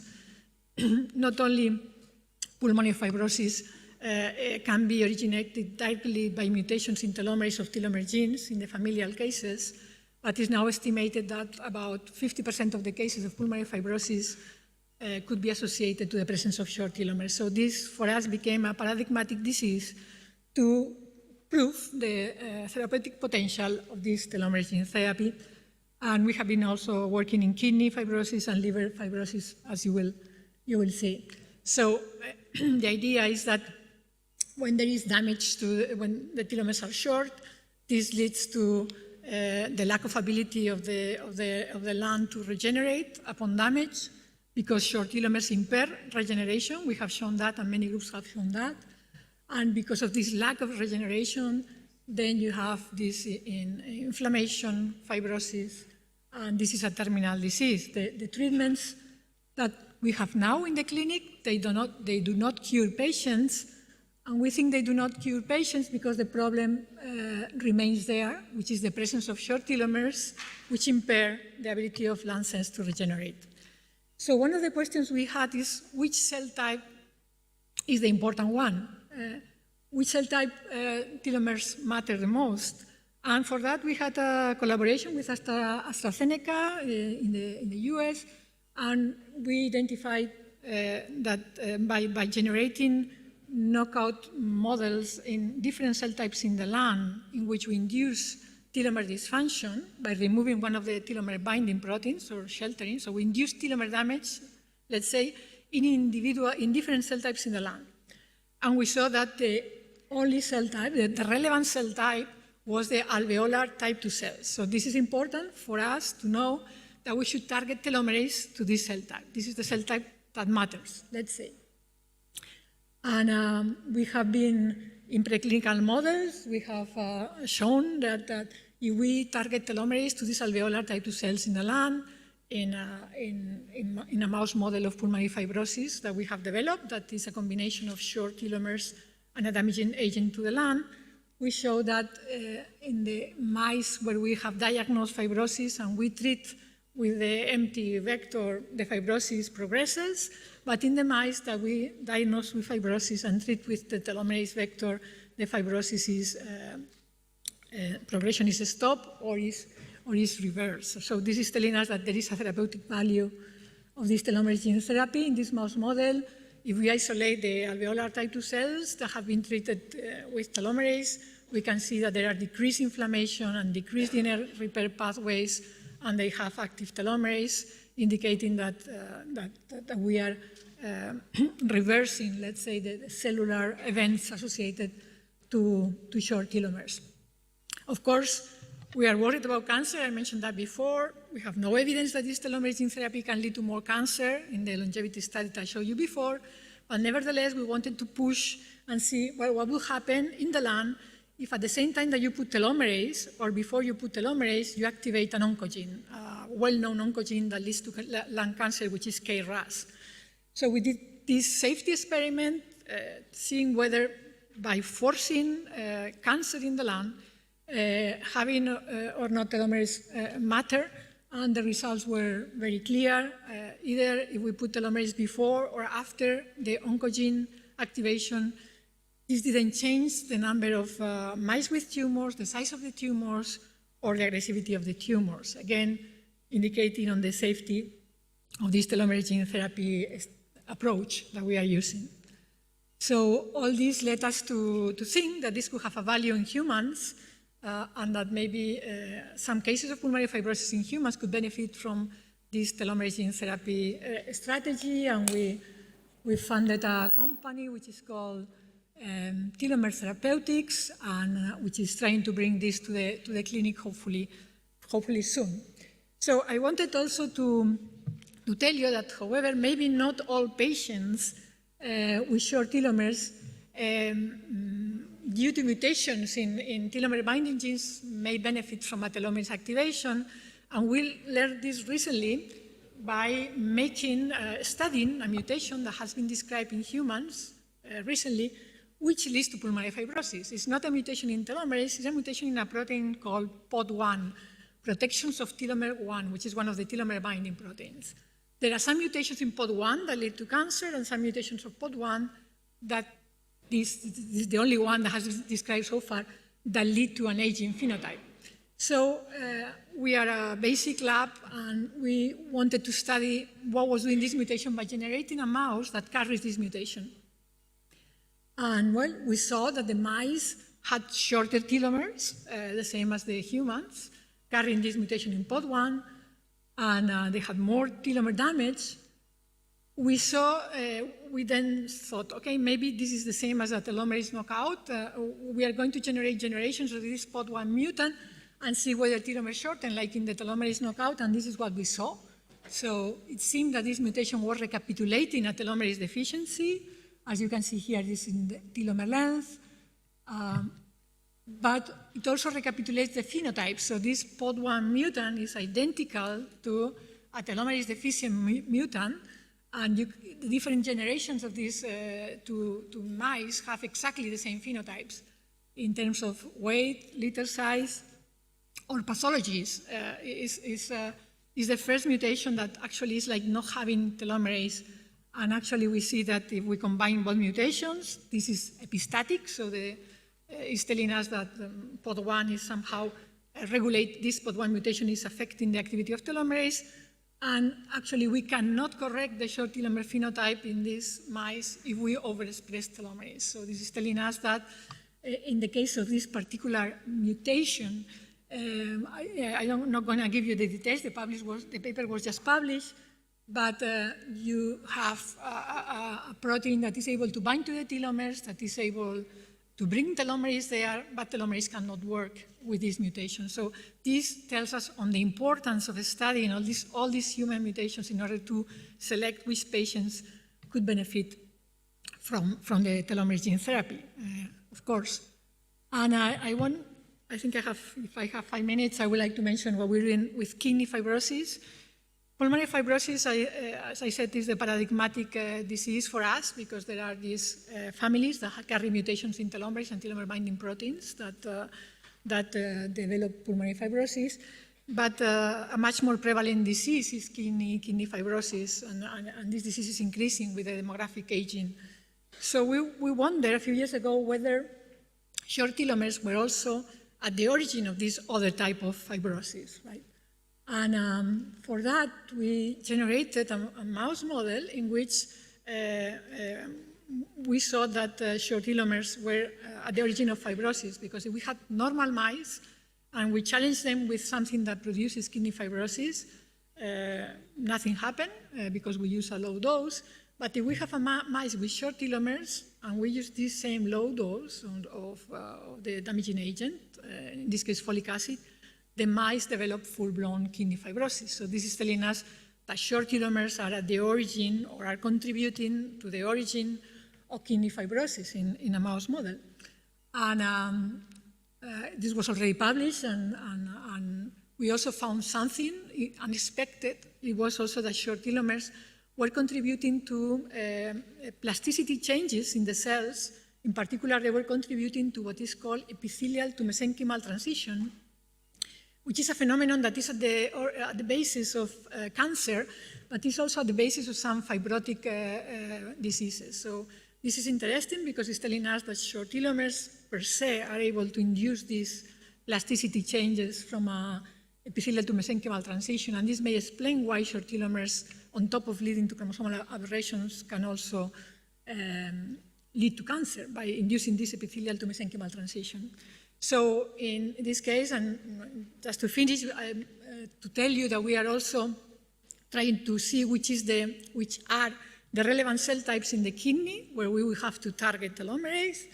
And I tell you that we have published recently that the fibroblasts or the pericytes are not relevant because when you induce telomere dysfunction there, you don't induce kidney fibrosis in an acute manner. However, we found recently that are the epithelial cells again, like in the case of the lung, the ones that matter, as well as the basal cells in the kidney. So the epithelial cells paper was just published also, and this is just to show you that just by inducing telomere dysfunction in these compartments, in these epithelial cells, we induce kidney fibrosis. And the same happens if we induce this in the basal compartment. In this case, it's a much more severe phenotype with hydronephrosis, which is a kidney disease. And this is an interesting model for this kidney disease. But you can see also that when you induce telomere dysfunction in basal cells, we have fibrosis in the kidney.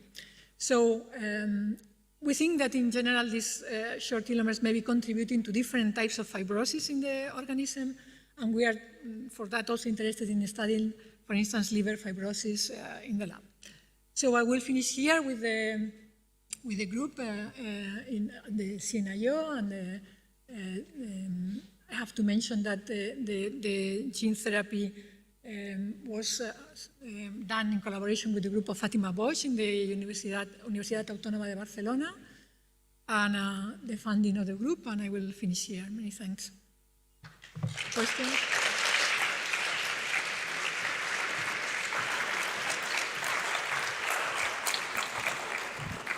Thank you so much, Maria. Now my set word. So we have one last speaker for this last session, and it's João Pedro de Majales, who is chair of molecular biogerontology at the University of Birmingham. He's also chief scientific officer at the Youth Biotherapeutics, and really a genomics pioneer, decoding the complexity of aging and its translational future. So I give it up to João Pedro. Thank you very much. Thank you. Thank you very much, and thank you. Thank you. Thank you, and thank you.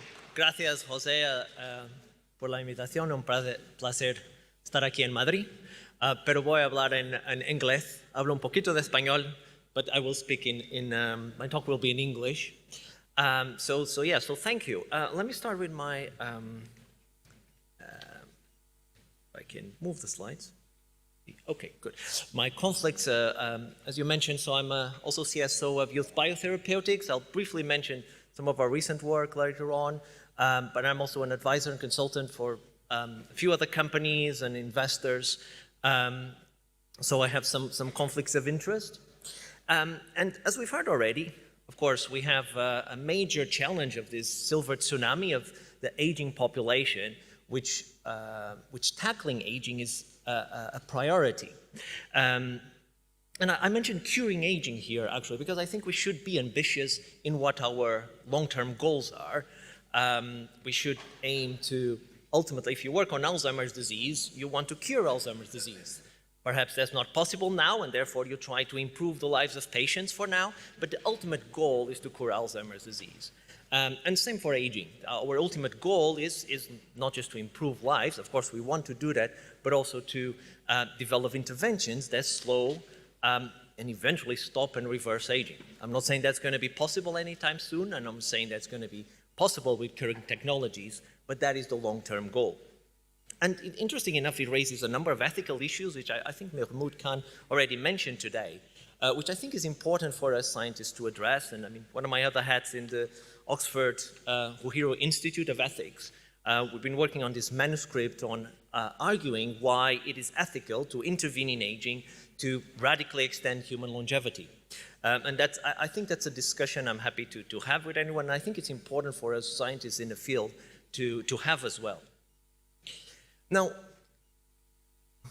so, because as I mentioned in a previous paper, our goal is to allow people to be as healthy as possible for as long as possible, even if that long is a very long time. So, let me try. Having said that, again, I'm not saying it's going to be possible anytime soon, and that there's, I think, a lot of caveats to this. One of them is that we still have a poor understanding of the drivers of human aging. We know of a number of hypotheses. We've heard a great talk from Maria Blasco just now on telomeres. We know of DNA damage, epigenetics, oxidative damage, mitochondria, senescent cells, and so on. So we have a number of processes, molecules that change with age, but we still have a limited evidence, empirical evidence, that these are drivers, that these are causes of aging. And so we still do not understand the processes of aging well enough. Now, and of course, this is a major challenge. Now, I would say in this context as well that I think sometimes we tend to focus a lot on the lamppost, and it's important to also be open to other hypotheses. So one hypothesis I'm interested in, what I call a software design flaw, is essentially that perhaps aging is not a result of errors. Perhaps we don't age because of molecular damage, although it certainly contributes to some aging pathologies like cancer, but it is primarily a product of regulated gene programs that are regulated during developmental processes. So that's an alternative hypothesis. I don't have time to go into details, but the idea very briefly is that we have developmentally programmed, genetically encoded changes that start early in life and are optimized. Their trajectories are optimized for reproduction, for maturity. And the hypothesis is that this is as a form of antagonistic pleiotropy, they become detrimental later in life. So for example, the thymus begins to involute when you're about age 3. Presumably for some biological evolutionary reason, and this continues until later in life and becomes detrimental. So it could be perceived as a software design flaw, as a detrimental process or a beneficial process certainly in life that becomes detrimental later in life. Of seeing aging as, I don't like the word program, I like the word programmatic. And it fits actually, Michael mentioned caloric restriction. It fits very well because Clive Mackay actually tested caloric restriction under the assumption that it will slow growth rates, under the hypothesis that if you slow growth rates, you can extend lifespan and slow down aging, which caloric restriction does, just like rapamycin, just like growth hormone IGF-1 mutations in mice. So the major pathways we know, the major methods for retarding aging in mice, actually all of them fit this programmatic view of aging. I mean, having said that, there's still many, of course, open questions in the field. I mean, one of the things we did with a number of experts, including some of them here today, is create this list of 100 open questions in longevity and aging science to serve as a roadmap to the field. And perhaps not unexpectedly, many of these focus on understanding mechanisms of aging, understanding why we age, which I still think is crucial to then develop better interventions. And because I think we have this limited understanding of the mechanisms of aging and the theoretical basis of aging, there is still no proven way of slowing human aging. And I think part of the reason is because we don't have a strong theoretical framework to which base our interventions. Having said that, there has been advances, of course, in preclinical models, in animal models. We've heard about that today already. But I do feel, or I'm concerned that perhaps we are reaching a plateau. So Michael again also mentioned the ITP today. So what you see here are the effect sizes of longevity drugs in mice from the ITP study, which is the benchmark, the most robust and the most, actually very large sample size in terms of testing interventions for longevity in mice. So you see on top it's Average lifespan in the bottom is maximum lifespan, and that's the effect sizes of the compounds that extend lifespan in the ITP. And as you can see, they are not having such big effect sizes. It's, the maximum, I think, is about 16% in terms of maximum lifespan, which is a stronger predictor of effects on aging, and that's from rapamycin, which was discovered, I think Michael showed this Harrison et al. Nature is 2009, if I remember correctly, so 16 years ago. And we haven't done better since then. So we haven't really, although we are discovering more longevity drugs, they're not really pushing the boundaries of how much we extend longevity in preclinical models. And we still haven't extended lifespan in mice more than caloric restriction, which was discovered roughly a century ago. So in a way, we're not really pushing these boundaries. Now, sometimes you can say, okay, well, but maybe my intervention improves health to some degrees. I'm not a fan of the health span approach or the health span framework. I think that, of course, we want to extend lifespan with good health. We do not want to extend lifespan in a period of decrepitude. We want to minimize suffering. We want to minimize disease. But if we are retarding aging, then there should be a lifespan effect. Ultimately, mortality is one of the principal outputs of aging, because aging increases our mortality exponentially once you reach about age 30. And that's the same in mice, only much faster. So if we are retarding aging, it should have more than health benefits. It should have lifespan benefits. So I think that's also important to mention. Now, when you look at the current focus of longevity pharmacology, these are pathways and processes that are quite largely, I'm sure you'll be familiar with this, like oxidative stress in mitochondria, targeting senescent cells with senolytics, and well, other therapeutic approaches as well, and mediators of caloric restrictions like mTOR and AD+. So these are the current focus of the main companies or the companies in the space, which it is relatively narrow. I think there is a problem that I'm concerned about, is that I think we need to be more creative in longevity biotech. We need to have a more diverse set of approaches. Again, most companies and most are working under the lamppost instead of branching out and being more ambitious and bolder, which I think we can be as a field if we want to. Now, to give one example, which I'm sure you're familiar with, this was from some months ago, this big biotech company that ran into some problems. I'm sure you're aware, or most of you should be aware, that this was Unity Biotech, based in the US, which focused on developing senolytics, these drugs that ablate senescent cells. And this is perhaps not surprising, particularly in light of the data, of the biology of senescent cells in aging. Namely the fact that it's now clear that senescent cells have normal physiological functions. I mean, we know they work as tumor suppressors and they have roles in inflammation, but it's now clear as well that they play important roles in development, in tissue regeneration, in vascular structure. There's excellent work, for example, from a group in Nice showing that if you ablate senescent cells, you can disrupt the vasculature in mice and actually shorten lifespan of the animals, even in beta cells in mice and humans. So it's now clear that senescent cells are not there, they're not like cancer cells that you just want to destroy. You cannot just destroy all senescent cells, or that will be detrimental. And unfortunately, we still cannot discriminate between harmful senescent cells and physiologically important senescent cells. And so, again, it goes back to the basic biology. We need to understand the basic biology better in order to then develop effective interventions. So, in terms of, for example, the work we're doing in our lab, a lot of what we do is in terms of developing computational systems biology, machine learning methods that tackle the complexity of biology. So I think one of the problems we have, of course, is that many things change with age. Our body, well, our genome is 20,000 different protein coding genes, God knows how many known coding genes. So we have this massive complexity of biology that we still do not understand.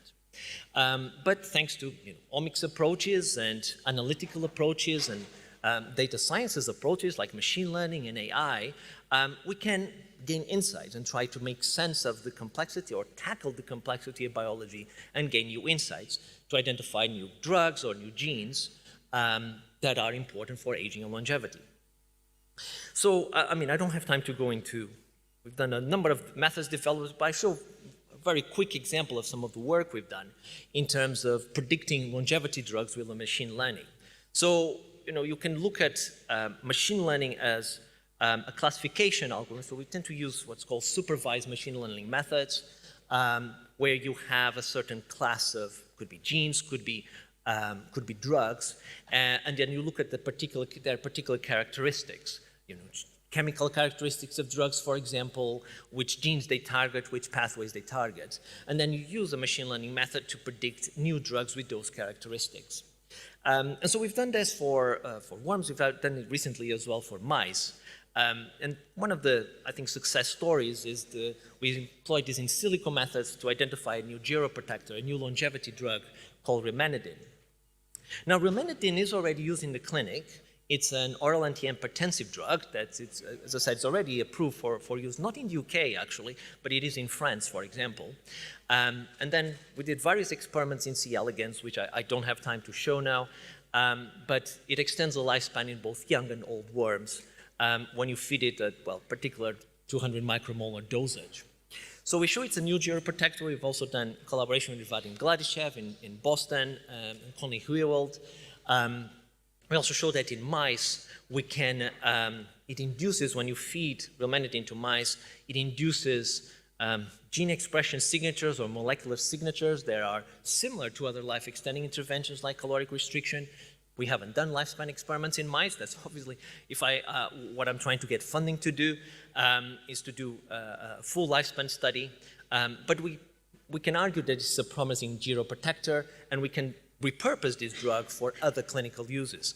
I'm not showing here, but rimenidine is actually an autophagy activator in human cells, data from David Rubenstein in Cambridge, for instance, and others, and data from our lab in C. elegans. So it perhaps could be repurposed for treating neurodegenerative diseases, and we're trying to get funding to do a small experimental medicine approach with rimenidine. So I think it's a good proof of concept of how we can use this computational analysis to identify new longevity drugs that we then tested experimentally in animal models.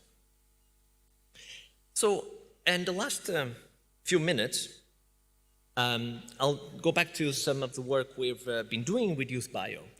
So as I said, I'm CSO of Youth Bio. The company is based in the US, but we then do collaborations with different labs, including primarily Alejandro Campo, one of the pioneers of partial reprogramming. And I mean, again, Michael introduced partial reprogramming. Our goal is to develop gene therapies that restore youthful profiles using OSKM. So that's our goal. And we've been doing some work on preclinical models, in particular, well, mouse models, as I said, with Alejandro and others. And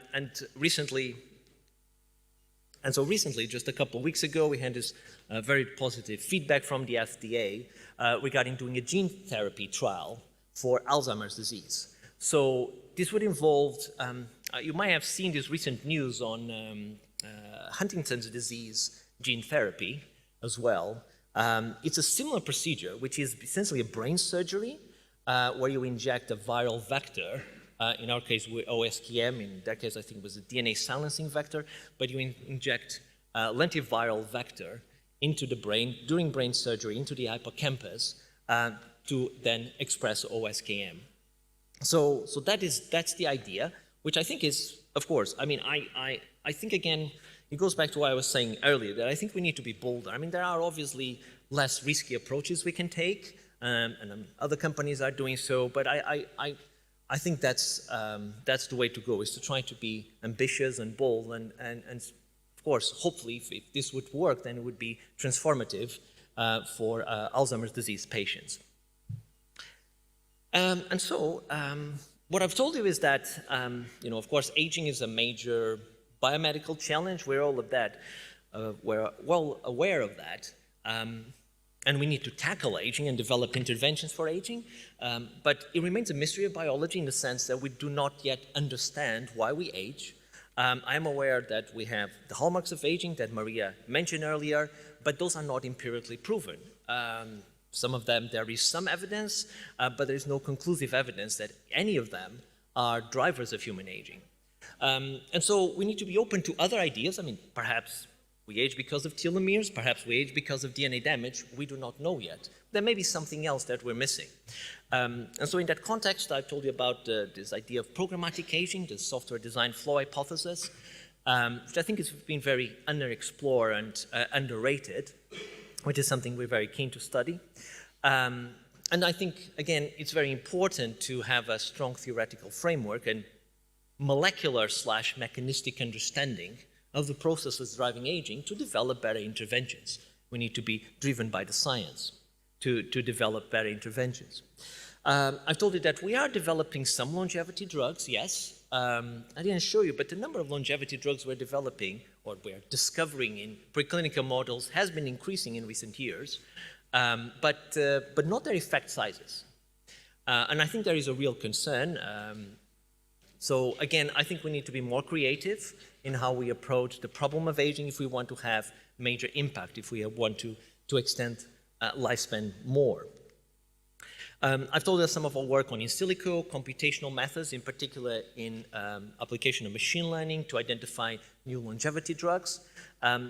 We've actually have several results on this topic, but I showed you one example as a proof of concept, namely that rilmenidine is a new geroprotector. It extends lifespan in C. elegans.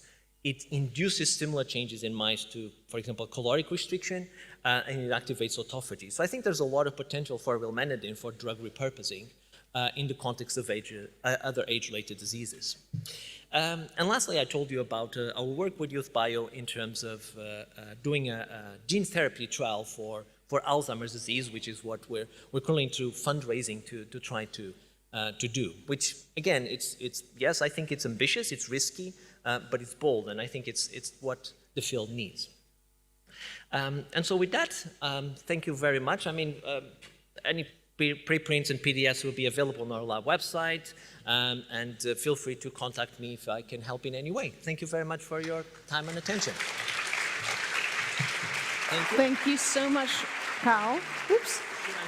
Yes, please stay, and I'd like to welcome Maria and Michael up on stage again, and hopefully we have a talkative audience, because I'm going to start to see if the audience have any questions initially. Does anyone have any questions?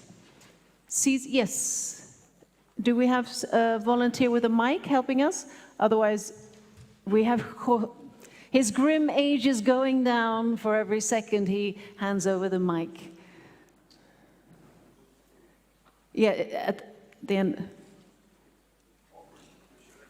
Oh, Aubrey first. Right, so since I got the mic first, wonderful talks, all of you. I arrived just in time for the second half of Michael's talk, so I really enjoyed the session. I could think of half a dozen questions, but let me just start with one for Pedro. This drug that you're now looking at, if you've already shown, or Vadim has shown, that it has the molecular signature of a CR mimetic, then why are you interested in it, since we already have CR mimetics that work perfectly well? Did anyone... Sorry, no. Say it again? I think also the sound speaker here is a bit... So Aubrey, could you just... Say it again? Sure. You're looking at a new drug, rilmenidine, that has the molecular signatures of a CR mimetic, right? Why? I mean, we already have CR mimetics, so why would you look at another one? Carl, would that be for you? Yeah, I think I understood the question. The question was, we're looking at drugs that induce similar signatures to CRs or CR mimetics, but why are we doing that given that we already have these CR mimetics?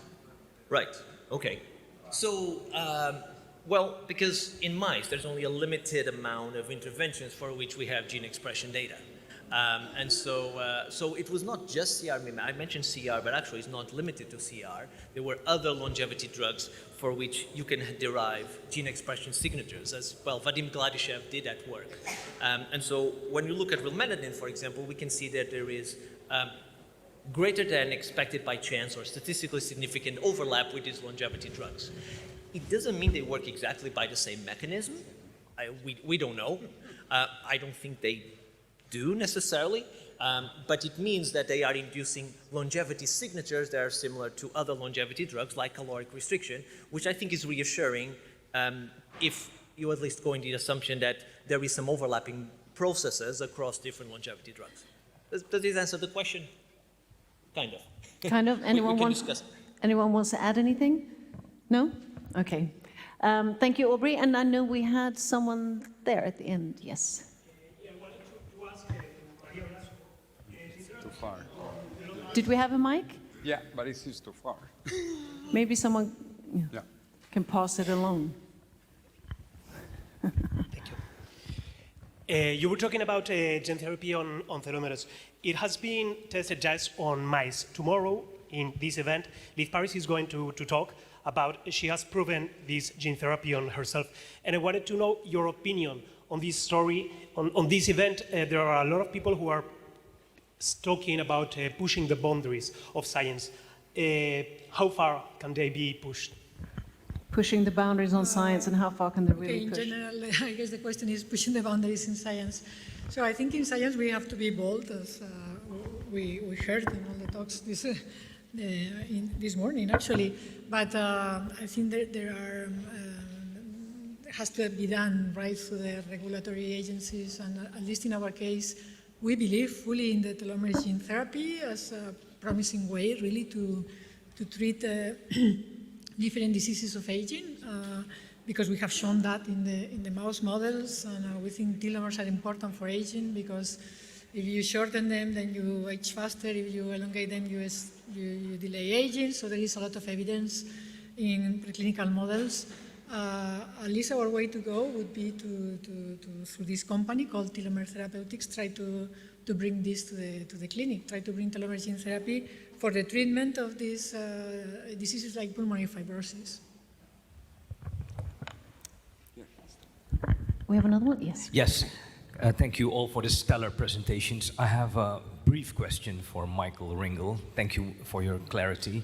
Michael, do you see mitochondrial decline, the loss of ATP and rise in ROS as the more fundamental overarching problem that should be integrated with epigenetic reprogramming to solve the mystery of aging faster in a 2080 way?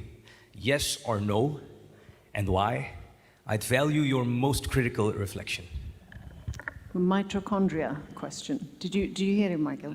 I did hear the question. I have the temerity to answer the question since it's addressed to me when one of the authors of the Hallmarks of Aging is standing behind me. But as Jean Pedro pointed out, exact causality is still debated. I think for all the hallmarks, there's evidence that amelioration of them can ameliorate age-related disease, so I would include mitochondria as well as all the others within that. I do think the most stringent test of whether something is truly upstream in causing aging is if I reverse it, can I completely reverse age? Right? So not slow it down, not ameliorate it a little bit. Can I truly, completely rejuvenate? And the only thing that I know of that does that, and it's not in the context of whole organism yet, maybe it will be, but in the context of individual cell is this epigenetic reset. So the most stringent test, I think there's only one hallmark that could pass it with existing data. I do think it's actually the upstream cause. It's still, it remains to be proven, but it's at least a reasonable hypothesis. But that's not to say that action on all of the other ones can't have value. And some of the downstream things you do around that, right? Exercise and caloric restrict and manage your sleep, all of which have value. But I think if we're looking for a true reset, we need to deal with the epigenome. Maria, would you like to add anything? Would you like to add anything to that? No? No? One more question. Yes, we have one there. Hello, this is a question for Michael. In order to use the rapamycin to block the mTOR protein, it's a natural molecule of the normal cell. What for do we need to take the rapamycin in order to block or to regulate or to modulate the molecule? Rapamycin, yeah. So I'm not sure I heard it exactly, but basically, what do we need to address mTOR as a target, in essence? So there are medicines already approved. They're not approved for use as a geroprotective. They're approved for transplant patients. They're originally actually approved for infection. They need to be tested. I'm a big believer that in evidence-based medicine, if you're going to prescribe something for a given indication, whether that be slowing down aging or whatever it is, you should prove it. You should need to prove that it's safe and effective in a regulated trial-based approach. And so there has been some work done in that regard, and I hope there'll be more work done. There are 3 agents that have shown efficacy in the ITP in mice of a 10% or greater maximum lifespan extension. One of them is rapamycin, which works directly on mTOR. I think they should be tested in humans in a controlled clinical trial to ascertain whether they can address features of age-related disease. Okay, yes, José is saying no, which doesn't happen often, but that means that it's time for a family. But first of all, let's give it up for Michael, Maria, and Carl. Thank you so much for sharing your knowledge. Thank you for that.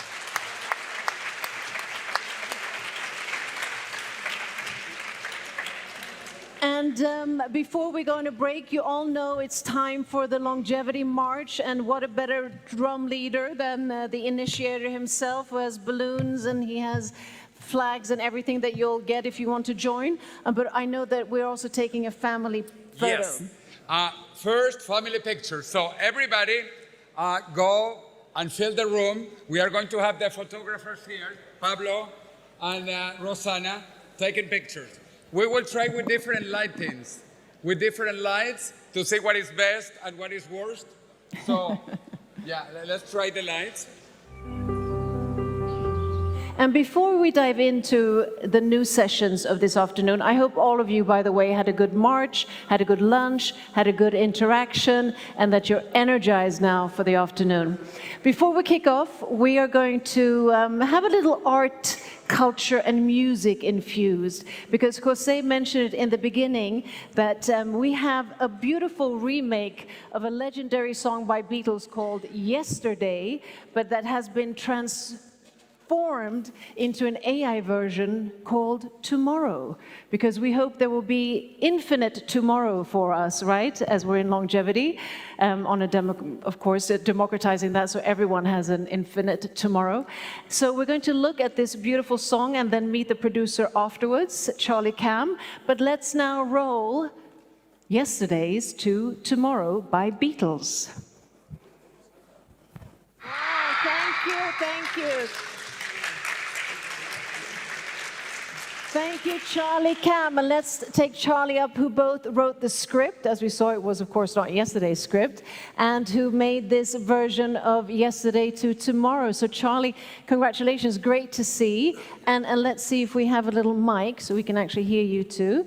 So just briefly, how did you come up with this idea?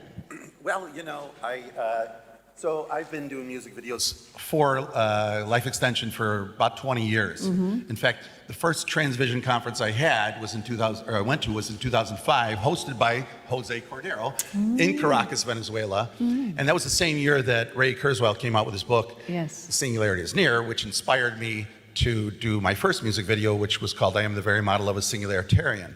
Now, when I did that one, it required a camera crew and lighting and microphones and such.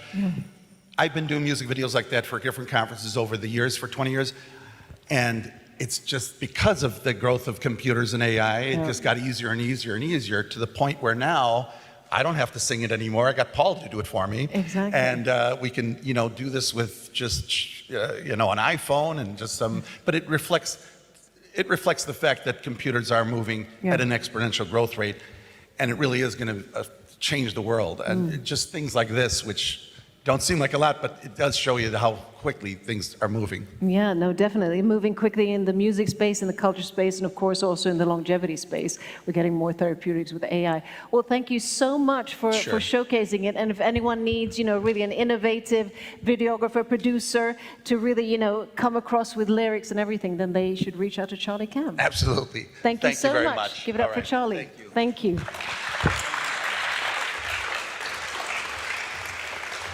And Charlie also mentioned Ray Kurzweil, and he will, of course, also be joining us later this afternoon, not to be missed. Won't be here in person, but via link, but that's nearly the same thing today with today's technology. Okay, before the break, we heard about theories and the visions of longevity, where we are, where we're heading, and what's possible. Now we're going to turn more into applications, as in how does basic research really translate into therapies and interventions with real-world impact. And for this session, we have three really knowledgeable speakers who will talk from their different perspectives, and they'll be talking 20 minutes each. Then at the end, we'll have Q&A sessions as we did before. Please give it up for José Crespos. Let's give him a round of applause so we can get some energy in the room.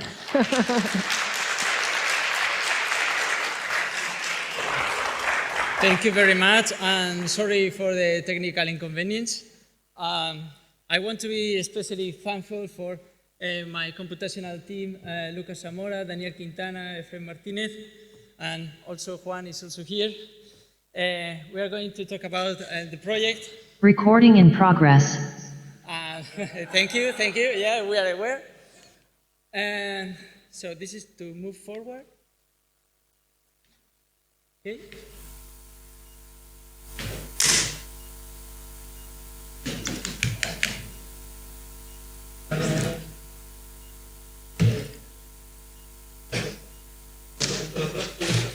Maybe you have to move forward.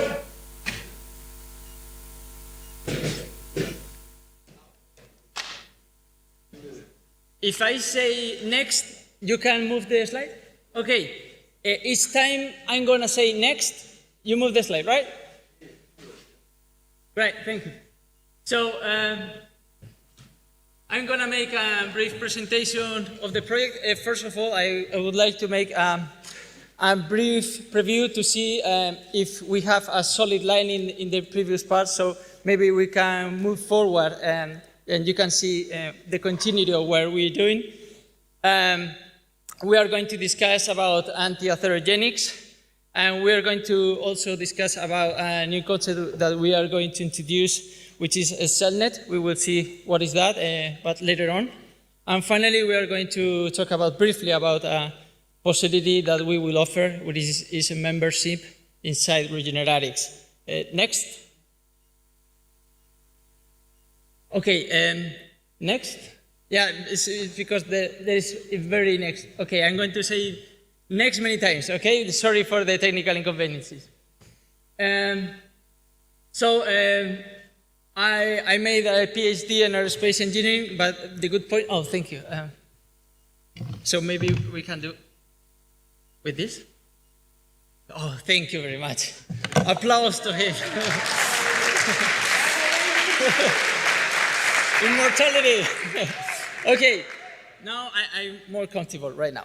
So the good point is that we have some trajectory, and I would like to know why I think it's solid. I'm very honored to say that we make work in angioregenerative that they border on different complexities of different kind of angioregenerative. For example, angiogenesis, which is different for the oncoangiogenesis, but also lymphoangiogenesis, arteriogenesis, or vasculogenesis. There are different kinds and different kind of treatments. It's different whether it's that anti-atherogenics or is, for example, pulmonary hypertension. But the good point, I'm very honored to say that someone with more than 65,000 Google Scholar citations made work similar, very similar, and I'm very honored to say that if someone with very high reputation like him did that and put his name on that, means that maybe and just maybe we are doing the things in the proper direction. And another previous one that I want to say is that by 2020, SARS-CoV-2, there were some findings about the microangiopathy, and we could see that in 2022, there was intriguing connections between the coronary microvascular disease, which is one of the main key problems with the angina pectoris symptoms in long COVID patients, which is a kind of chronic disease after the pandemic. And by that time, there was a main concept about dysautonomia.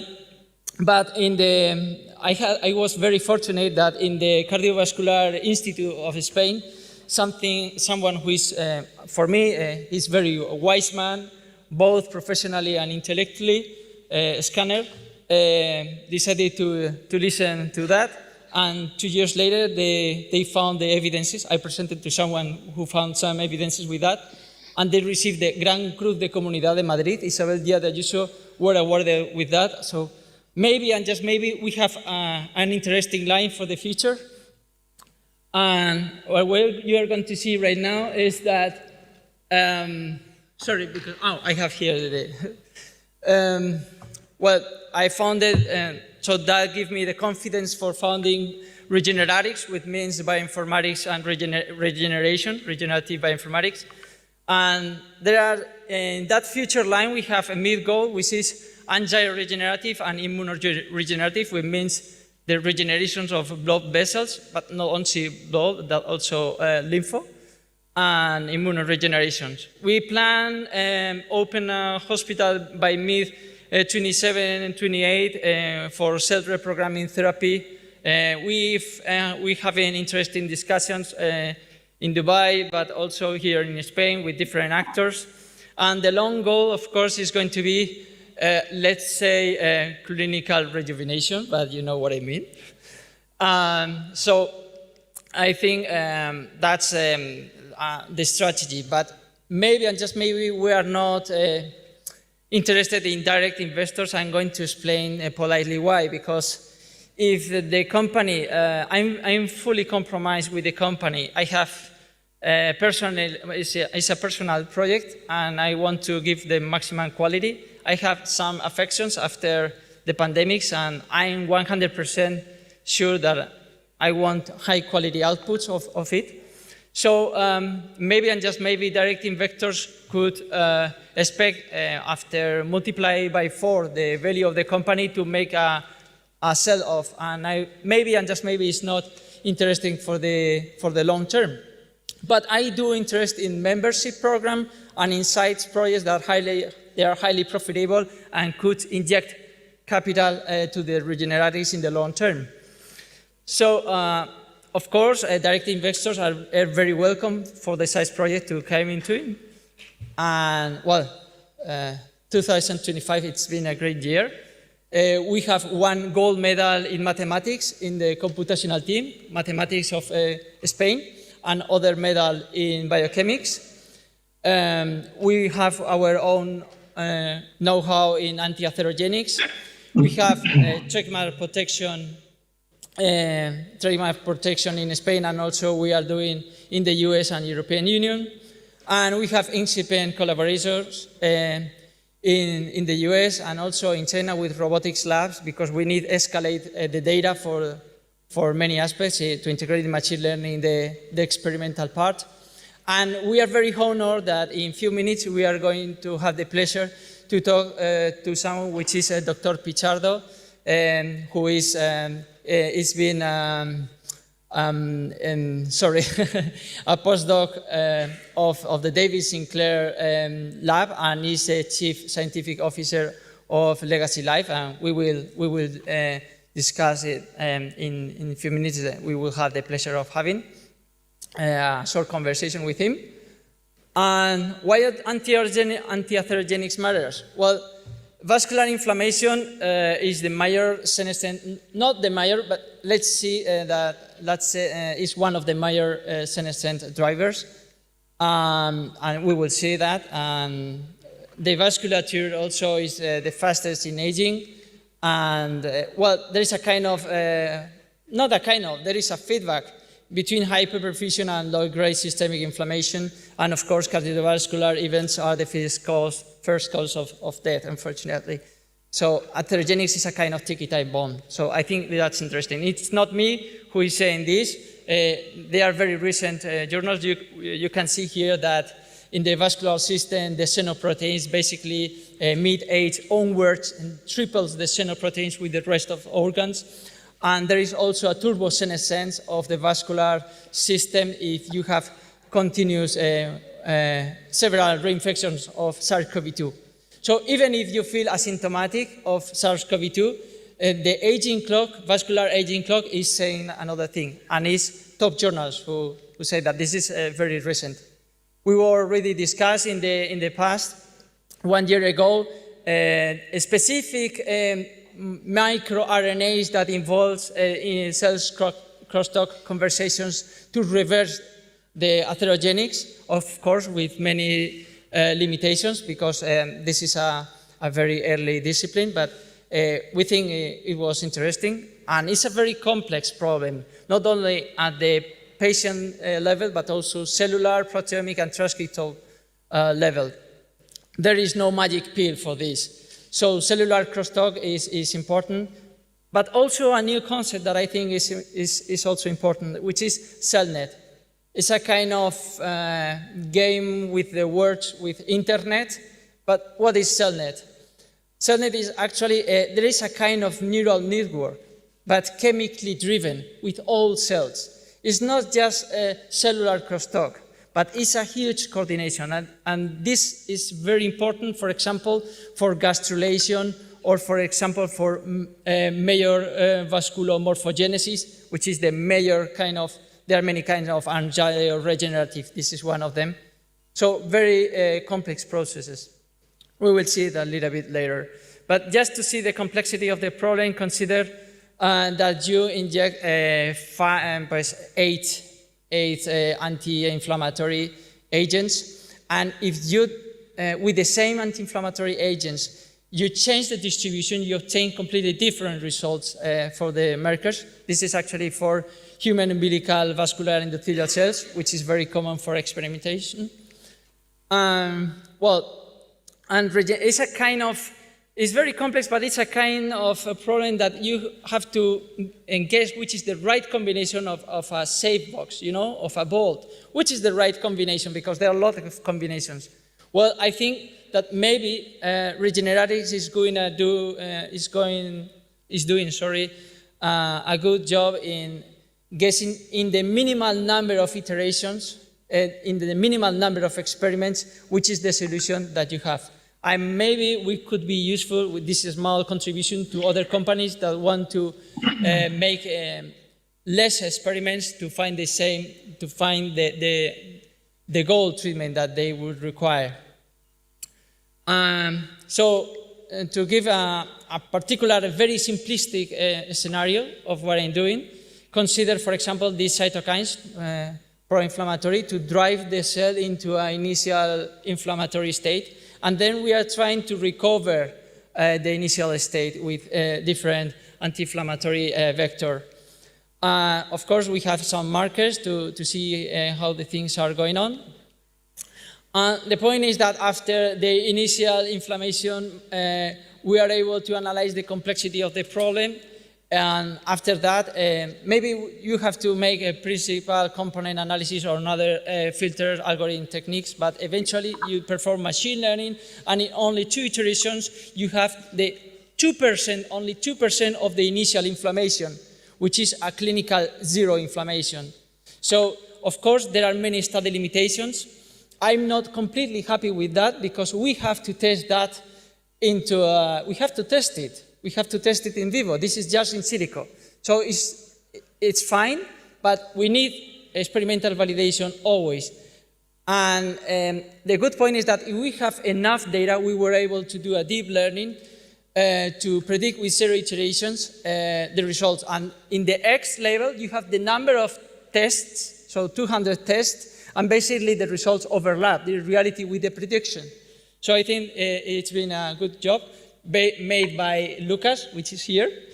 And I'm very happy with my team, by the way.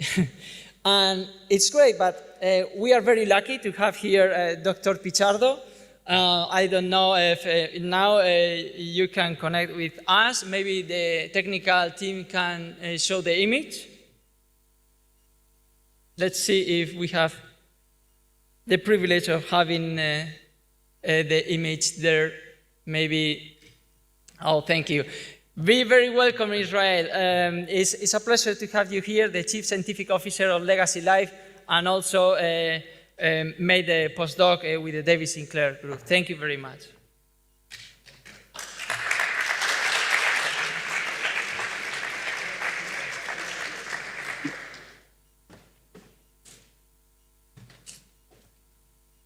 I don't know if you can hear him. He was in the Harvard Medical School, and we are very lucky because he can do the experiments that we require. We have interesting collaborators. Let's see if we are able to connect. I can see you right here in my laptop, but they cannot see you now. He makes like this, okay? Well, can you hear me? Yes. Jose? Yeah, very well. Because actually. I cannot hear you, so yeah. Yeah. So I'm gonna introduce myself and the company that I represent, and I'm happy to support Jose and the Regeneratics team. So we're very excited about what we can do together. So I'm gonna basically present the way we're going to interact and validate Jose's model.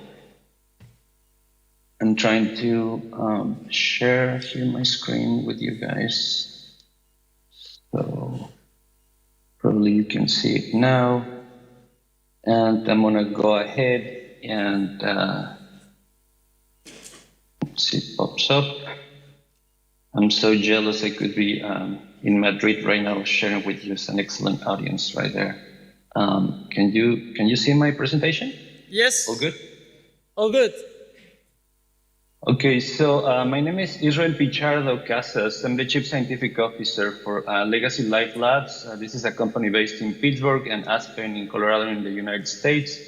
And we decided to partner with Regeneratics and the Jose's team because we are very interested in modeling not only the secretomics, which we're very interested into which is a tool that we want to use in order to improve and extend health span in people. And using some of these models that he's developing, we're trying to fine tune, which diseases and which, to inform decision making, how we can make better therapeutics, starting in the biologics point of view. I used to do this research at David Sinclair Lab at Harvard before, and we used to study peptides, and now we definitely are interested in the same components that are floating around in the blood and the liquids. So the case study we're trying to push with a model that Jose was describing, it was trying to use a specific and complex structures. It could be like therapeutics as cells, it could be therapeutics as biologics, that may contain multiple, many multiple cargos. And the exosomes, which are particles that are normally released by all the cells, especially the ones that are very, very interesting are the ones that are released by stem cells. The idea for us is to profile the cargo, which are basically all the proteins, enzymes, RNA, and metabolites that are contained within these particles in order to produce data sets that we can feed into the model. And the idea for us is to create, based on these omics and systems biology type of platforms, to create measurable state vectors, that we're going to feed into the model. So then we can identify specific levers or specific components of these particles based on how the cell that they are going to be absorbing or being affected by these exosomes, for instance, we can use in order to engineer further. So in order to do so, we have created like a three-phase type of approach in which the idea for us is to start not only characterizing the particles, but also interrogating, how their effect in specific cell autonomous assays, we can identify the effects of these particles and the responses of the cells, and then creating iterative models of proteomics and transcriptomics for the most part, in order to answer what are the changes in the cell responses. The phase 2 is actually characterized by identifying how the crosstalk between different cell types that release a particular flavor of exosomes can be affecting cells, for instance, in terms of the inflammation patterns and the reversal of such patterns. And then finally, the phase 3 is characterized how we can validate all these findings of this like a loop model in order to inform better outcomes in vivo, and particularly for measuring inflammation and atherosclerosis as an outcome. So as José was defining, he's aggregating sources, normalizing a common schema for all the contents in the cells that are being diseased. Then pre-registering some of the possible biomarkers and changes, phenotypic changes that are happening that we can predict based on literature and also clinical assays and so on. And then for us, the way we can complement, his model is to identify actually these molecular changes in the phenome based on how we use our products that we're developing also here in the United States. So the idea is, by grounding the ontology and registering the anti-atherogenic target state, for instance, as a disease model, we will have a much more clear and well-defined objective that we can optimize later. So this is all for now for me, but I'd be happy to continue and expand this conversation, offline, and I hope that José, we can continue this exploration and collaboration further. Thank you very much. Thank you, Israel. Applause to him. As always, it's a great honor to have you, to hear you, and also personally, he's a great person. I can confirm that, not only professionally, but also personally. Thank you very much, Israel. So now I'm going to follow with the last part of the slide. Maybe in the team we can. Okay, so basically this is something that connects with the last part. I think is very interesting because we take into account in our models that something that we knew intuitively, that is the cells are able to adapt and to react. And how is that possible? Because very probably there were a kind of machine learning inside the cell, intracellular. And those evidences have been recently published. This is in September, 1 month ago. 1 month ago, they were able to store 100 bits of information and perform machine learning with the molecules directly, intracellular. So this is machine learning, proteomics driven. And it has been published in Nature and Nature Biomedical Engineering. And this is key because it aligns with our last model. Sorry, again. This is like the sipping with the television, maybe. Something happened. I cannot move the slide forward.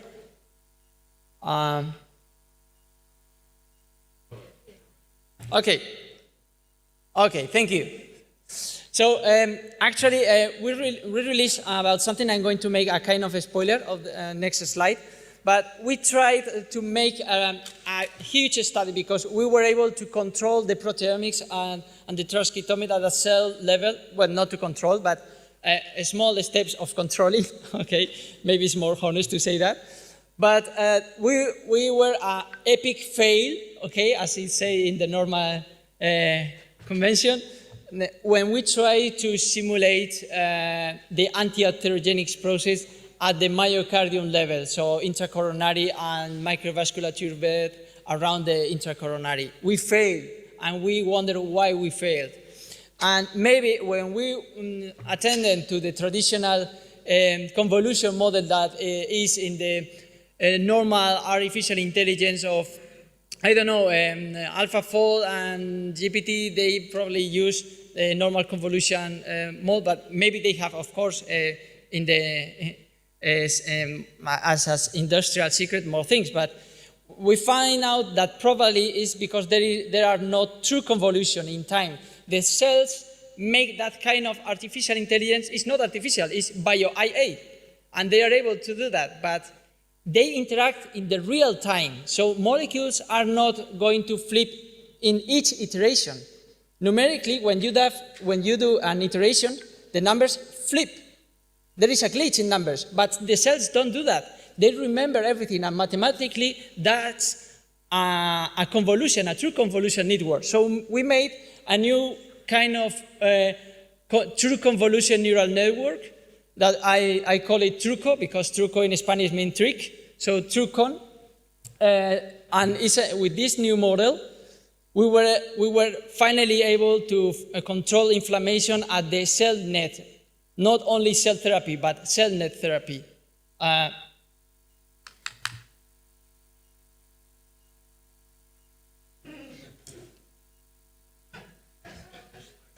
Now, okay, that was the trick.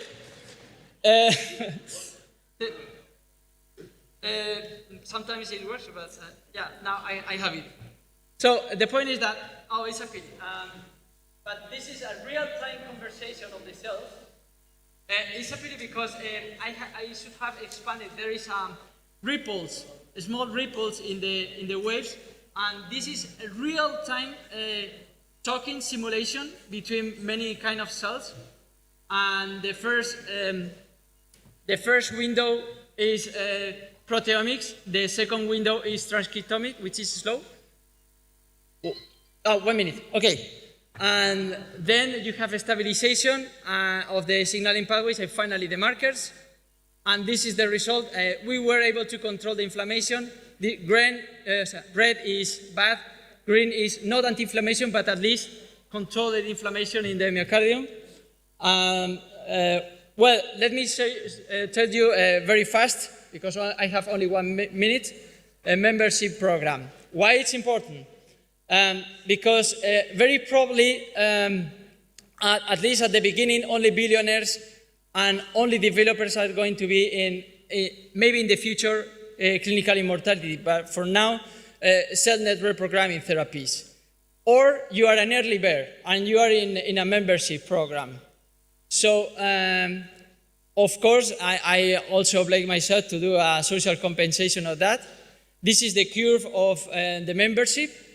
The prices are low at the beginning because, of course, it's like a normal investment. There are risks and nothing is guaranteed.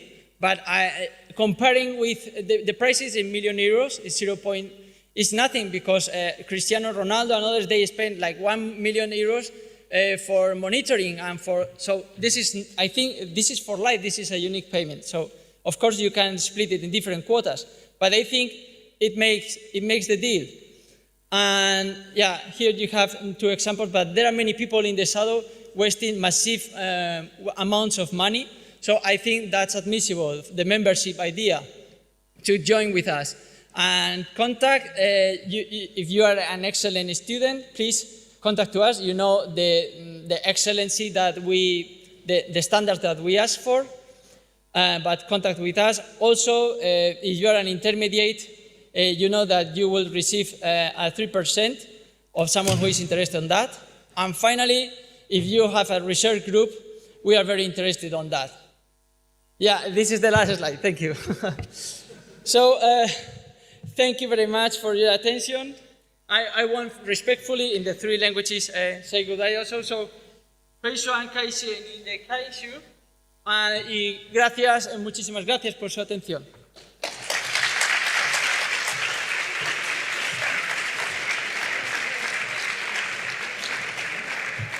Thank you, José, and thank you also for your patience with the technology. So now let's move forward. We have our next speaker who, let me just see here, yeah. We have our next speaker who is group leader in cancer early detection at the University of Cambridge and is exploring senescence and cancer as key aging mechanism. We saw him briefly before and he's here back now to have his presentation. Please give it up for Daniel Muñoz-Espín. Okay. So thank you again to José and María Cordón and the rest of the organizers for this opportunity today. It's a pleasure. My name is Daniel Muñoz-Espín. I'm professor at the University of Cambridge. These are my disclosures. Let's see if this works.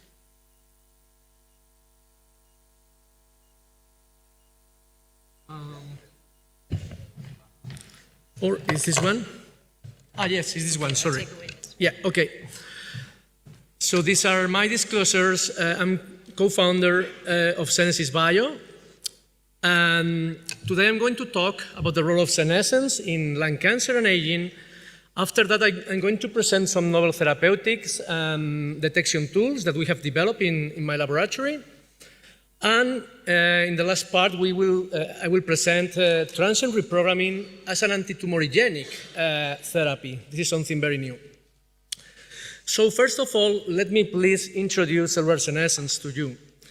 During the course of life, our cells are exposed to multiple sources of damage and stress.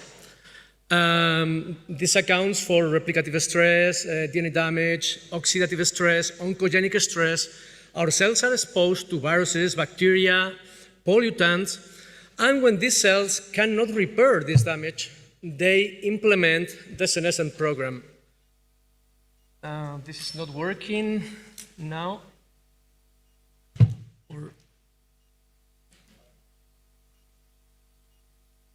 Yeah, okay.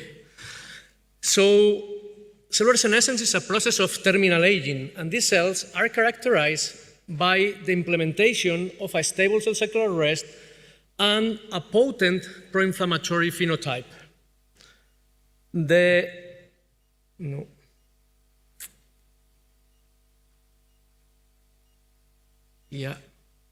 Doesn't work. Okay. So when these cells accumulate in tissues, they can promote a number of age-related disorders, including neurological disorders, cardiovascular diseases, fibrosis, diabetes, and also cancer. And we know by preclinical studies, by a number of preclinical studies, that if we target these cells with xenotherapeutic approaches, for example, senolytics, which are drugs able to kill these cells, there is an amelioration of all of these pathologies and even a reversion of these pathologies.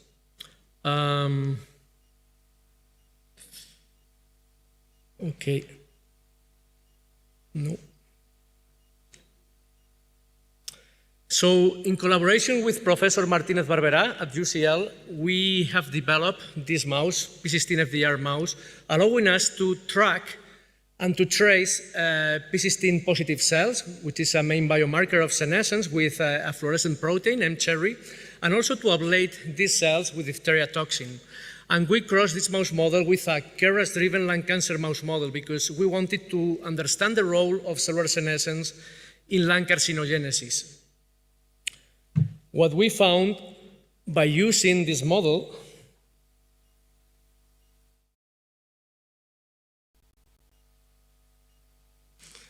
is that there is an accumulation of populations of senescent macrophages at the very early stages of carcinogenesis.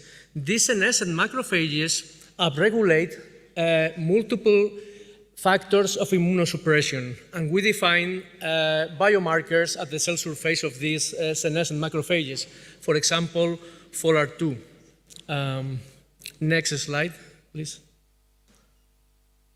What we determined with our experiments by pharmacogenetic approaches, by senolytic approaches, and also by immunotherapy, is that if we ablate these populations of senescent macrophages, then there is a dramatic reduction in the tumor burden in these lungs of the mice. Next, please. The most important thing is that this correlates with an increased survival of these mice. This is a very long experiment of 2 years. The most important part is that even 30% of these mice, even developing multiple precancerous lesions, they never progress to cancer. So this can be a potential, this is a proof of concept of a novel strategic therapy to prevent cancer and to intercept cancer in populations at high risk of lung carcinogenesis. For example, heavy smokers and aged people with smoking exposure.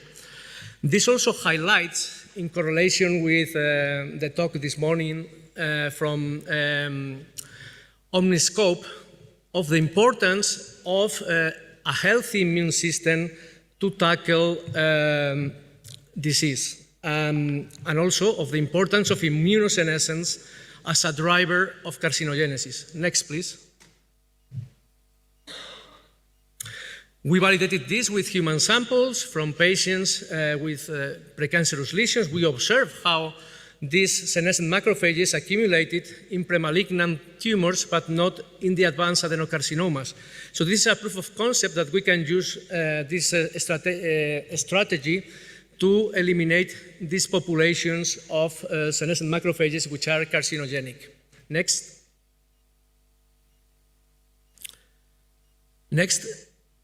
One interesting thing is that in naturally aged mice, what we observe in the absence of any oncogenic stress is that there is an accumulation in the lungs of the same populations of senescent macrophages, upregulating the same biomarkers of immunosuppression.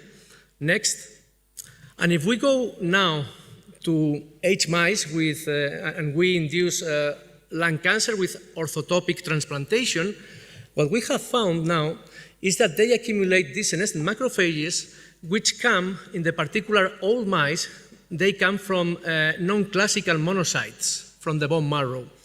And these populations of non-classical monocytes have an array of biomarkers which are conserved with factors of bad prognosis of lung carcinogenesis in humans. So we think these are the bad cells that we have to target in therapeutic approaches, and we are doing now this proof of concept. Next.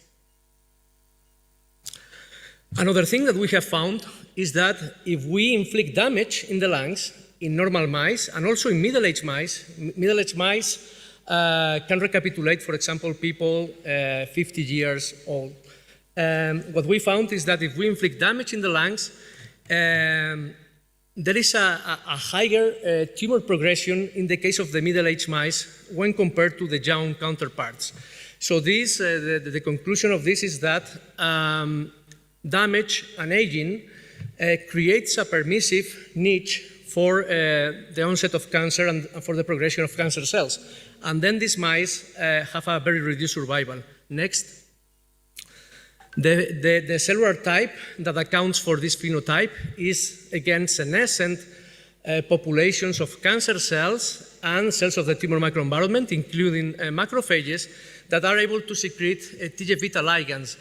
And what we found in this study is that if we target the TGF-beta signaling with an inhibitor, we can rescue this phenotype, and then we can reduce dramatically the tumor burden and reduce and increase the survival of the mice.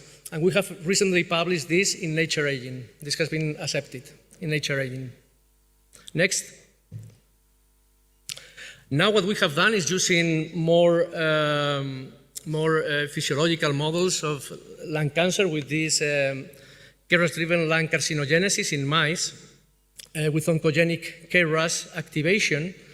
And we treated these mice with diphtheria toxin to reduce the numbers of senescent cells. Next. So you can see how the senescent cells in red are reduced, and this correlates with a dramatic reduction in the tumor burden and in the number of cancer cells in the mice.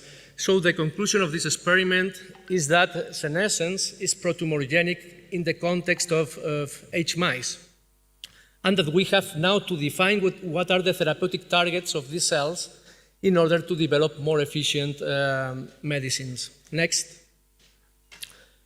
So now I'm going just to show a few examples of drugs and therapeutics developed in my laboratory as a proof of concept. We develop nanocarriers, drug delivery nanocarriers to target senescent cells. In this case, chemotherapies, you can see how they can induce senescence in this blue-stained tumor that you can see in the picture. Next. So when we treat mice bearing subcutaneous tumors with chemotherapies, we can arrest, establish the tumors, but only when we combine chemotherapies with therapeutic nanoparticles to target senescence, we can completely eliminate the tumors. Next. These nanoparticles targeting senescence not only work in the context of cancer, but also in lung fibrosis. Senescence is a factor that strongly promotes lung fibrosis. You can see here in this 3D rendering of these lungs, these gray areas, which are fibrotic areas. Next. And when we treated these mice with therapeutic nanoparticles to target senescence, next, you can see how the tissue is completely regenerated in the lung. Next. And this also recovers the pulmonary function of the mice. Next, we have developed as well a prodrug able to kill senescent cells that we validated in this model of lung carcinogenesis, almost completely reducing the tumor burden in the mice. Next. This prodrug to target senescence was also tested by the LEF Foundation, and they found that this was synergistic together with rapamycin, with the activation of the telomerase and the transplantation of hematopoietic stem cells to increase the lifespan of mice. Next. We have developed also detection modalities to determine, okay, I have 1 minute, for the assessment of cellular senescence. These are nanojags, which is a sensor able to with a photoacoustic tomography property to determine the senescent burden by imaging. Next. And this works in mice, in tumors, when treated with chemotherapies and undergoing the accumulation of senescent cells. Next. This is how it works, and you can see in this video how in the right part there is a tumor which is positive for the accumulation of senescent cells. Next. We have developed as well another intervention which is non-invasive for the detection and assessment of senescence in the urine. Next. And this works in the context of chemotherapy-induced senescence in cancer and lung fibrosis with colorimetric assays. Next. And also with spectroscopy methodologies. Next. And just to finalize, well, next. So this is a summary of my talk. Next, these are the therapeutics we have developed in cancer, in aging, and also in lung fibrosis. Next, this is the company we have co-founded. I want to thank Ken Scott for being an advisor of the company. Next, we have developed a kit. Next, and just to mention, just 30 seconds, that we explore transient reprogramming. Next, we hypothesize that maybe if we express the Yamanaka factors in cancer cells, this can result in benign tumors in increased tumor burden in the mice. Next. But what we found is that by expressing the Yamanaka factors, next, in transient reprogramming, next, what we found is that in the left part, you have a normal tumor, and in the right part, a tumor where the Yamanaka factors are expressed in a transient manner. And you can see how this results in apoptosis and in the death of cancer cells. And this was also confirmed by experiments with a KRAS-driven lung cancer model.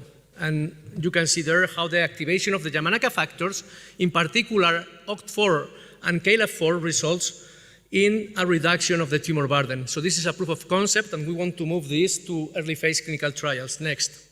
So the conclusion of this study is that the transient reprogramming in cancer cells results in apoptosis. Next. So this is an antitumorigenic mechanism that we want to move to early phase clinical trials. And the take-home message of this talk is that now we are in a position of privilege to implement these senolytic therapies and transient epigenetic reprogramming for the first time to ameliorate aging and to promote rejuvenation and regeneration. Next. Thank you very much to the people in my laboratory, to all of our sponsors. Also, particular thanks to this Darley Sands scholarship. And also, I will be happy to hear from any investors or any pharmas or groups interested in our research. Thank you very much.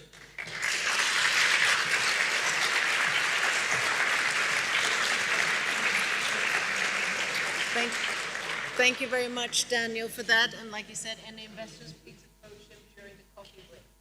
So, our third speaker,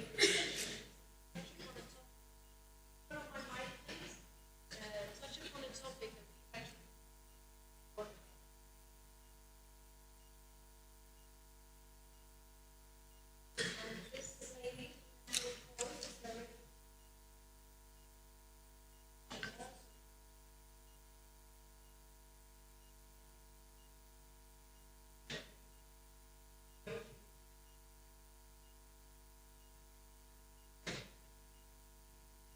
when they reached an age of 110. And as José also mentioned earlier this morning, we had a supercentenarian here in Spain who became 117.5 years old, unfortunately died last year, but Natalie sequenced her, so she probably has a lot of exciting information on this too. But enough about that, let's give it up for Natalie Coles.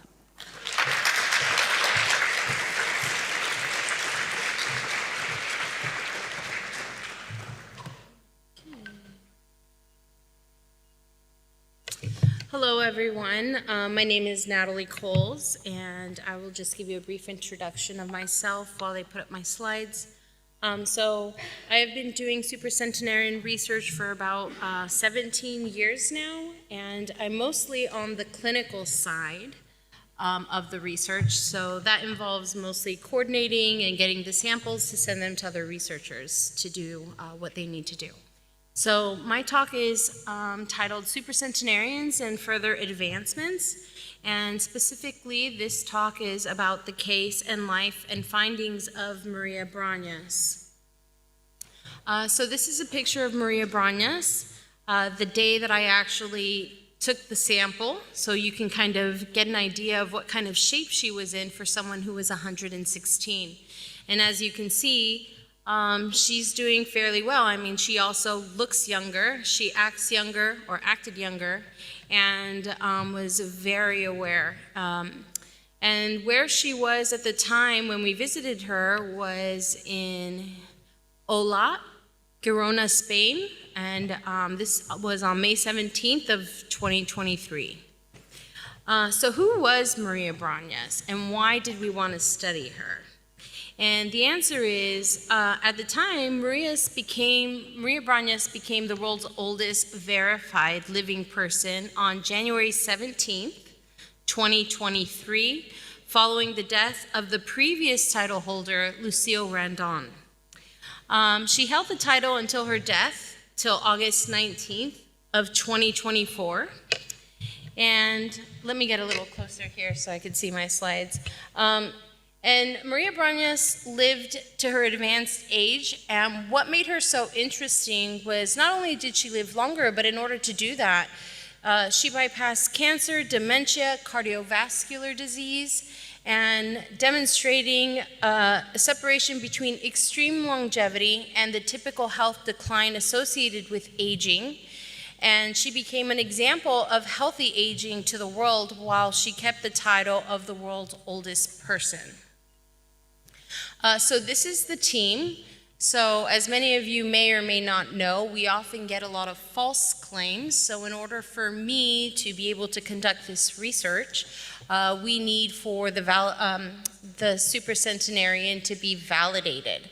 So this was a very special team because the person who validated her at the time was currently the validator for the Guinness Book of World Records, and his name was Robert Young. And then we had Dr. Manel Esteller, who conducted pretty much all the research on this particular case, and he is actually based here in Spain. He is director of the Cancer Epigenetics and Biology program at Belvigie Biomedical Research Institute. He's also a professor and a physician. And then I myself was able to get them the blood sample which they use for most of the analysis. And my title currently is Director of Supercentenarian Research at LEV Foundation. I have also and the Gerontology Research Group, and I have previously published with UCLA, Stanford, PLOS1, and now with this particular case with Cell Reports and Medicine. So what samples were obtained from Maria Brañas? Next slide, please. So what we were able to obtain from Maria Brañas was actually very significant. It was more sampling than we have ever conducted or that I have ever conducted in the past on any other supercentenarian. So this is why this is not just a very special case, but it's also historic. So we collected a total of peripheral blood, saliva, urine, and stool at different times. Most of the analysis from this publication were performed on the blood material obtained at the time of her being 116 years and 74 days. So what did we find that contributed to her longevity? So during the blood analysis, one of the things that we found was that she possessed uncommon genetic variants. And this is related to a strong heart, brain, and immune system function. She also lacked most genetic risk factors that are common in age-related diseases, such as Alzheimer's and cancer. This is a really big deal because we see that most people who get these illnesses get them as early as 70 or 80. So for her to be 116 and never had cancer or Alzheimer's, it's a big deal. And the most noticeable findings pertain to her telomeres, her B and T cells, and the structural chromosomal variants. So the B cells are important because if you notice this chart right here, you'll see that Maria Brañas, what represents the B cells here is that really large chunk of red, okay, off to the left there. And so B cells are age-associated. B cells normally increase with age, and these were very abundant in Brañas's blood. That makes sense because of her being as old as she was. But what I will say is I don't think that we feel that we know enough about this because there are some hypotheses that think that anything that is above normal might be something that theoretically could have some benefit to it considering that they live so long. So I think that when it comes to these B cells, we need to study them a bit more to know that how that might have been useful or extremely more significant than just what we already know with Maria Brañas. But in summary, while some of her B cells showed the typical signs of aging expected in supercentenarian, other aspects of her immune profile, including the presence of a big amount of T cells, was also very important because those are important for fighting off infection and just recognizing them quickly. So here we see that, the combination of expanded cytotoxic T cells and robust mitochondria function pointed to exceptionally resilient immune systems which protected her from age-related diseases and other factors. She also had structural variants, and that was also very significant. I won't get too much into the technical aspects of that because that's all in the publication, and I didn't memorize that.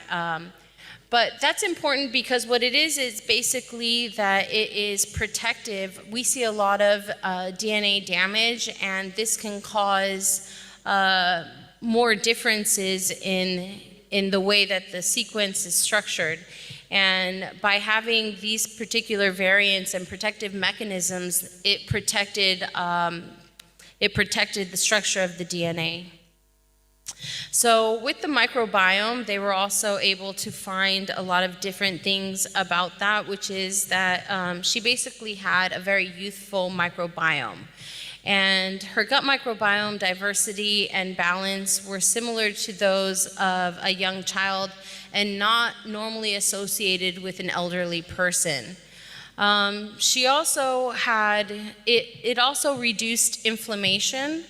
And another thing that was significant about María Brañas was that she also adhered to a Mediterranean diet. So lots of fruit, lots of vegetables. Many of you might have seen in the newspaper that she was also known to eat 3 yogurts a day and with no sugar. And this contributed to having a high rate of positive bacteria that was much higher than people her age or younger. And so this also contributed to having a very resilient immune system. We also did urinalysis, and her urine and other samples showed retained hypermethylation of repetitive genetic elements that typically lose methylation with age. So this is a protective mechanism, and she showed more of this than what we normally see in regular patients, which may have contributed to her genomic stability and the protection against disease. Another really interesting thing that we were able to gather from María Brañas that previously we really had no knowledge about, and we still don't know enough, was that she was exposed to 2 pandemics. So not just the Spanish flu as a child, but she also was exposed to COVID-19 when she was 113. And what was really interesting about María Brañas is that not only did she survive COVID, but she actually was asymptomatic.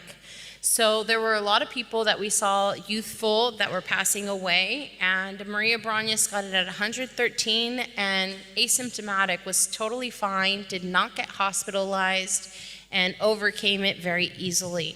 So unfortunately, like I said, we don't have enough data, but we suspect that this plays a huge part in her longevity, because as you now start to put together the pieces of the findings, we see that everything is conducive to that kind of outcome. We see that she had an exceptionally large amount of T cells, which is kind of the soldiers of the immune system, who are able to recognize and attack quickly, and that she had an abundance of. We also see that she had a large amount of B cells, and even though those accumulate with age, they're still part of the immune system. So this was very, very important, and not only was it important to the researchers, it became extremely important to the Spanish government. Here in Spain, María brought a lot of attention to the fact that the elderly were a very vulnerable population and that they were not being protected enough. And she actually became an advocate for the elderly and participated in kind of an advertisement and helping promote vaccines for the elderly and in nursing homes. So one thing we also noticed, and what was she said to have among traits of her personality, was that she was a very generous person. She was kind, she was smiling all the time, and she was very grateful for her title of world's oldest person. And one of the things that she also attributed to her longevity was the philosophy for a long life included an orderly lifestyle, a balanced diet, and staying away from toxic people. And so I think it's something to sort of take into consideration. If many of you here in the audience want to live to be a supercentenarian, we believe a lot of that is genetic, but there are things that you can do to not only honor Maria Brañas, but also honor yourself and find ways to mitigate things that contribute to accelerated aging. So diet, lifestyle, and just making sure to just be happy and stay away from toxic people. So that's pretty much the majority of my talk. And from what I understand, we're running a bit late, so I can answer questions at the coffee break. But if any of you would like to know more or get into the real details of the science on the technical aspects, next slide, please. You can find the actual publication with the, like I said, the detailed technical aspects of the findings in Cell reports. And also, if any of you would like to contact me for collaborations or just to know more, or if anyone is interested in getting involved, we do need and we're looking for people who are interested in assisting with validation here in Spain, just because it's an area where we don't have enough researchers, and we would definitely like to give credit to all supercentenarians if they're able to get validated. And that's all. Thank you for listening.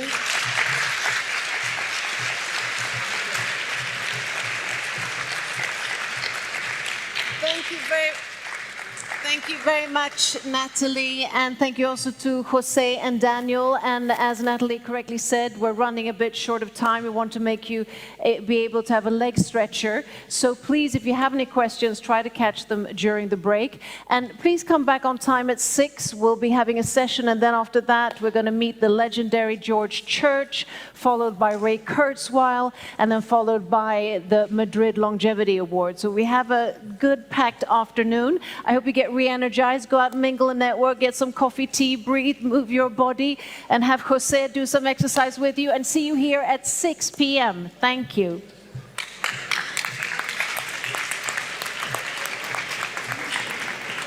The guys have...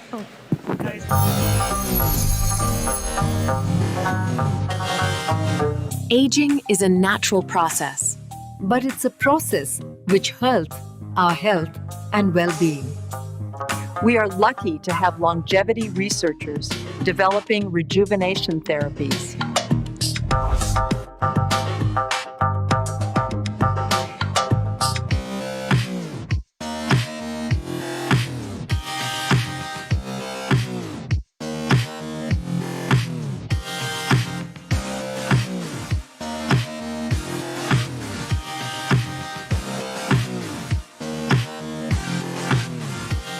Welcome to TransVision 2025.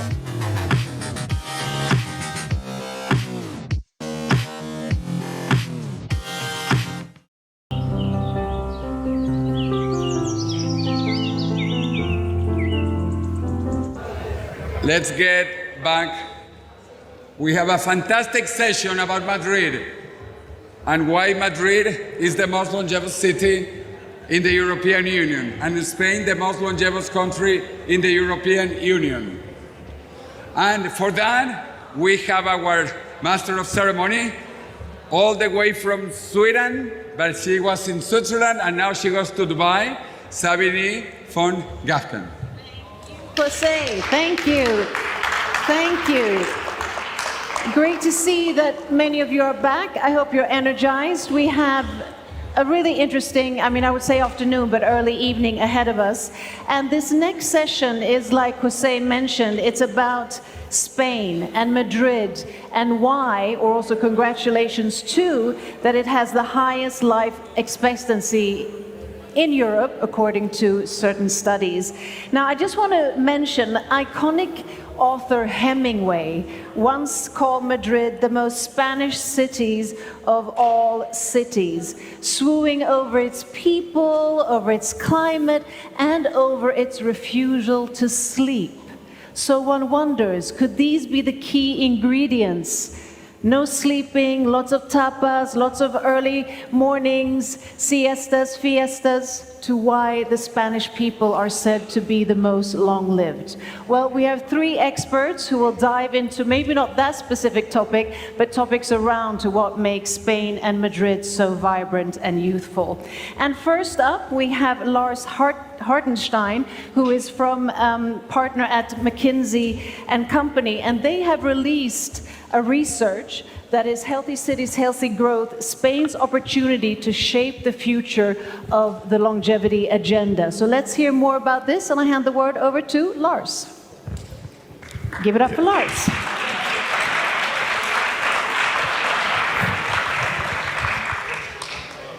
Yeah, thank you very much. The McKinsey Health Institute is an independent institute within McKinsey that looks at underinvested areas of health.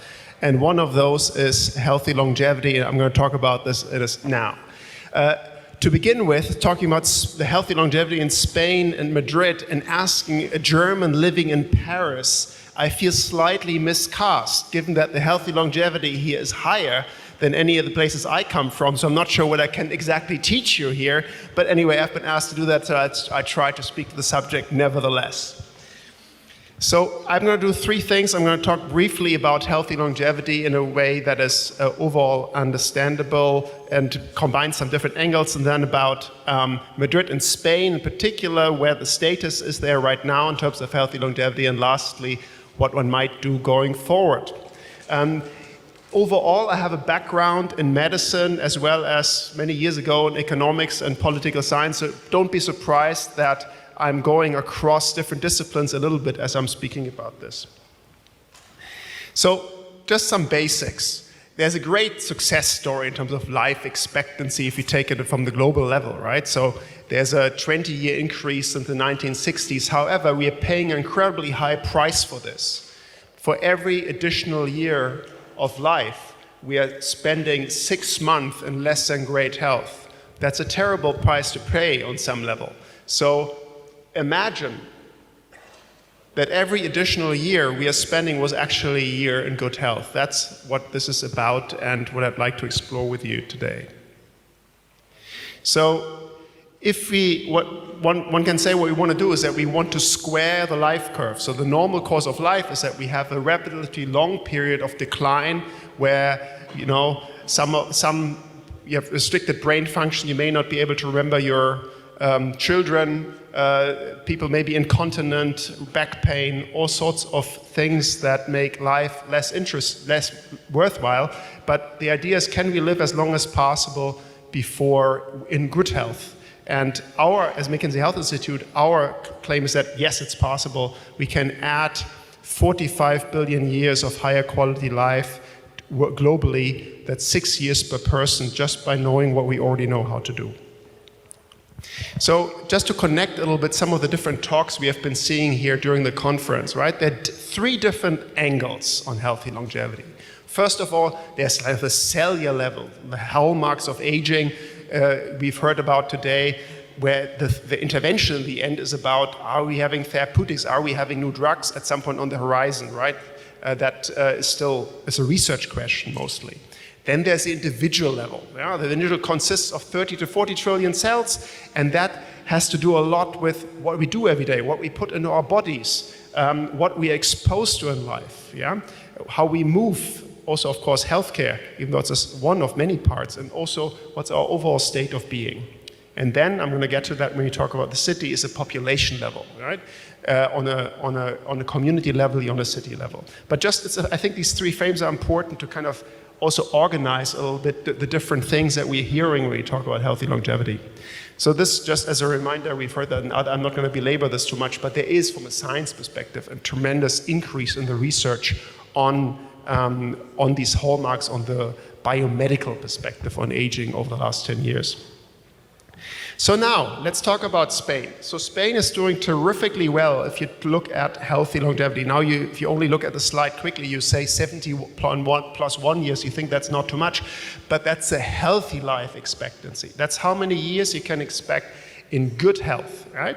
And there, if you take a global level, Spain is doing very, very well, in the European Union leading, and 71 plus 1 years, that's really, really good. 86% of the overall life expectancy from 82.7 years. It's a bit more now because those are globally comparable data from 2021. So if you now look at cities, Madrid holds a very privileged position, so therefore I think you need to teach me something, those of you that are living here, many of you, what to do about this, but Madrid is essentially leading on healthy longevity globally. I think one way to look at this, rather than going like in a deep causal analysis, it's a little bit more like Las Meninas by Velázquez in the Prado, which is an accomplishment of a huge cultural achievement, if you want. In the same way, the healthy longevity doesn't have like individual causes, it hasn't happened by design. Las Meninas is basically depicting the accomplishment of decades and centuries of court life in a painting. And so the healthy longevity results is a cultural achievement where many things, diet, Mediterranean diet, ways of life, small portions come together and produce that. It hasn't happened by design, it has emerged by and large. Of course, there are also initiatives and so forth, but that would be my perspective on that. But it's a very fortunate starting position. So now, investing more in healthy longevity has enormously high returns. And the analysis that we are showing here that we did globally, and here we're showing some of the Spanish numbers, is basically only predicated on intervention that we already know how to do today. Yeah? And so we can add, by only doing that, for Spain or also the world, about 20 years of healthy days per person a year. Right? And also has enormous GDP impact. That 184 billion US dollars of GDP for Spain alone is what can be achieved there. And the return on investment from a societal level, even for a city or for a country like Spain that is doing very well, is very high. So healthy longevity is a good business for a country. To invest in healthy longevity is a good business for a country. So, and now if we look at where does that come from, what is a disease burden that can be addressed with known interventions? Nothing fancy, no drugs, nothing, only things mostly that we already know how to do. So number one is surprisingly smoking cessation, even though smoking rates have gone down, but it's still such a killer. So very, very important. And then the next one, if you combine a theme around the next one that is collectively bigger, I would call it metabolic health. The metabolic health is really an incredibly important driver of health. So further improvements in metabolic health that lead otherwise to heart disease, diabetes, and so forth is very important, but also treating the complications of metabolic health for those that already have complications. So those are the low-hanging fruit, so to speak, that one can think about. And happy to talk offline also, but we also published on this where the value comes from, but it's essentially a labor or an employee-based perspective, yeah, where people live longer, can work more and so forth, but without making any undue assumptions vis-a-vis the current legal situation. So now, who of you thinks that cities are an important driver of healthy longevity going forward? Oh, I think I still need to do some convincing here, so I'll do it, yeah? So cities are incredibly important, are arguably the most important composite driver of health, because the majority of the world population is going to live there, and especially the people that are older than 60 are going to, with majority, live in cities going forward and already today. And it's also where there are enormous powerful stakeholders that can change our life world, employers and so forth, that can influence how we live, how we eat, how we move. And there's enormous power, therefore, in cities to change things for more healthy longevity. And there's enormous disparity within cities. So I don't have the numbers for Madrid on this one, but like there are some cities London or Chicago or so, where there's within one city there is 30 years of difference in life expectancy. So the dimensions are different, but it's more or less like this in every place. So, and difference is always an indicator, therefore, that there's potential to do better. So now, this is the one slide where that our team has put together, where I'm going slightly the area outside my expertise, but there's a lot going on in Madrid already. And many of you will recognize the initiatives depicted here. So there are a lot of institutions that are influential in the space of health, that if one, to change things going forward, there's therefore an infrastructure that can be supportive for healthy longevity, that can be, I don't want to put any words in anybody's mouth, but that can contribute to any efforts to enhance health and longevity. And that's why cities have an enormous potential that some other places don't necessarily have. So what can cities do about this? So let me just first do theory and then some practice, or not theory, but like a little bit of structure. There are essentially 4 things that cities can do. Number 1 is public awareness and health literacy. Yeah? That can be role modeling, this can be campaigning, this can be behavioral interventions, but that's number 1. Then number 2 is what I already alluded to before, is cross-sector mobilization.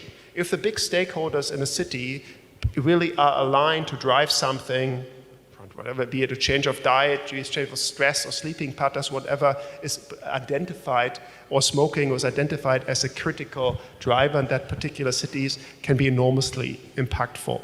If I go clockwise, policies and regulations, that's maybe the most discussed in some ways. Sometimes a little bit more on a country level, but there are also, of course, regulatory aspects that a city can control. Where can you smoke? It depends a little bit city by city. Where can you do different things? Then lastly, infrastructure design, that obviously takes longer time, but especially with bicycle pathways and so forth, other things that promote active mobility, there's a very, very dimension. Also social health and how people come together, very important from an infrastructure perspective. So now, let me just end on a couple inspirational examples, or examples that I find interesting, where cities have come together to really do something different.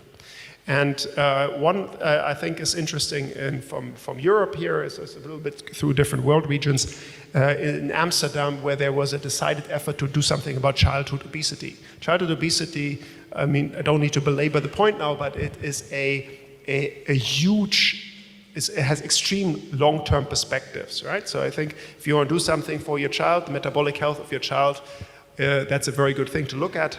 And Amsterdam has really had a cross-sector mobilization effort to do something about childhood obesity in school, and also with very good results. Singapore is overall a very important example, because they have succeeded to also in the health system go a little bit more from a treatment to prevention, where there's strong incentives for preventative treatment, for example, no copay for preventative treatments, while there is copay for treatments. Yeah, so really a shift in the priority with the health system, very interesting. But to kind of pick something out that's very city specific, over a decade now, a step challenge that has by now been amplified to other areas, that has really increased the physical activity of people, and very importantly, also gotten people who are not physically active into more physical activity, as opposed to only harnessing a few people that are already physically active to kind of participate in some kind of challenge. So getting people from in a different physical activity status at population level. Singapore, very nice example. They've also done other things. Another inspirational one, I think, is Abu Dhabi, also something that I personally know something about, or from personal experience, a place with very poor metabolic health and high obesity, but where the top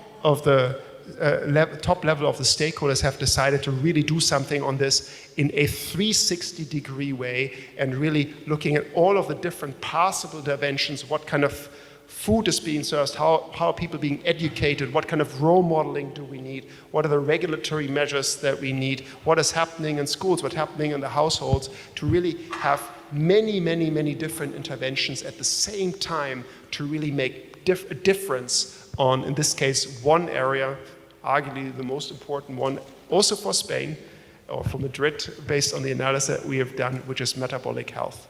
So let me just close here. I'm very happy to also have conversations afterwards in the margins, topic that I'm very passionate about.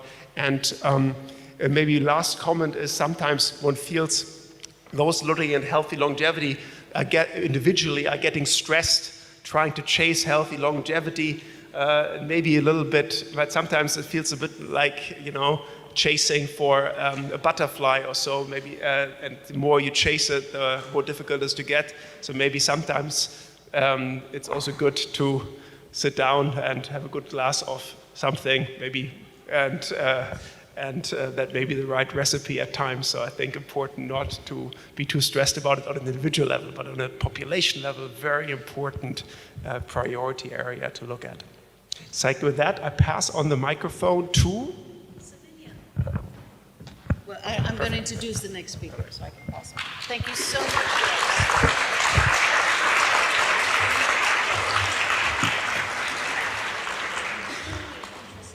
Our next speaker is President of Royal National Academy of Medicine in Spain and a specialist in internal medicine and medical oncology, leading Spanish medicine into the longevity era. And he's truly had many prestigious positions during his career, one that also includes being appointed by the Spanish Ministry of Health as head of the Comprehensive Cancer Plan. So please give a warm welcome to Mr. Eduardo Díaz-Rubio. Would you like to hear? Yeah. Would you like a mic?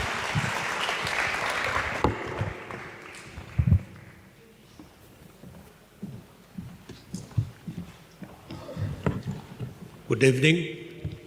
First of all, I would like to thank the organizer, José Luis Cordeiro and María Cordón, for inviting me to participate in this very interesting meeting. This is really an honor for me. I would like also to congratulate José Luis Cordeiro and David Wood for the success of their book, The Death of Death, because it's a bestseller in several continents. I don't know how many editions they have, but anyway, it is very remarkable.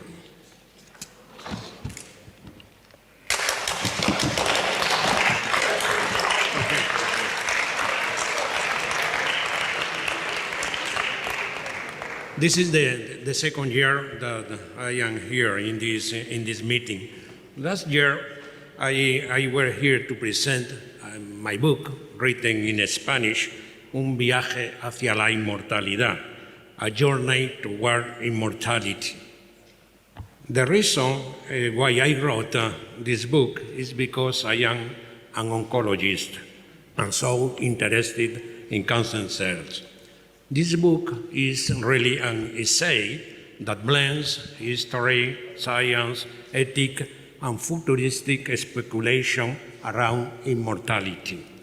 I make an analysis about the immortal cell, especially to cancer cell, the HeLa cell, that you know very well, were obtained from a woman, Henrietta Lacks, in 1951, and that is really a great advance that produced a great benefit for the humanity. They were the first immortal cells, but there are other like stem cell, germinal cell, but on the contrary, there are mortal cells, and the mortal cells are the somatic one. In this book, I open also the door to the senescence, the cloning, cellular reprogramming, genetic edition, etc., with the clear objective, the approach, the longevity. But today I am not here to talk about my book. This is a figure that you know very well, the life expectancy in Spain at the present time, 84 years. And in Madrid, in the region of Madrid, 86. Being in women, 86, and 81 for men. But for many persons, the age is a burden too heavy to bear. For this reason, it is necessary to remind that for who the most important is to add life to years, not to add years to life. In conclusion, we need to think about a healthy life. So in this context, it will be important to approach the role of academics. The Royal National Academy of Medicine in Spain, RAM, is an historical institution created in 1984, integrated in the Institute of Spain. I think it's not working, the microphone. Okay, it's okay? With a merit-based academic body, now it's okay, committed to medical science. It's important to emphasize the values, that is the independence, excellence, experience, transversality, and also meritocracy. So the question is, what can the academy do? I think that this is a good example, the document published by the German National Academy of Science, Leopoldina, recently in July 2025, entitled Health Extending Medicine in an Aging Society. And is focused on neuroscience, providing scientific reflection, recommendation in the key areas, basic research, clinical trials, aging biomarkers, and regulatory framework. In summary, it supports the extension of healthy life beyond curing and treating diseases. So to ask the question, what can our academy do in the context of healthy life? I think that it will be necessary to generate a statement of principle, as the Leopoldina do. Make a call to the society, physicians, researchers, and also decision makers. And for that, what we need is to develop a project. We try to create a working group on neuroscience. A working group, the objective and the principle of this group are the following: consolidate a multidisciplinary translational academic forum between the neuroscience paradigm, having in mind that for us, neuroscience is the science of the biological mechanism of aging and their link to the chronic disease. On the other hand, the principle that could guide the project should be: old age is not a disease, but it requires robust science. As I said before, not just longer life, but better life, health span versus lifespan. And for that, what we need are clinical trials, robust clinical trials in aging, not only in age-related diseases. And of course, integrate molecular biology, clinical medicine, artificial intelligence, and public health. With this objective and principle, the project should be able to develop the following action.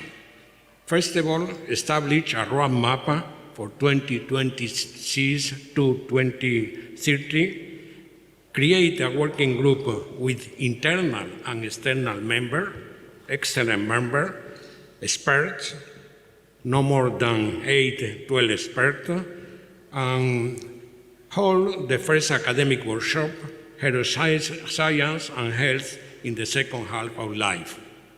And of course, produce a consensus paper focused on research recommendation, a proposal of a pilot clinical trial, the definition of a national neuroscience strategy. I think that it is very important. And finally, organize several thematic roundtables. The roundtables on neuroscience and health in the second half of life will focus on 5 critical topics. First of all, the biological basis of human aging, geroscience and chronic diseases, current and future intervention, clinical and ethical dimension on healthy longevity, and public policies, communication, and medical education. I don't want to enter deep in the... Can you pass the next slide, please? It's not working now. Okay. There are the 5 round tables I mentioned before. The first one, biological basis of human age.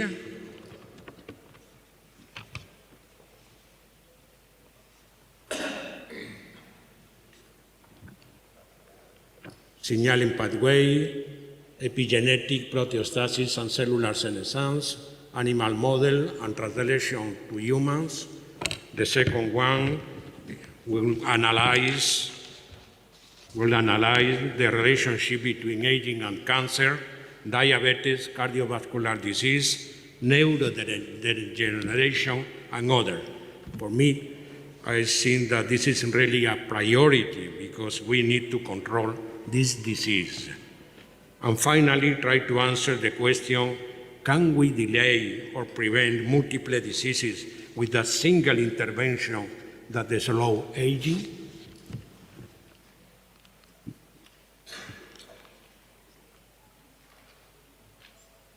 This is table. The third round table will focus on candidate drugs, metformin, rapamycin, senolytic, incretins, NAS supplements, induce pluripotent stem cells, advanced therapies, analyze the ongoing studies and trial, and of course the role of diet, intermittent fasting, exercise, microbiota, mitochondrial health. The fourth round table focuses on clinical and ethical dimension, on healthy longevity, will consider precision and predictive medicine, impact on health system and equity in access to anti-aging therapy, and also aging biomarker differentiating by biological from chronological age. And finally, the fifth round table will be dedicated to public policies, communication, and medical education, training physicians in geroscience, the role of academic institutions in shaping a new vision of aging, and also implications for the longevity economy. In the final part, I would like to address a very sensitive but fundamental issue for the development of this project, the challenge and barriers. And in relation to that, it is important to have the commitment of the institution, its academic member, and also all the external experts. Most important is to get enough funding, drawing on national and European public funds, foundations, and companies with the aim of holding working group meeting, organizing roundtable, and produce document. And for that, I think that it will be necessary to have a project manager in geroscience.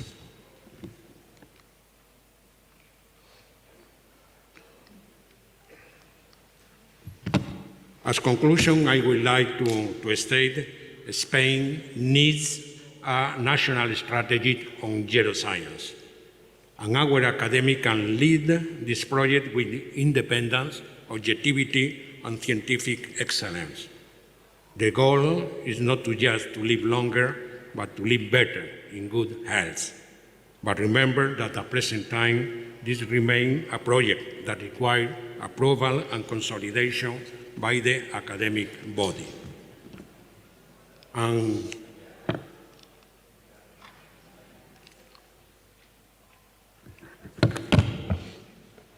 finally, let me to emphasize 4 principles we cannot renounce.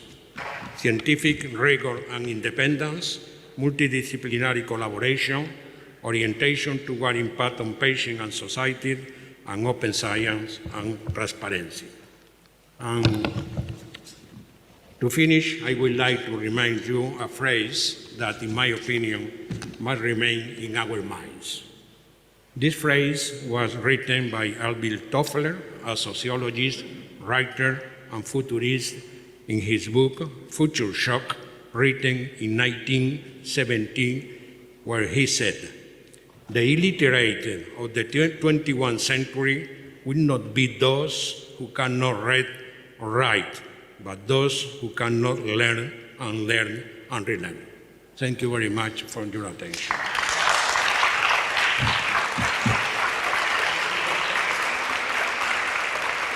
Thank you so much to the President of the Royal National Academy of Medicine of Spain.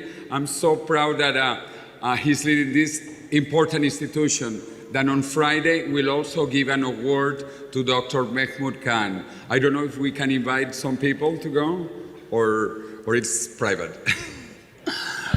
Anyway, so... No, pero no hay presentaciones más ahora sobre la imagen y otra opción. Okay, so you can come. If you're interested to go to the Royal Academy, please talk to me. This will be on Friday afternoon. It's another beautiful place like this. Fantastic. Anyway, I want to congratulate also Lars. I love this report. Can we distribute it to the people here and to the mayor of Madrid who is coming tomorrow? Okay, fantastic. So we are going to give you the report. It's very nice. Well, you saw his presentation, and we will give it tomorrow to the mayor of Madrid and later also to the president of the community of Madrid. And we are waiting for the report of the Royal National Academy of Medicine of Spain. So we will present that next year. Okay, now let's continue with another doctor from Spain, who is part of the organizing committee of this event. So we are very proud that Francisco Mera Cordeiro has been working with us for all this event, and he has been also coordinating the scientific part, and he is doing a fantastic presentation about longevity in Spain. He's an expert on longevity, COVID, and all of these things, and he has 8 minutes. Thank you. Thank you very much. Thank you very much for all. My presentation without a slide. I'm going to speak my experience and personal experience, like clinical practice and the research. The first, good afternoon, everyone. Today is a very special day for me. It has now been a year since we began the exciting task of collaborating of the organization of this event, dreaming of the moment we will be here together. My sincere gratitude to the authorities present for the support and endorsement. Thank you very much Ilustre Colegio de Médicos de Madrid, especially to the Doctora María Cordón, to the media and the press for amplifying these ideas that can change the world, to the companies and investors whose commitments vital to turning science into reality, to the brilliant community of scientists and researchers who, with their daily work, are building the future of the longevity. And of course, to the general public, to all of you who, with your curiosity, energy, and presence give meaning to the gathering, welcome to TransVision 2025 Madrid. But there is one thank you that deserves a very special mention. I want to give thanks to José Luis Cordeiro. His tireless role in leading the revolution for the unique vision that of an engineer who analyzes the system of life and humanity's who understands its profound meaning, has been and continues to be our compass. José Luis, your holistic vision inspired us all. Thank you for giving us. In our Precision unit, we have developed a comprehensive approach that moves beyond theoretical models to clinical implementation. We employ epigenetics testing to determine biological age of our patients. So DNA methylation using microbiome, mitochondrial function, no?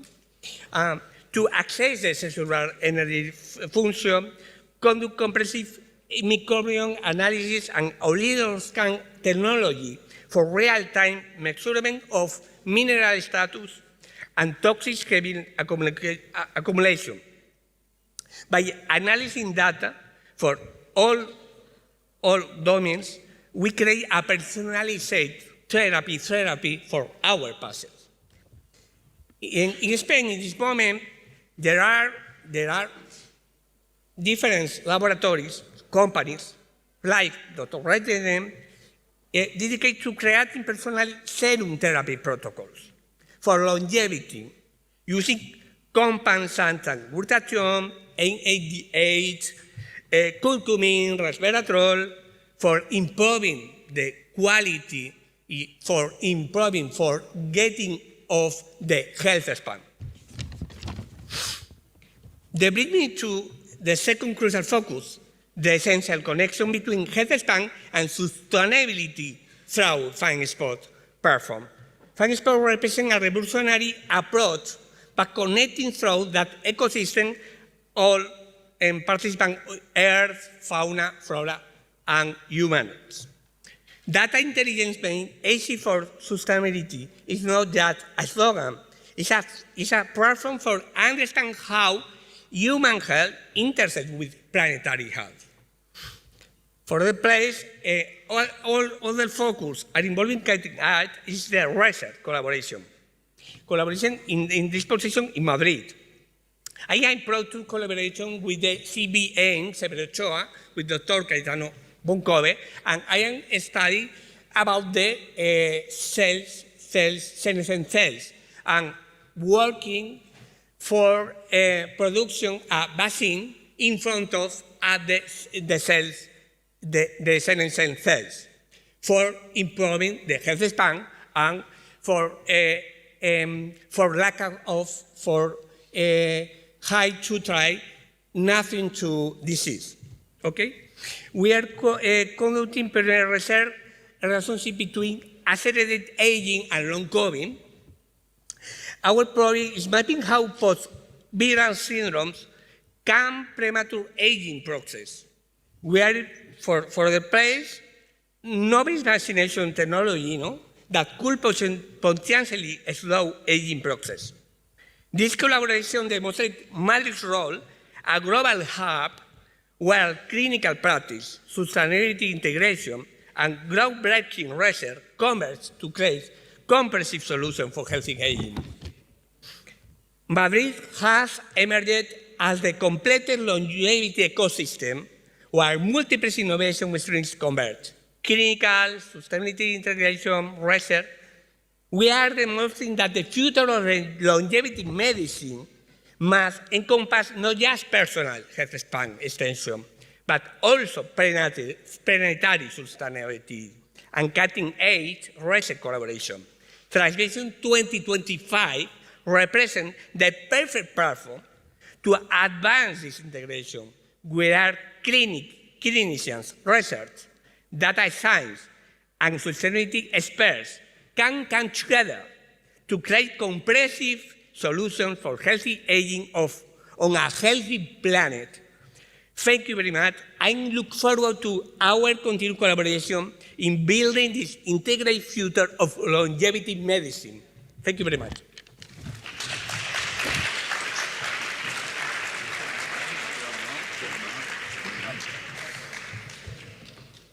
Okay, well, we have been working together, so I am so happy that Francisco talked about that. Really, really fantastic.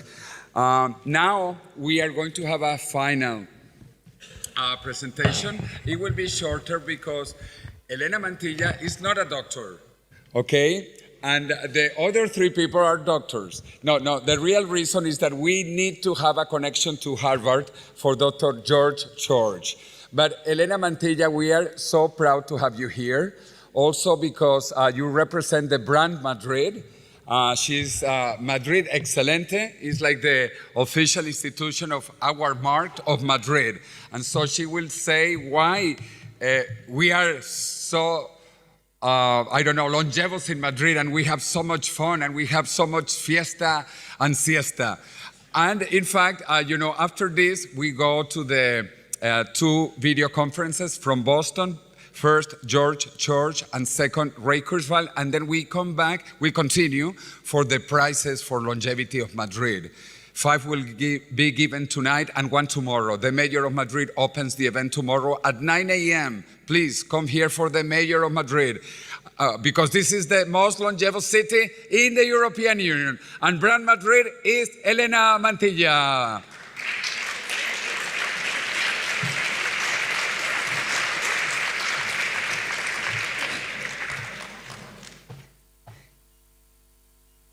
Buenas tardes a todos.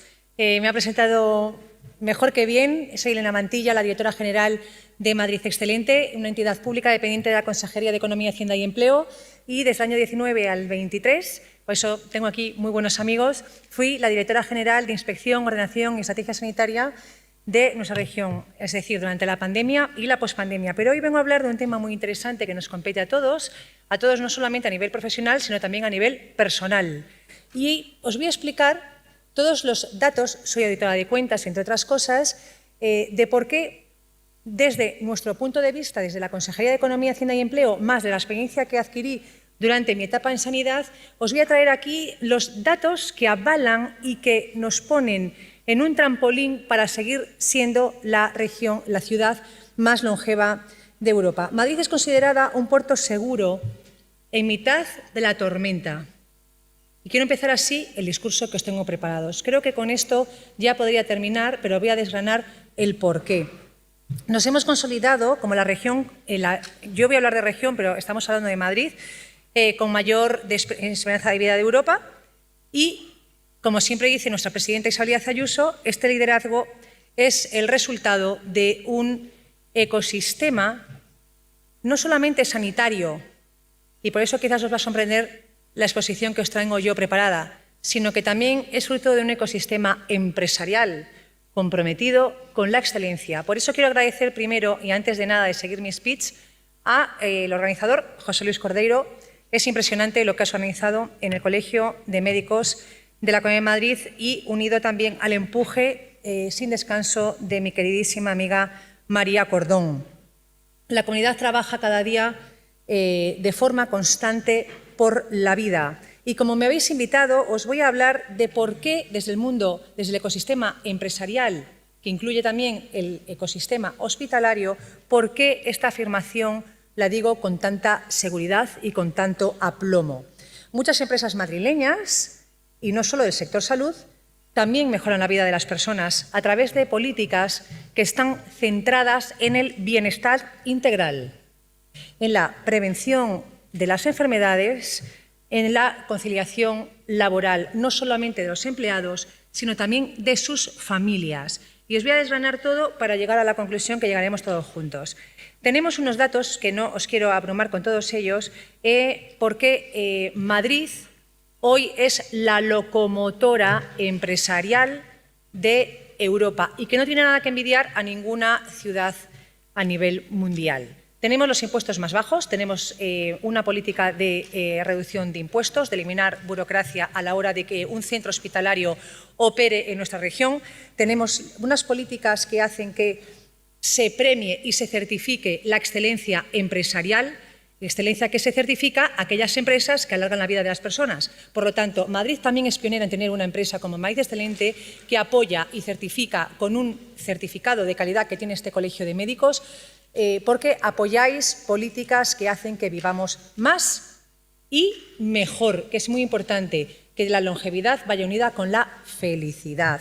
Muy importante, tenemos estabilidad política y tenemos también seguridad en nuestras calles. que es un tema importante que vamos a traer aquí a colación. Además, tenemos algo importantísimo, que son las mejores conexiones en España y porque también nos conecta con Europa y con el mundo. ¿Y esto qué tiene que ver con la longevidad? Pues absolutamente todo. Es decir, por supuesto que en la Comunidad de Madrid tenemos políticas para que nuestra sanidad sea la mejor de Europa y la mejor del mundo, pero de nada nos serviría si tenemos los mejores hospitales, pero somos personas que al final todos vivimos de nuestro trabajo y somos personas infelices. Así que os voy a traer algunos datos y como solamente tengo 2 minutos, todo este aprendizaje de todos estos años trabajando en la sanidad os voy a contar. Las empresas formadas por miles de trabajadores, otra cifra que os voy a dar, el año pasado en Madrid encontraron empleo 94.000 personas, que se dice pronto. Nuestras empresas tienen programas en salud, tienen programas de prevención de enfermedades, tienen programas para nutrir mejor a sus empleados, tienen flexibilidad laboral. Cada vez más empresas madrileñas tienen este tipo de políticas que hacen que madres y padres podamos trabajar y además cuidar a nuestras familias y, por tanto, tener más hijos. Además, las empresas cada vez más quieren que trabajemos y estemos durante más de 8 horas, 12, 16, lo que trabaje cada uno en entornos saludables. Importante, Madrid Excelente, insisto, única empresa pública que hace y certifica empresas excelentes. Lo que hacemos es auditar que los entornos sean seguros y saludables para nuestros empleados, que haya oficinas con luz natural, con zonas verdes, ergonómicos y espacios de desconexión. Y además, importantísimo también, lo que se certifica en Madrid son empresas que tengan un propósito, empresas que tengan valores. Y voy a terminar ya diciendo que vamos a seguir todos juntos remando para que estos datos no sean solo una moda pasajera, sino que todos juntos sigamos creando este entorno y, como decía ahora mi antecesor en esta ponencia tan importante de Blue Healthcare, que Madrid sea siendo este ecosistema de longevidad. Muchísimas gracias.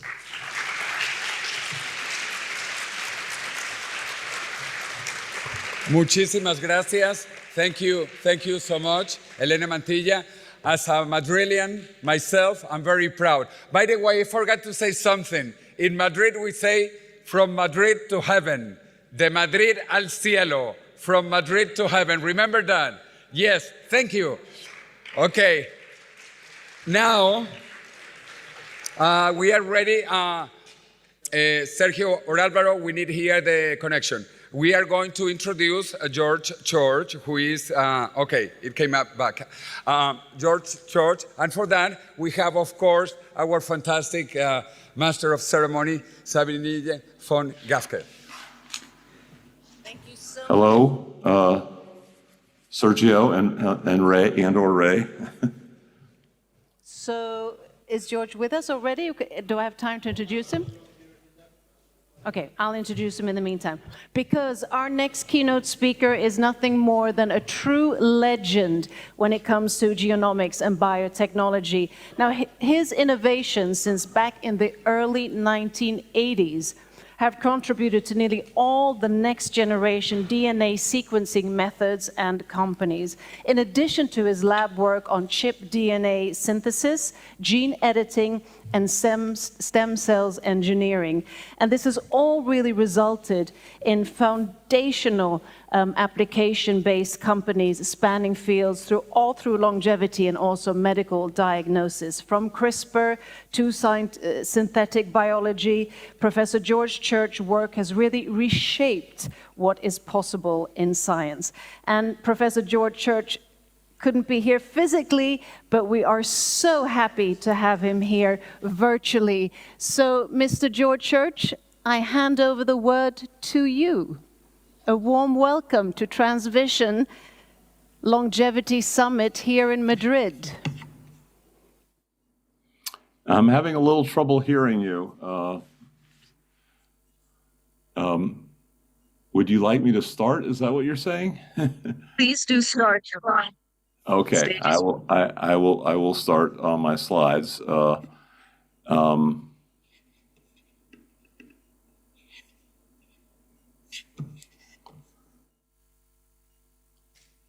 Okay, I'm back. That was a roundabout trip. Let's try again. To the moon and back. Yeah. Thank you, Okay. Joe. Hopefully you can see my slides. We can. Okay. So I'll just start in here. It's a real pleasure to be at this TransVision 2025 in Madrid. I'm going to be talking about what we call ML squared for multiplex libraries plus AI machine learning, in particular, and applying that to 4 different kinds of therapies: protein, gene, cell, and organ therapies. And I'm going to try to do this in 20 minutes. So there's 10 minutes for Q&A. This is Longevity Day, October 1st, and I have many thank yous along the way, but in particular at the bottom here is Personal Genome Project. Almost all the human subjects research, all the human tissues and genomes were from the Personal Genome Project, and it's your project. You can use it. It's freely available for commercial use if you want, international use, it's fully consented. And here's my financial conflict of interest in the lower right. It's a website.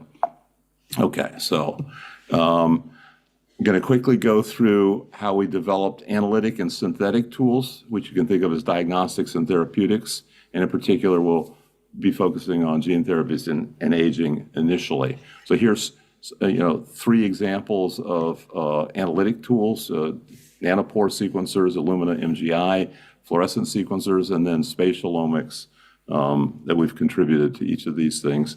And in the process, we've helped bring down the price of sequencing and synthesis by 20 million fold.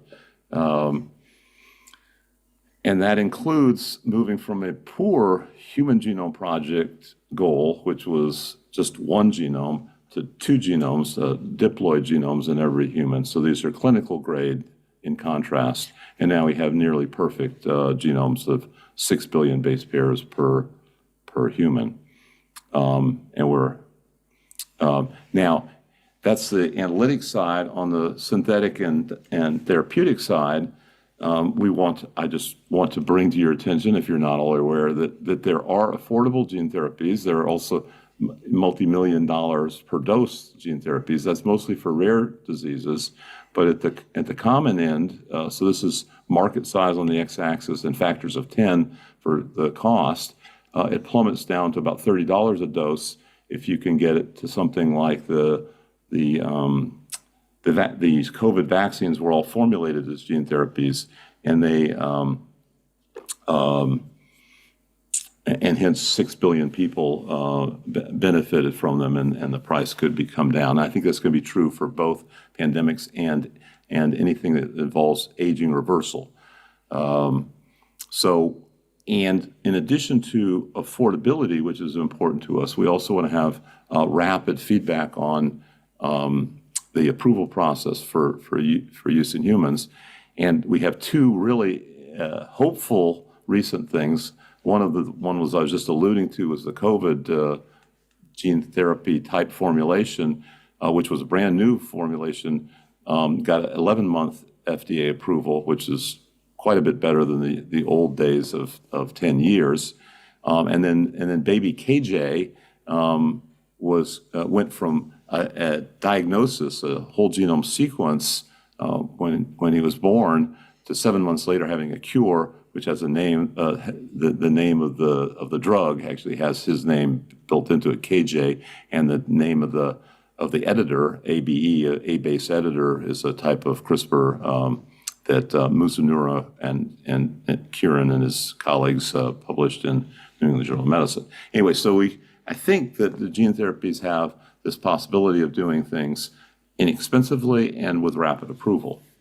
Now, we wanted to apply that to aging, and we didn't want to make any assumptions about biomarkers and so forth. We wanted to look at actual diseases of aging, age-related diseases. Now, age-related disease is going to kill 90% of us, so it affects almost every disease. But we wanted those that were considered really characteristic of aging. We wanted to cure several different diseases at once to show that we were really getting at the core of aging. So we started with 48 gene therapies here in the upper right, and then focused in on 3 of them in various combinations. So the 3 that we picked were abbreviated A, T, and F for alpha-klotho, TGF-beta receptor, and FGF21. And they're color-coded, and they're in this diagram, this cartoon of going from extracellular at the top through the bilayer to the cellular signaling to nuclear and mitochondrial components, all of which have impact. These are specifically aimed at aging signaling pathways. And we did two triple therapies. The one is this one up at the extracellular, so it's being secreted into the blood, like young blood is known to be involved in aging. And then a triple factor, also famous from the Nobel Prize for Shinya Yamanaka, which we used 3 of the 4 factors, abbreviated OS and K. So A, T, and F, and OS and K are our 3 triple therapies that we finally got out of the 48 initial gene therapies that we tested. And this is mostly the work of Noah Davidson, who I'll mention in the next slide. We tested these with disease models in animals, and now we're moving into human clinical trials. But we wanted to test as many diseases as we could. We started out with 4, and now we're up to 8 or so. For example, high-fat obesity induction, and we can restore that to normal with one of the combinations here, or 2 of the combinations, the magenta in particular. And then insulin tolerance for a diabetes model, and then a kidney damage and restoration, recovery. You can see the day 0 where it's not damaged, and at the end with 2 transcription factors, T and F, of the ATNF. And this is Noah Davidson. He was on these 3 papers, all of which used AAV, a viral delivery mechanism, what these 2 triple therapies and various subsets of them, ATF and OSK. And I'll show you, in addition to these papers, he and I started this company, Rejuvenate Bio, which is bringing these into clinical trials, both veterinary and human clinical trials. Now, we don't go to the FDA talking about escape velocity or even longevity or de-aging, even though that is what we're interested in. We talk about age-related diseases. But we nevertheless, as part of those studies, we also do for our own edification, not necessarily for FDA, not required for FDA approval, is we look for survival curves. And I think these are the gold standard. If you don't have a survival curve, it's not clear that you're really working on longevity. You may be working on something else of medical significance. But anyway, these survival curves, we applied the drug very late in life. So some drugs people feel that you might have to apply at a very young age in order to prevent aging. But we did this very old, where half of the animals were dying for natural longevity-related causes. Nevertheless, when we apply it that late in life, we still got a very significant shift to the right. This is the blue line, which is the treated, and the black is the control. And we're seeing about a 50% extension from that point forward, from that very late stage forward. And this was peer-reviewed in this cellular reprogramming paper 2 years ago. So that's Rejuvenate Bio. And then here's another one, like I said, the gold standard of these survival curves. And here's a survival curve. That was for OSK. That was one of our triple gene therapies. But we've also done a single gene therapy completely unrelated to either of the 2 triples I talked about from Rejuvenate. This is from a company called Regular Bio that my student, last one was Noah Davidson. This is Alex Plessa, published this paper. And here is the lifespan effect, where we're seeing a 14% effect or so from the single gene, and which is equivalent in mouse years to human years. It's about 10-year human effect. And the same thing we see about the same sort of delay in onset of fragility. So you can see, in these pictures, the one on the left is the control, and the one on the right is the animal treated with SRF1, which is a splicing factor. So the OSK were transcription factors, and the ATF were all blood-borne, liver-produced proteins. So different mechanisms, and we're getting, you can see how this sparse hair, gray hair, lots of fragility and grip strength and so forth. Okay, So behind the scenes in all of this is a lot of computing and AI, and I'll just give you an insight into that. We feel that AI alone is not giving us the answer, but when we combine it with large libraries, molecular libraries, they're kind of doing real-world computing, and that combination of the two is very powerful. So we can actually deliver 1 million different designs, AI-based designs. They're not random, they're not combinatorial, they're independent AI designs, inject them into a primate, as close to human as we can get, and then we can test all the tissue tropisms, all the different cell types that it goes to, its interaction with the immune system, and so forth. And we can do this for 1 million at once, which is very economical for whether we're doing rodent or primate. Here we mutagenized every position of the delivery vector, the viral capsid protein, did all 700 and some amino acids, every possible substitution, where red means it's actually better at wild type at delivering that particular tissue. And so we can select for things that are, more abundant in heart or kidney and low abundance in liver, which is easy to get. And here, 5 of the first successes that we had, and I'll show you one in particular, BCAP1, is 100 times better at brainstem transduction than the previous best. So this is not relative to some random viral vector. This is AAV9, which was the best way of delivering to the brain. Before this study, we improved that 100-fold. You can see here on the far right. And in the process, we also detargeted the liver by 10-fold, which means we have to waste less money on the virus. We also have to lower toxicity because we use a lower dose to get it delivered. Now, again, this was the combination of machine learning to make the libraries and then the multiplex libraries to find the best, the ones that got to the brain the best. And we've done this for a variety of different tissues, and we've done it in 2 different species of primate to really make sure that it's going to be human relevant. And we've done this. This is thanks to Pierce and Eric, who published these 2 papers and co-founded Dino Therapeutics and have multiple collaborations on this. Just one last point on the AI here is that if we use a naive AI model or a random model, it's very hard to make these large libraries. We can focus in on a key surface region of the capsid that's going to determine where it goes, which tissue it goes to, and pick 28 amino acids in a row that are critical. If we take a naive model here in the lower left, we can hardly get any successful library members. But if we use logistic regression or some neural nets, we can get 26, 27, and 28 out of 28, essentially changing all the amino acids and still have functioning virus.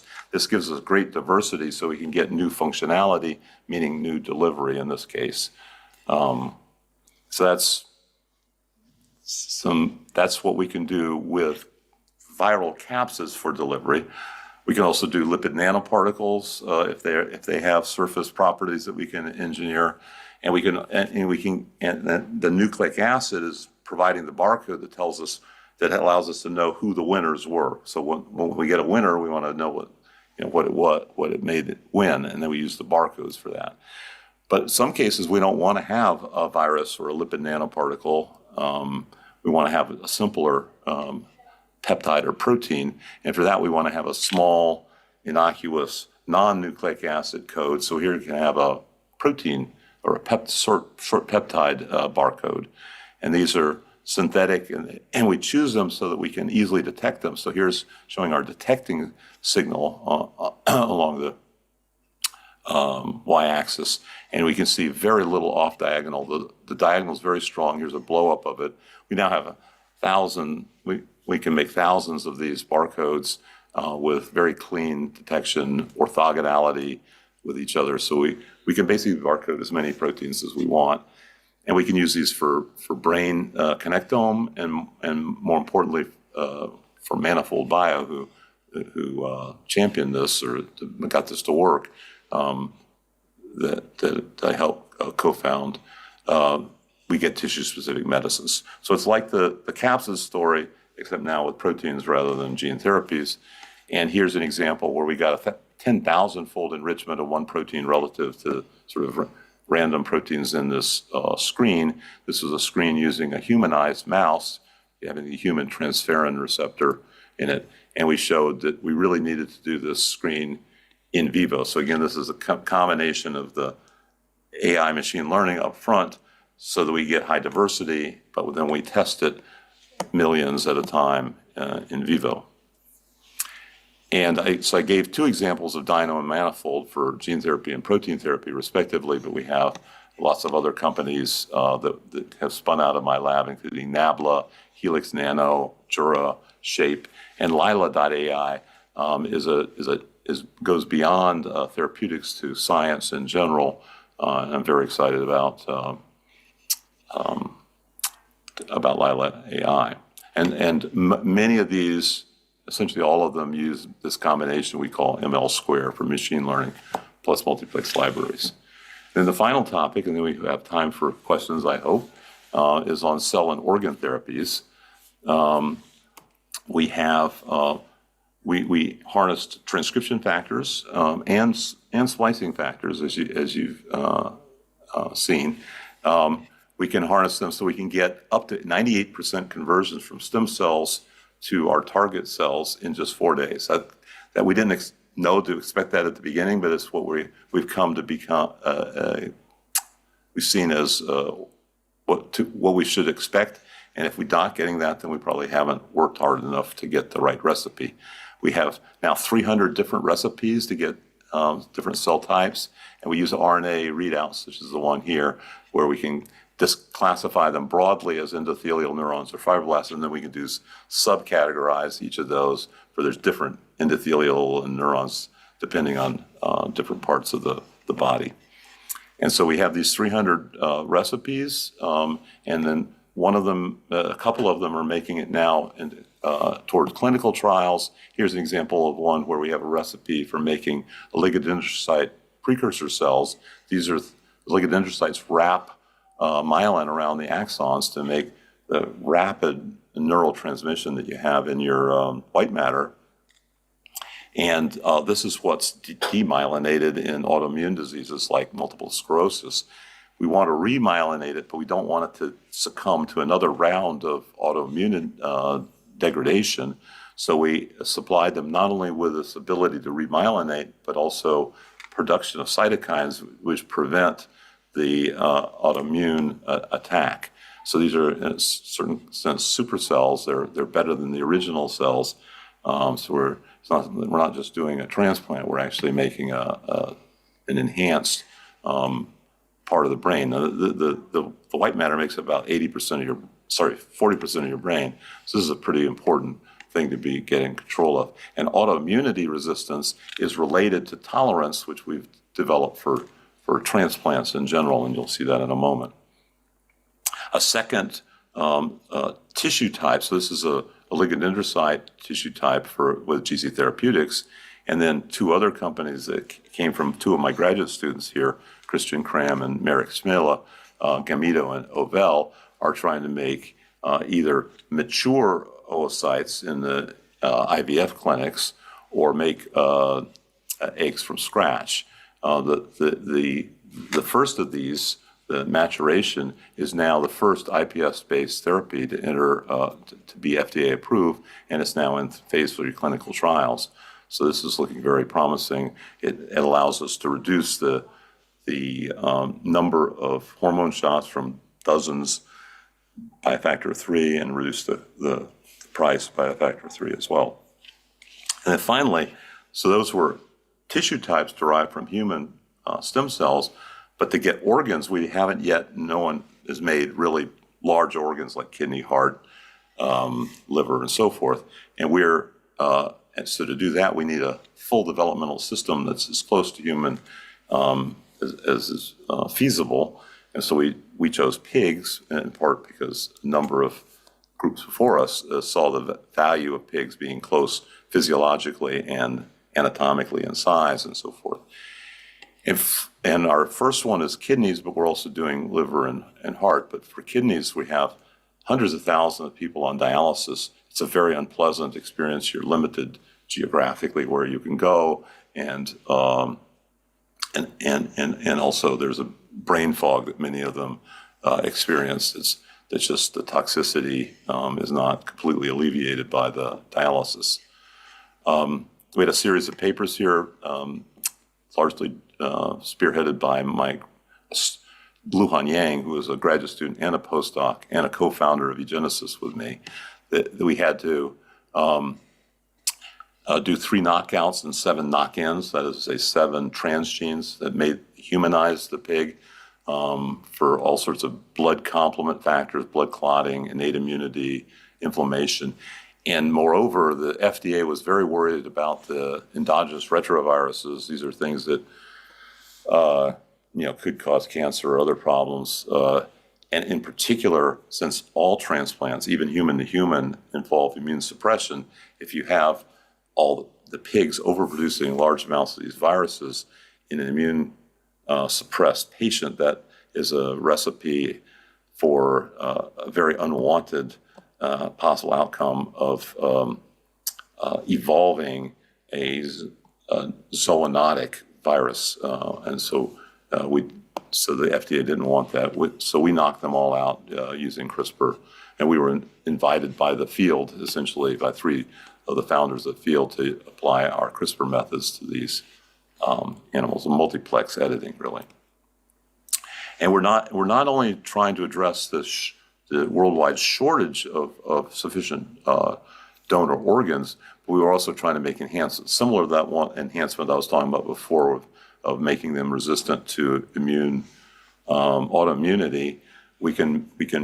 We have animal examples of animals that are resistant to cold, dehydration, to DNA damage, to multiple pathogens, cancer and senescence, and we're trying to transfer these into the pig germline so that we can get better and better organs that will be better than anything you could get from humans. For example, here's a list of dozens of human-specific pathogens which our pigs are not susceptible to.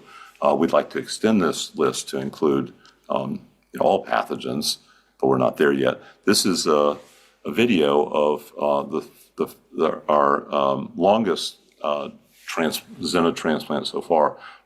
This is this 69 edited pig kidney. You can see the MGH surgeons transplanting it into Tim Andrews, and then we have a second patient. So Tim was in January, so he's 8 months, and then Bill Stewart, another New Hampshire man, was transferred in June, and they're both off dialysis and very happy about it.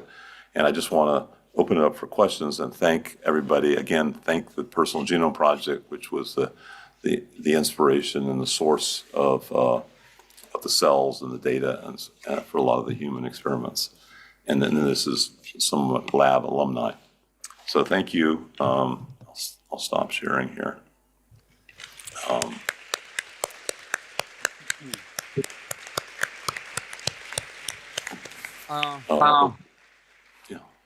Dr. George, we are so happy, thrilled to have you here. And we are running out of time, so I just have one question, because I'm very interested also in the extension. You worked on the dire wolf, now the dodo, next the mammoth. What is the potential of those technologies for longevity? Yeah, so that project, the Colossal Project, is an excellent testbed for developing our developmental biology tools. And aging is a component of developmental biology. It's an epigenetic program where rodents die about a year and bowhead whales live for 200 years. So it's genetics and epigenetics, and we're getting a lot of insight into that, into rescuing endangered species and other things that we're doing at Colossal. Also they're funding some of the work that we're doing on new reproductive technologies I talked about, and multiplex editing, which I think is going to be key for all of the gene therapies that we're talking about. We're using in combinations of various sorts. So you can think of it as multiplex gene therapies. So yes, it's very it's very synergistic. The projects we do in Colossal and the other projects we do that are now making it into human clinical trials. Thank you so much, and we wish you to win the Nobel Prize in Medicine very soon, Dr. George. Thank you for your enthusiasm.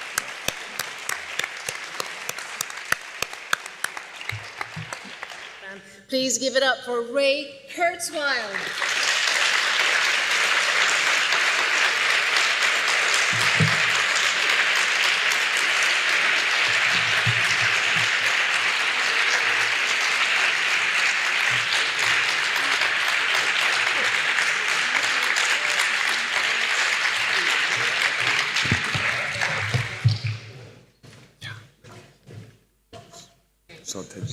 And with that, ladies and gentlemen, I think it's time to also hand out some awards and really acknowledge some of the amazing leaders, entrepreneurs, inventors, policymakers, founders that we have, and really shed light on them to really also create ripple effects of what is possible, what has been possible, and what is possible in the future. So for the first year, José and TransVision are now launching the Madrid Longevity Awards, and we have some amazing recipients, and luckily all of them are here. One of them is going to come tomorrow, which is the mayor of Spain. But with that, I think, shall we start the awards ceremony? Yes, and we are so thrilled to have all these amazingly important people here. And last year, one of the winners of the Madrid Longevity Prize was Dr. Arturo Fernández Cruz. We are honored to have you here with us. We are really honored. We also had Dr. Ramón Tamames, the most famous economist of Spain. He didn't come this time. He won the prize last time. But now we have 5 people. Actually, I see only 4 of the 5. Ooh. So let's...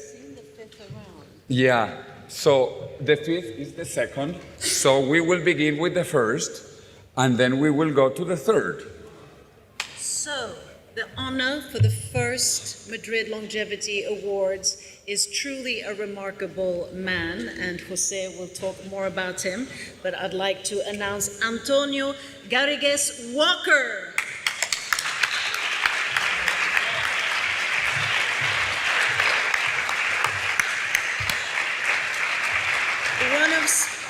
One of Spain's most famous lawyers, top lawyer firms, celebrating 91 years of age.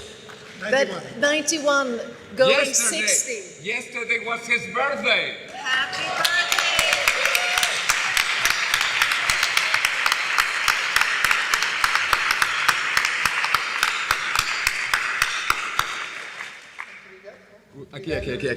Aquí.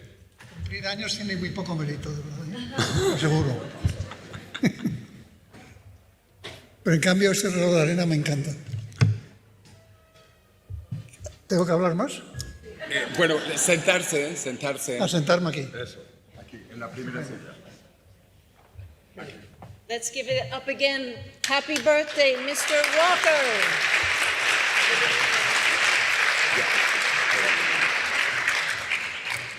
Next up, we have one of the top 5 medical doctors in Spain. I say congratulations to Pedro Guillén Garcia.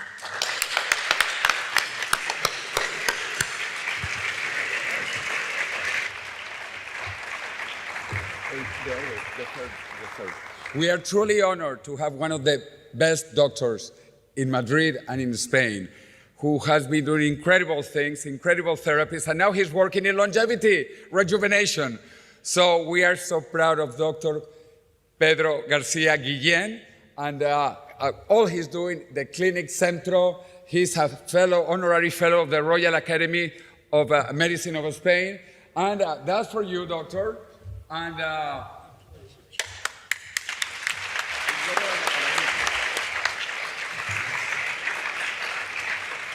la mejor forma de alargar la vida es no hacer nada por acortarla.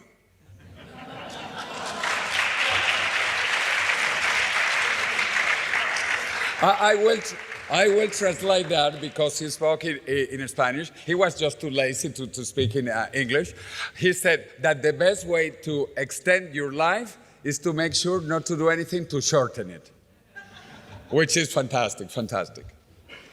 So now we continue with the next awardee for 2025. Here is a person who has created the largest health group in Spain, Grupo Quion Salud. Congratulations to Pilar Muro Navarro.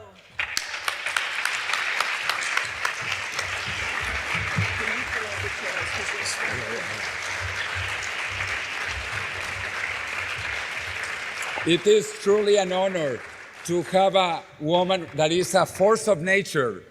A force of nature, I was being told, for all that she's doing as a businesswoman, as an entrepreneur, and one of the leading personalities in health in Spain.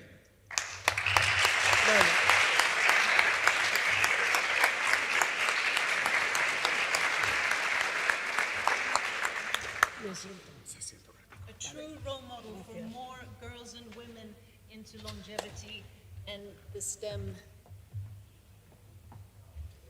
Okay, we have one more, and this is an honor for us also. He is an amazing leader. He's built something that is really catapulting longevity and health, not only in the UAE and Saudi Arabia, but across the world. He is the CEO of Hevolution. We heard him earlier today. Congratulations to Dr. Mehmood Khan.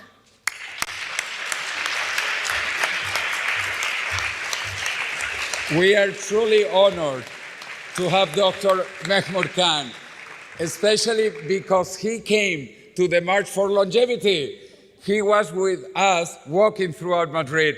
That is so beautiful, so beautiful. Also, we will have a ceremony for him at the Royal Academy of Medicine on Friday at 6 p.m. It's going to be a very immortal moment.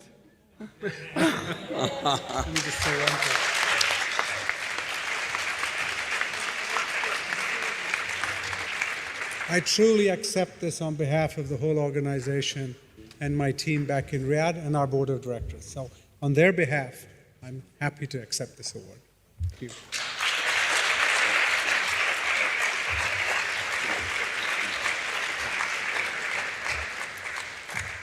And last but definitely not least, and also pleasurably one of the most powerful and progressive women here in Spain and in Europe, not least a philanthropist and also really catapulting longevity throughout the world. I want to say congratulations to Esther Kopulovic. And in her name, we invite Dr. Eduardo Díaz-Rubio from the National Academy of Medicine. Obviously, I am not Esther Koplovic, but anyway, I can say that she is delighted to receive this award. So thank you very much, and I will translate to her this extraordinary award. Thank you.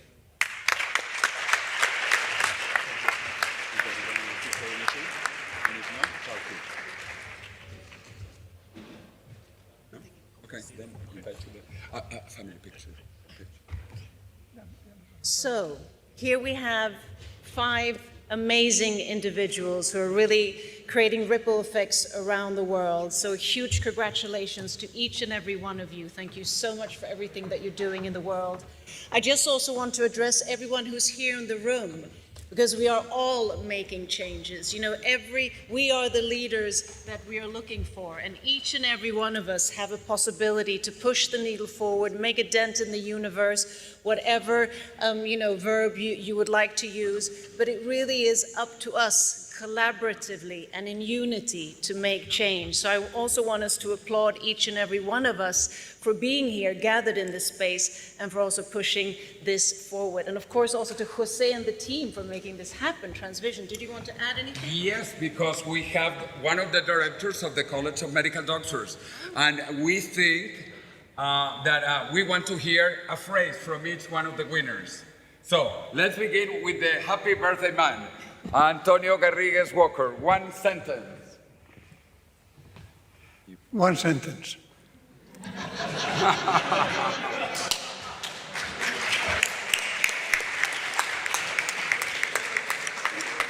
Okay, two sentences.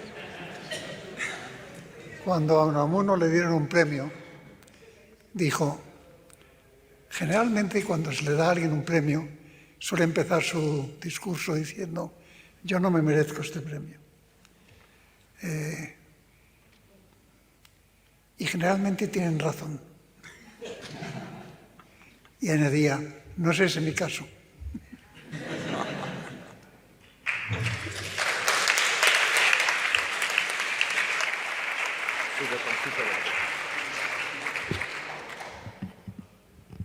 One phrase? Sí. Yeah. Well, you are the future, so continue to attending this meeting in the next year. Thank you very much.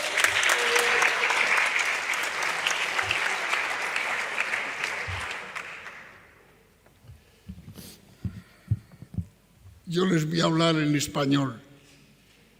Lo que se pretende es morir joven lo más tarde posible.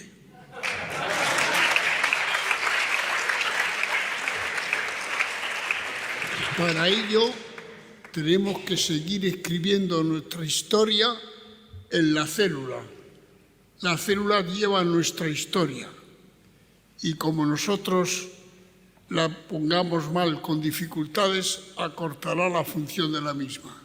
Hay que morir joven lo más tarde posible. Muy bien. Translation, very deep thought. The idea is to die young as late as possible.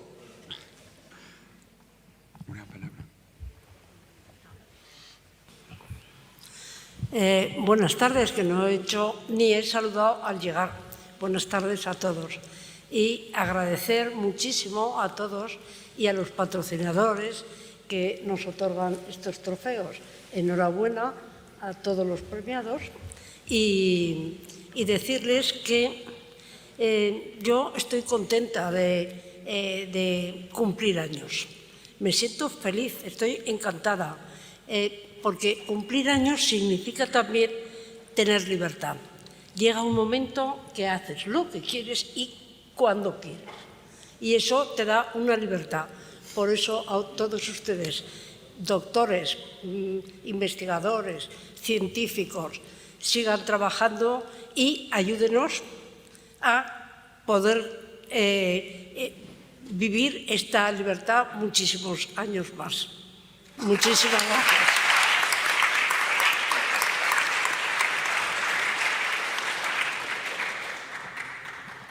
I apologize, I have to say this in English. I don't have the skills. I would say to this whole community a very simple challenge. There is nothing I can think of that can touch the lives of 8 billion humans on this planet, and in the future 9 billion. This is the one thing that could potentially change the lives of every single person living today and yet to be born. What other greater challenge can we have? We all are depending on you. Make it succeed.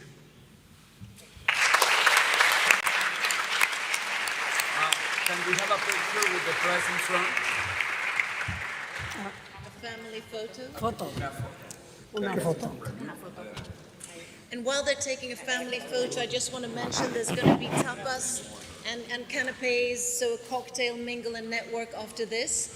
And then also to mention tomorrow morning in the agenda it says 10 a.m. But if you feel like you're an early bird, at 9 a.m. we have the Mayor of Spain coming to speak. So if you're here at 9, between 9 and 9:20, you'll hear the Mayor of Spain, and then we resume again at 10.